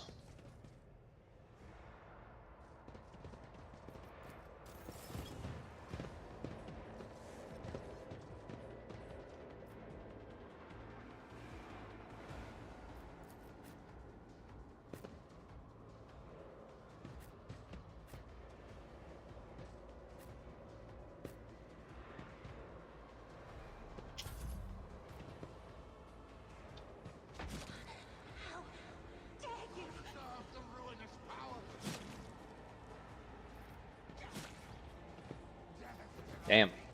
Everybody go first.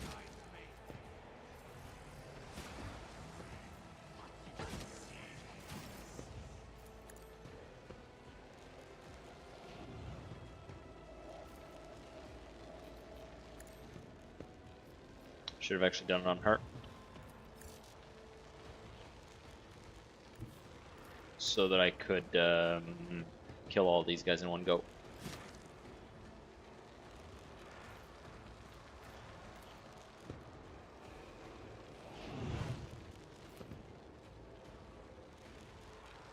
Isn't this a job for the serfs? How many serfs you know can do that?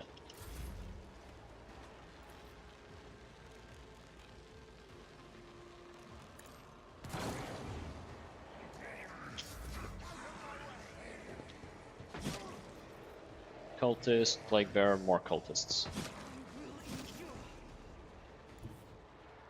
Okay, so step 1. Reckless rush. Step 2. Run and gun.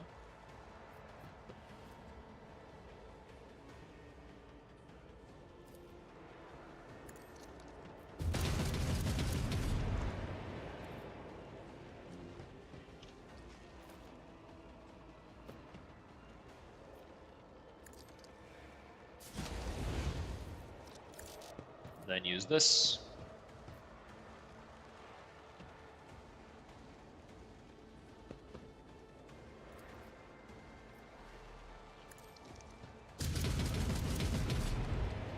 Damn, you missed everything.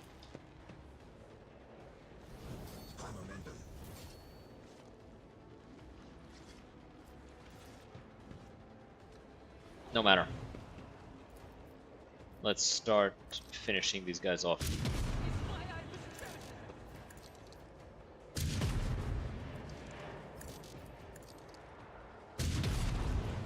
So she has 10. I've shot 3, so 4, 5, 6, 7, 8, 9, 10. No more. Yay, I know how to count.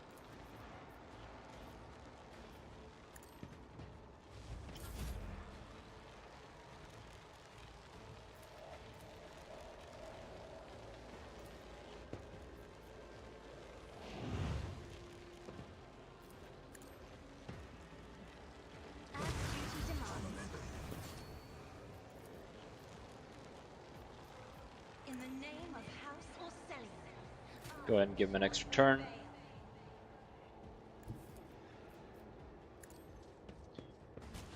With which he can absolutely shit-fuck this guy. Wait, somebody's alive? Oh, that guy. He'll burn to death in a second. Okay, none of these abilities cost anything, so I'm just going to use all of them.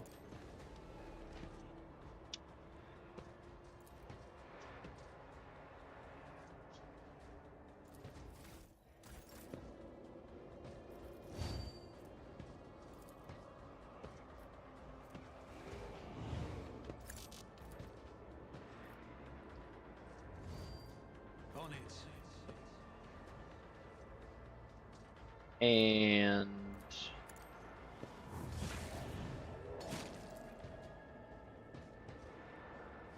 oh. Shit.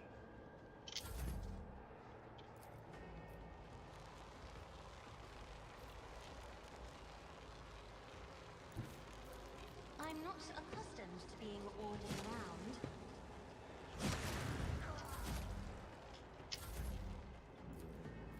And finish him off. Jesus. 64 extra strength from Beacon of Might. So much extra damage.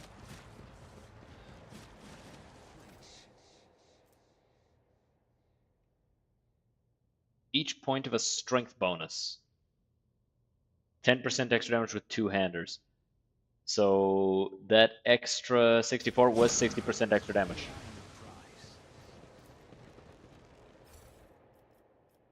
What the hell is this? Oh, Curse of Rust. Alright. Yeah. Let's go. We're just gonna make it to the Atlas Reach. Make it just unsafe. Off we go. Whee! Oh. Son of a bitch.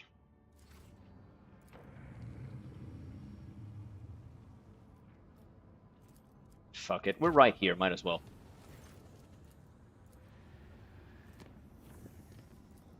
We might as well.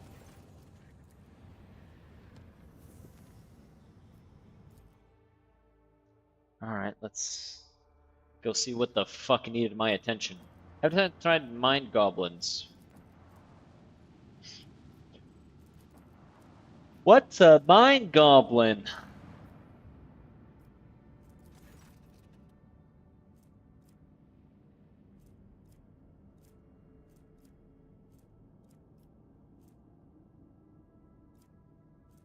Inspire the people to support construction efforts.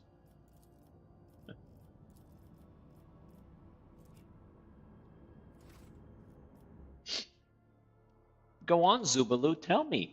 What's a mind goblin?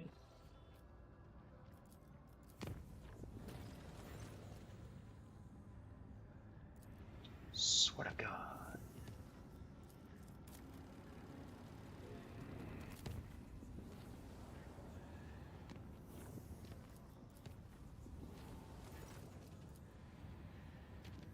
As soon as I try to get to the place.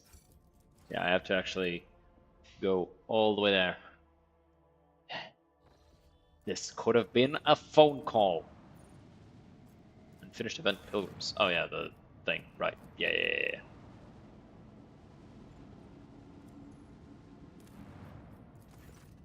Thousands of souls have let their works together for a holy pilgrimage.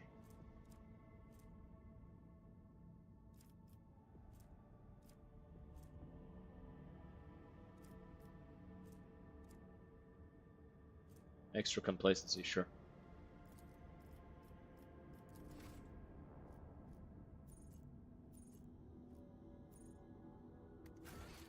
Oh, it's a codex. Let me actually go and drop off the stuff we got from those guys we killed, those Nurgle servants, those cultists, those filthy fucking cultists, those fucking bitches, those fucking dirty demons. Why am I poisoned? The hell poisoned me? Who dared?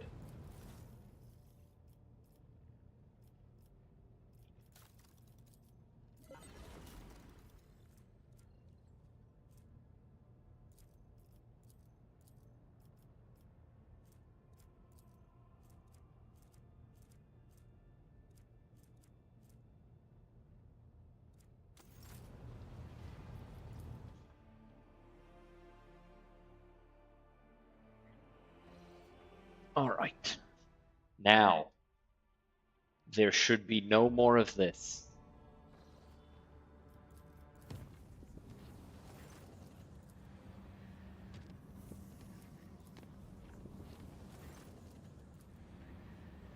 Okay. Warp travel. Nice. Wait, there's an unforeseen event here. Is there a ship battle here? Because I've been wanting to. Lord Captain, according to our telemetry, we have arrived at the coordinates you specified. The augurs do not register any activity on the surface of the local planets, biological or otherwise, but maybe the Xenos are using their arcane technology to conceal their presence. Despite this, the augur crew managed to locate a faint signal at the system's edge. According to the data, it is coming from an unidentified vessel drifting in the orbit of a local gas giant. My kin could have been faced with a new threat. Scavengers like pirates or something worse. They were taken prisoner. I'm begging you, Alantok. Let us go to the shuttle. I can feel that the thread of fate has frayed and is about to snap. I cannot miss what may be the only chance to solve the mystery behind the disappearance of my home. Okay, so we're not going to go there. We're just going to explore everything else and then leave. There's an unusual class of binary asteroids before us. Rich in rare metals and valuable minerals, they are moving in a fairly stable orbit, which suggests the possibility of constructing a mining station inside the drift. Cool. Sure. Drop one of those in there. We have so many extractiums, we might as well, right? Scan.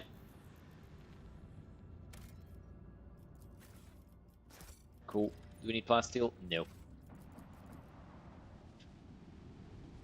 Things we need the most are people, mechanisms, and xenotech. Lord Captain reporting.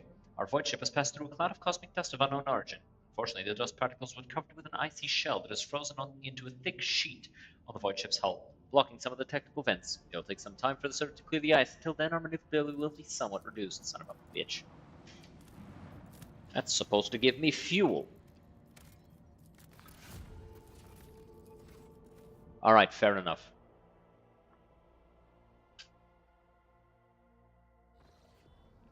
Okay, let's go check out that frozen planet. In here. Wait, where the fuck? Where was it? Ah, 100 Dreams Crossing the Ice World. This thing. This way. Whee! Danger!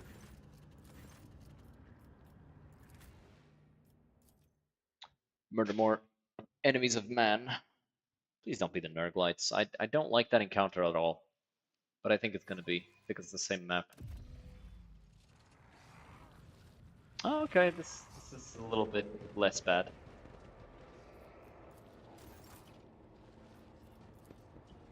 Fire.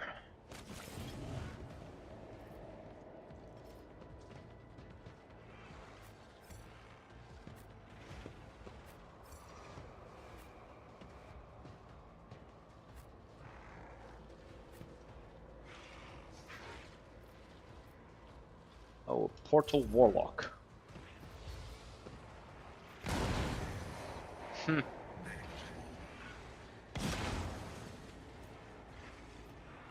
Lots of enemies.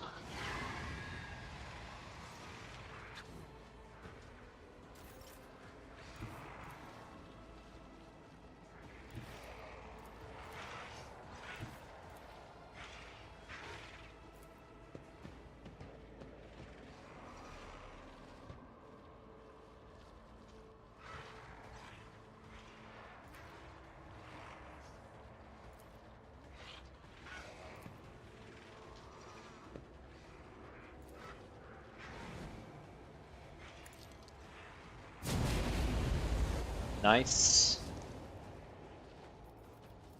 Follow up with this. And gun him down.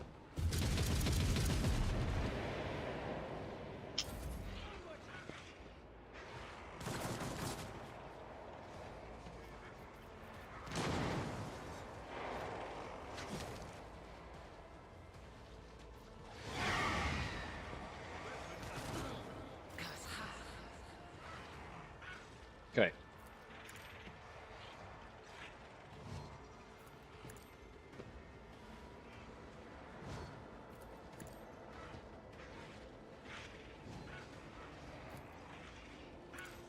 We're gonna do this.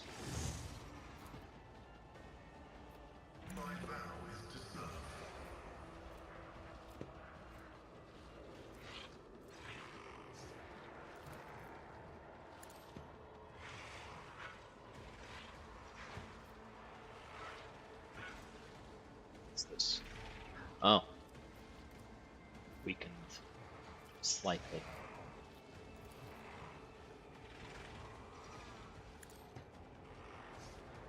Put that there in case they try to move. And there.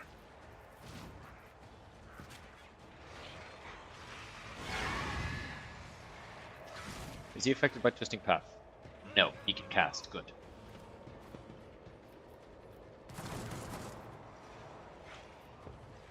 Like, my main concern is whether he can cast, because if he can cast, we're good.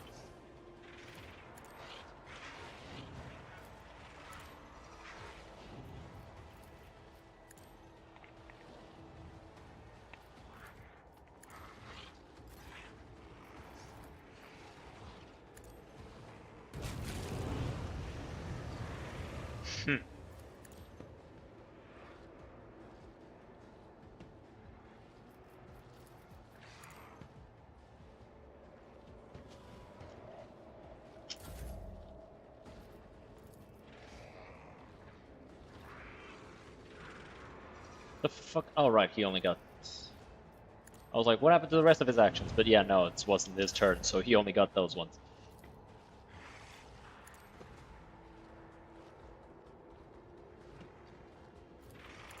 Let's mark this guy.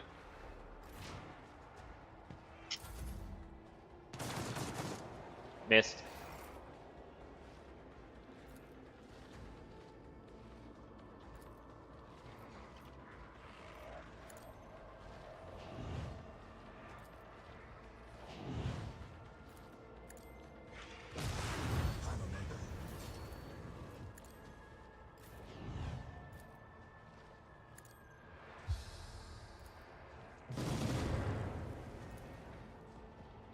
Whoops.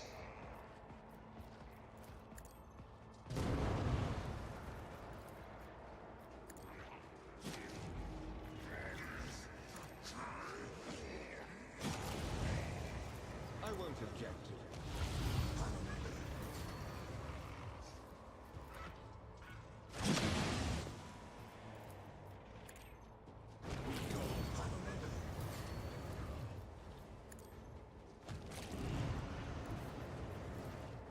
Yeah. Talk about just clicking on heads. This shit was next fucking level, holy fuck. It wasn't even his turn. How the fuck you do that not even a turn?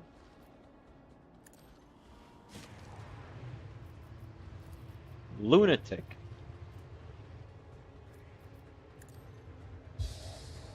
And he wasn't even fully buffed. I could have put Reveal the Light on him.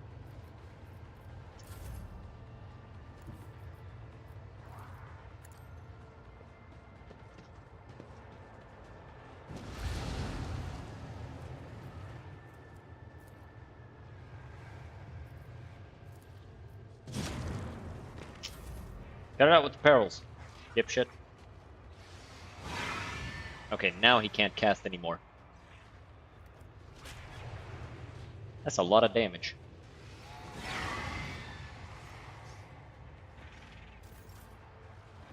Surprise, it's his turn again.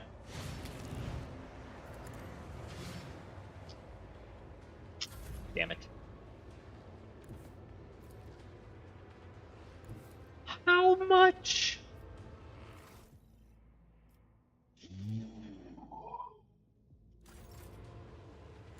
God damn, he had a lot. He had a lot of temp HP.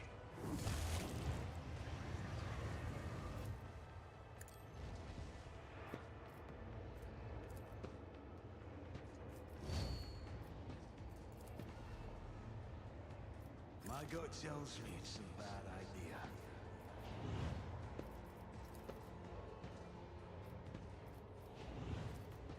Move more.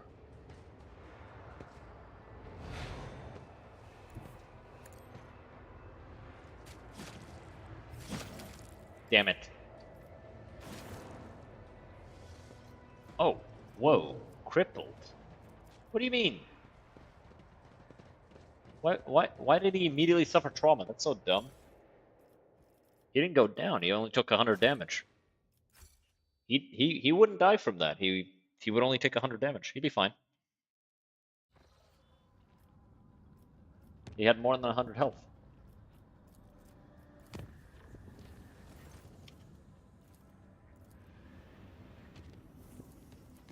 Our ship is fucked up, actually. God damn it.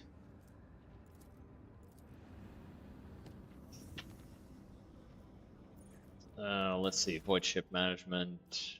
Yeah, go ahead and fix it. We have so much scrap, might as well.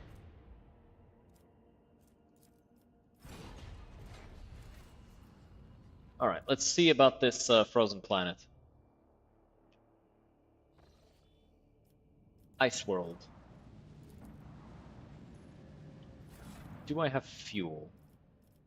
I don't.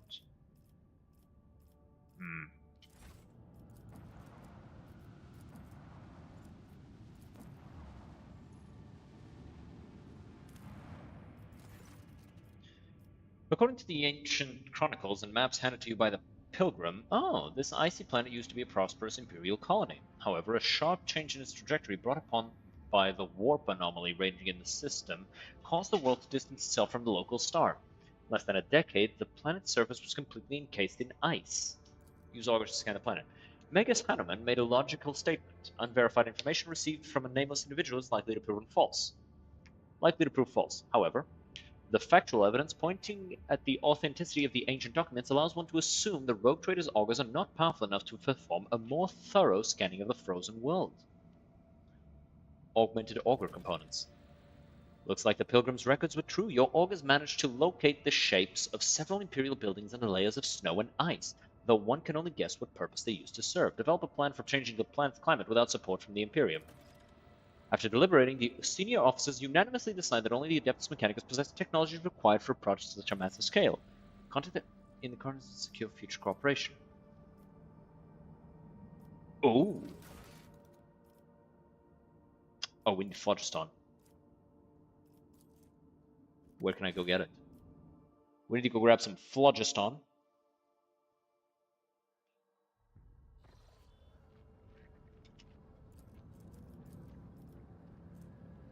Oh, we can get some here. Right in here.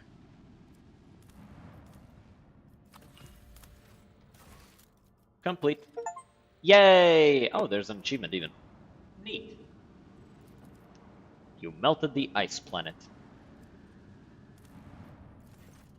Your crew is treated to an amazing sight. The Armory World, which spent decades under layers of tightly packed ice, blooms before them like a carpet of black flowers, revealing hundreds of Imperium supply bases amidst the melting snow broth. They are practically untouched by time. Yoink! The fuck? A quick-firing las pistol. Emerald cherub ring.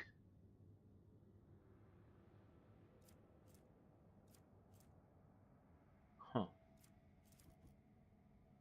That's really disappointing. What's this? Oh, weapons as well. Well, I got plenty of weapons. Oh. That was really disappointing. Like, sure, I'll take it, I guess. But,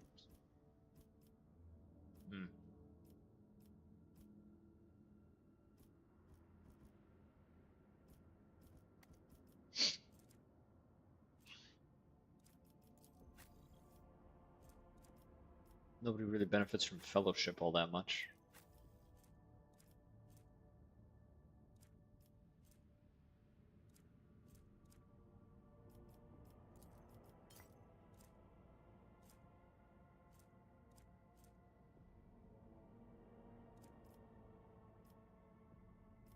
And an extractium, so like, okay, I guess.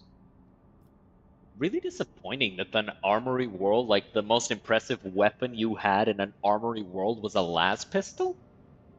Really? You even gave me an achievement, got my heckles all up. Made me think, ooh, I'm gonna get it, I'm gonna get some good shit. Fucking las pistol? Really? So it's Falstone, right? Yeah, that's where it is. Methods of the Inquisition. Alright, let's do this. Wait, what's this? Beholding the Truth? Roger failed to uncover traces of humans on the front despite possessing documents that test in fact. Perhaps the problem lies in the ships, they are simply not powerful enough. No, I did.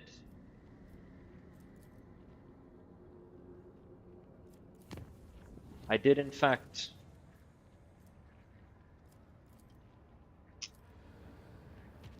I did in fact do that thing you said I should do. I did it.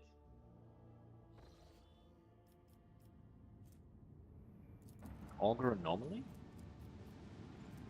Did I already explore this? I guess I did, but let's make sure. Because I don't recall this. Bottomless pit? Ooh woo? Question mark? Yeah, I must have just forgotten. Behind the varied colors of your soul, I see very different shades. Less gold and silver, and more and more. Kaz, joy of my eyes. I'm not ashamed to show off my body to others, but do not bear my soul for me. Numerous ropes and cables end abruptly at the very edge of the pit, vanishing into the gathering dark. Oh, that's cool. Examine the pit. Darkness swirls beneath your feet, a void of impenetrable gloom. You do not hear a single sound from the depths of the pit, no wailing wind, no rustle of dust. The bright daylight cannot pierce the darkness lying over the slopes. The longer you look into this pit, the stronger the feeling grows that this darkness isn't just an absence of light. It is something immeasurably vast, endless, capable of reaching the farthest stars or swallowing a galaxy. Through sheer force of will, you avert your gaze. Whatever this phenomenon may be, there is no warp sorcery within it. So what the fuck is it? Touch the darkness and darkness will accept you.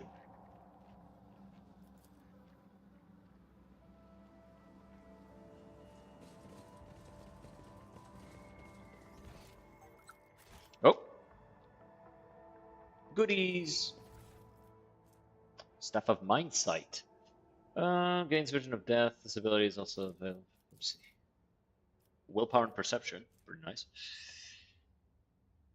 A failed target suffers damage. Part of the damage equal to 30% of the target's control cannot exceed 300. Okay. Definitely taking this for Adira, because it's just better. So it's an attack. It's mental damage though, which is shame. Then again, it's a telepathy staff, so these ancients are long dead. Despite this, the covers of the machines are okay. Guess I don't get to read it. Surface is covered in countless scratches, and you can discern some logic in them. Someone began by scratching strange symbols, but then defaced them, adding extra marks and lines. Tools and devices are now covered in a layer of dirt and local flora. Wait, there's something over there as well.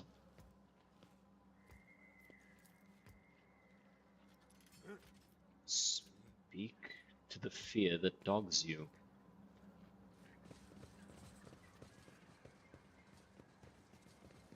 Rusty bridges over dusty trenches. How frightfully fascinating. Truly, the mind boggles. Remind me again why we've come all this way.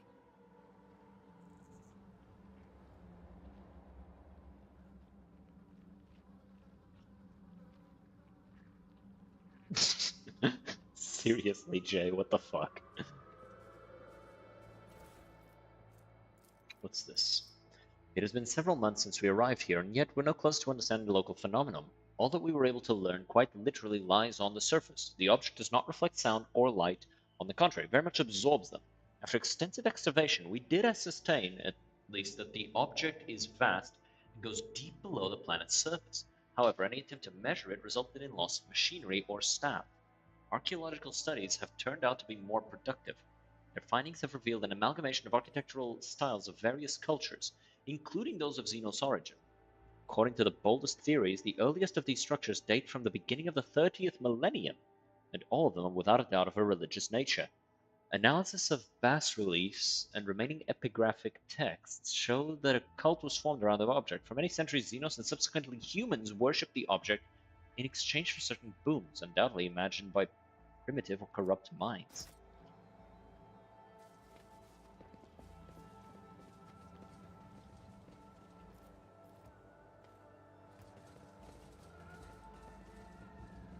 Is there money to be made?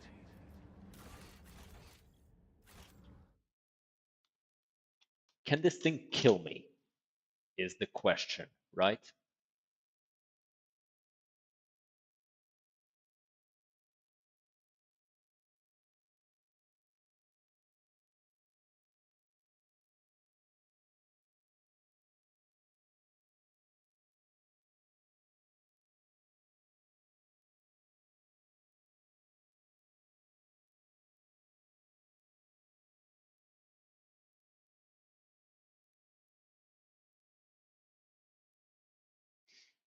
There's also an optional data slate. You can find each of the awareness unlocks one I've submitting to the darkness for 3 total.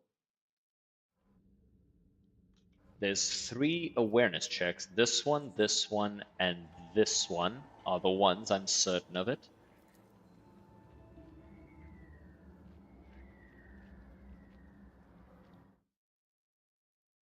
Choose all 3 of the hidden dialogue options. You'll get a special outcome where the darkness yields. However, you still get the same reward as if you had simply appeased the darkness. Decide the Champion of the Abyss or Champion of Darkness. Achievement does not seem to unlock. Personally, the best option is probably getting Champion of Darkness.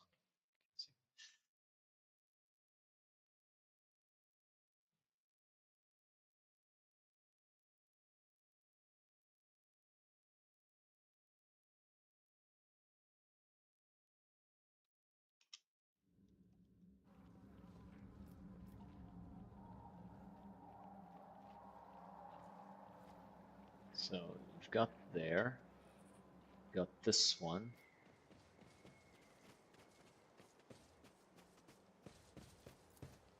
I'm just gonna do like a final check.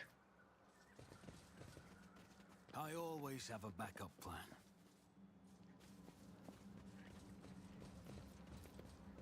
Right, because this is actually really interesting. Because we got this one, which tells us something. Touch the darkness will accept you. Then there's this one. Speak to the fear that dogs you. And then there's this one. And then the data slate. We also got the data slate. Okay. Rise to the top. Let me just make sure that I don't accidentally miss something. Okay. Or get left in the dust. All right. Let's do this. Lean over and stretch your hand into the darkness. At the edge of your consciousness, you sense something slimy and intangibly answering your aims for contact. It seeps into your thoughts, tasting your emotions. The only thing you should be doing at this time is dinner, soon. Submit to the entity's will. You're hit by a sudden wave of all-consuming silence. A moment later, the world around you disappears, leaving only black, viscous, boundless darkness. The absoluteness of it is overwhelming, and you slowly sink into the void that is sucking you in. What are you? You're looking at a tiny person peeking over the edge of the bottomless darkness. You're looking at yourself. Then you blink and see the same place, except the camp around you is full of life. Scholars are zipping back and forth between field structures, switching on unfamiliar machines in an attempt to know the unknown. A moment later, they're all nude, singing and dancing around the pit. The smell of heated bodies, blood, and sweat assaults your nostrils, drowning out your thoughts.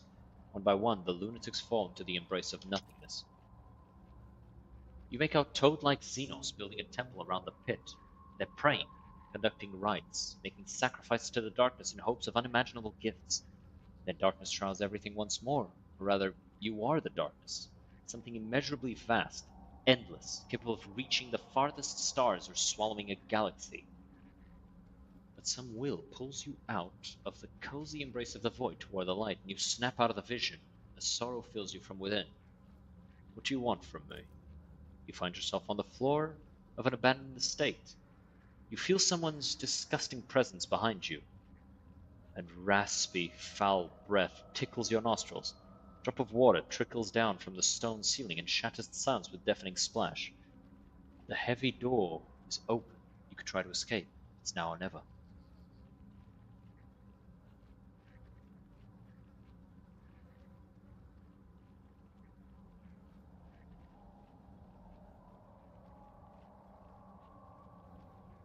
Am I by myself? No.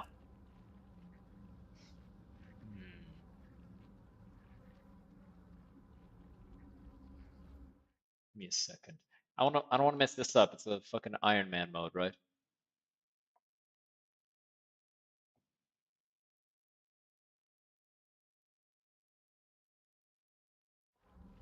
Okay, so talk it out with the creature. You gather your thoughts. and strike up a conversation with the unseen creature. You tell about yourself and your crew, about how you do not remember how you got here, but would like to avoid conflict. You feel the fear retreat and take the first step toward the creature. You sit at the apex of a massive onyx pyramid. Your abilities are limitless. With a single thought, you can raise mountains, drain an ocean, or disperse the clouds, but nobody cares anymore. Soon your brothers and sisters will sacrifice you so that they can share your power among themselves and guide the civilization to prosperity.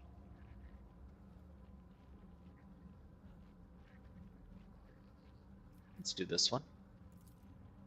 You approach the altar covered in glowing script and change it to the symbols you saw in the abandoned camp, in some other life of yours. When your brothers and sisters tear your 7 hearts from your chest, and the royal white blood trickles down onto the altered symbols, the skies above the pyramid split in half. In your last moments, you revel in the cries and groans of your thousands of victims. Then an unknown force changes you as well, but you are already no more. You are lying on burning sand, struggling to open your eyes, but your eyelids feel too heavy. You barely move your arms and legs. Your stomach hurts. Your throat is bone dry. Several of your kin, all emaciated, are scattered around you. The hunger is so strong it is driving you mad. You let out a bestial howl. Something metallic clinks next to your hand. A knife. This is it. You can survive. You must survive. All you need to do is decide whom to sacrifice. A sinewy young man wearing a blindfold. Feeble-minded one who is gnawing on another's bones. The ugly mutant with multiple heads. So I'm taking it this is them, right? Infant who's crying piteously, calling for its mother. Okay, so that's probably her, the one crying. He's the one wearing a blindfold. She's the brawny one with the bloodied hands.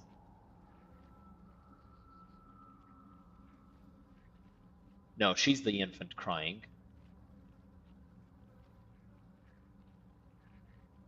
Or maybe she's the mutant. She's the mutant with the heads. She's the crying one.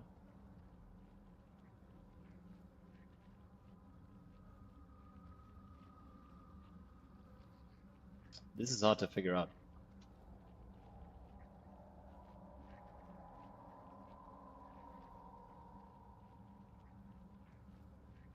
Let's do Sacrifice the Darkness. The streams of fate will change when you defeated fear and docility. With all your strength, you cling to the vision. Do not let go until the darkness yields. The entity shows you the process of an incredible transformation. You cannot hold back tears at the sight of it, and yet the human brain cannot fully comprehend something like this. Neat. As soon as the vision fades, you realize you remember absolutely nothing, and still some inscrutable warmth spreads through your body. Cool. I am stronger. +2 to weapon skills, which is what I use, and +5 coercion, which, is occasionally useful. Oh, this is Grimportance, yes. Keep your wits about you. Okay, cool. Now let's go to Falstone. Apparently I need to do something there.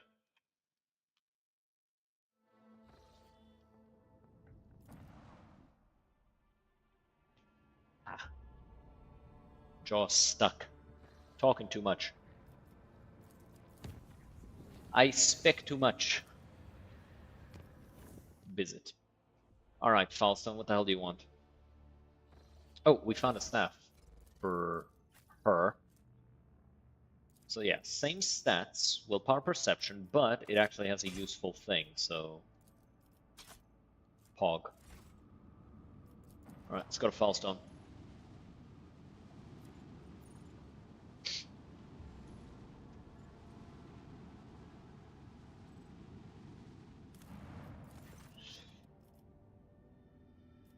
Okay. A fleet belonging to Xavier Calcazar has chased the remnants of a Drukhari raid upon Valancia's world and is presently obliterating it from orbit, battering the planet. I don't know what these do. Need to look this up. Methods of the Inquisition Trader.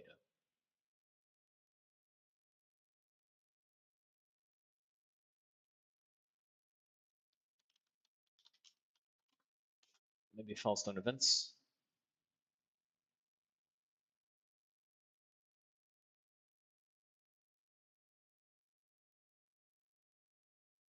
Maybe I can find a list of these events. Colony events. Dealing of Malpians, choose new prelate, should take custody. Okay, this is for Janus, this is for Fallstone.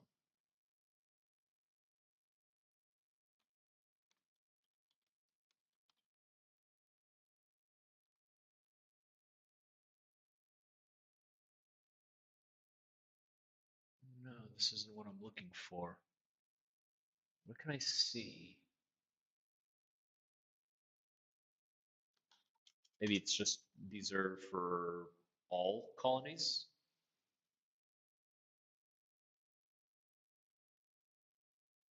I'm gonna pick this one. I guess nothing seems to have happened, except now these are all 10'd out. I don't think they were 10'd out before. Let me go back in the VOD a little. No, they were. I have no idea what happened.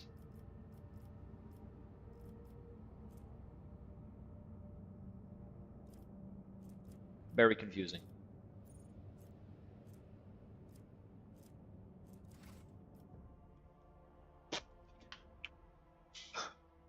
Okay, whatever.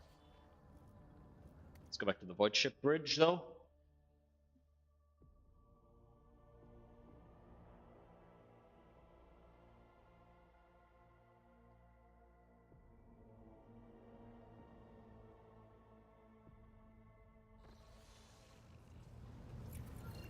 Let's talk to the High Factotum about delivering goods to the Fellowship of the Void. God damn, you guys are picky as fuck. Like, goddamn, why does it take so much?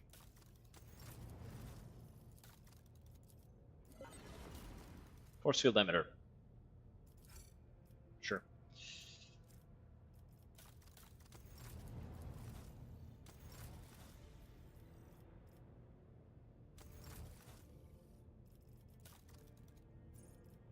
These guys only like ship stuff.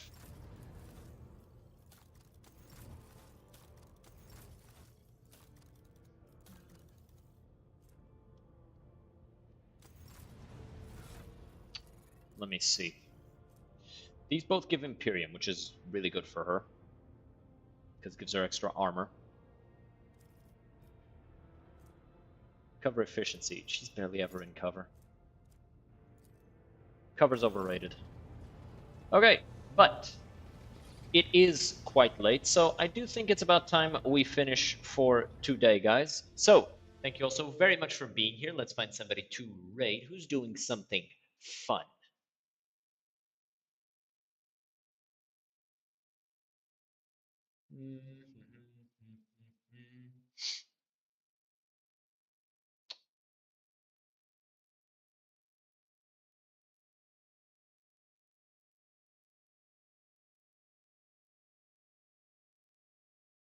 You know what?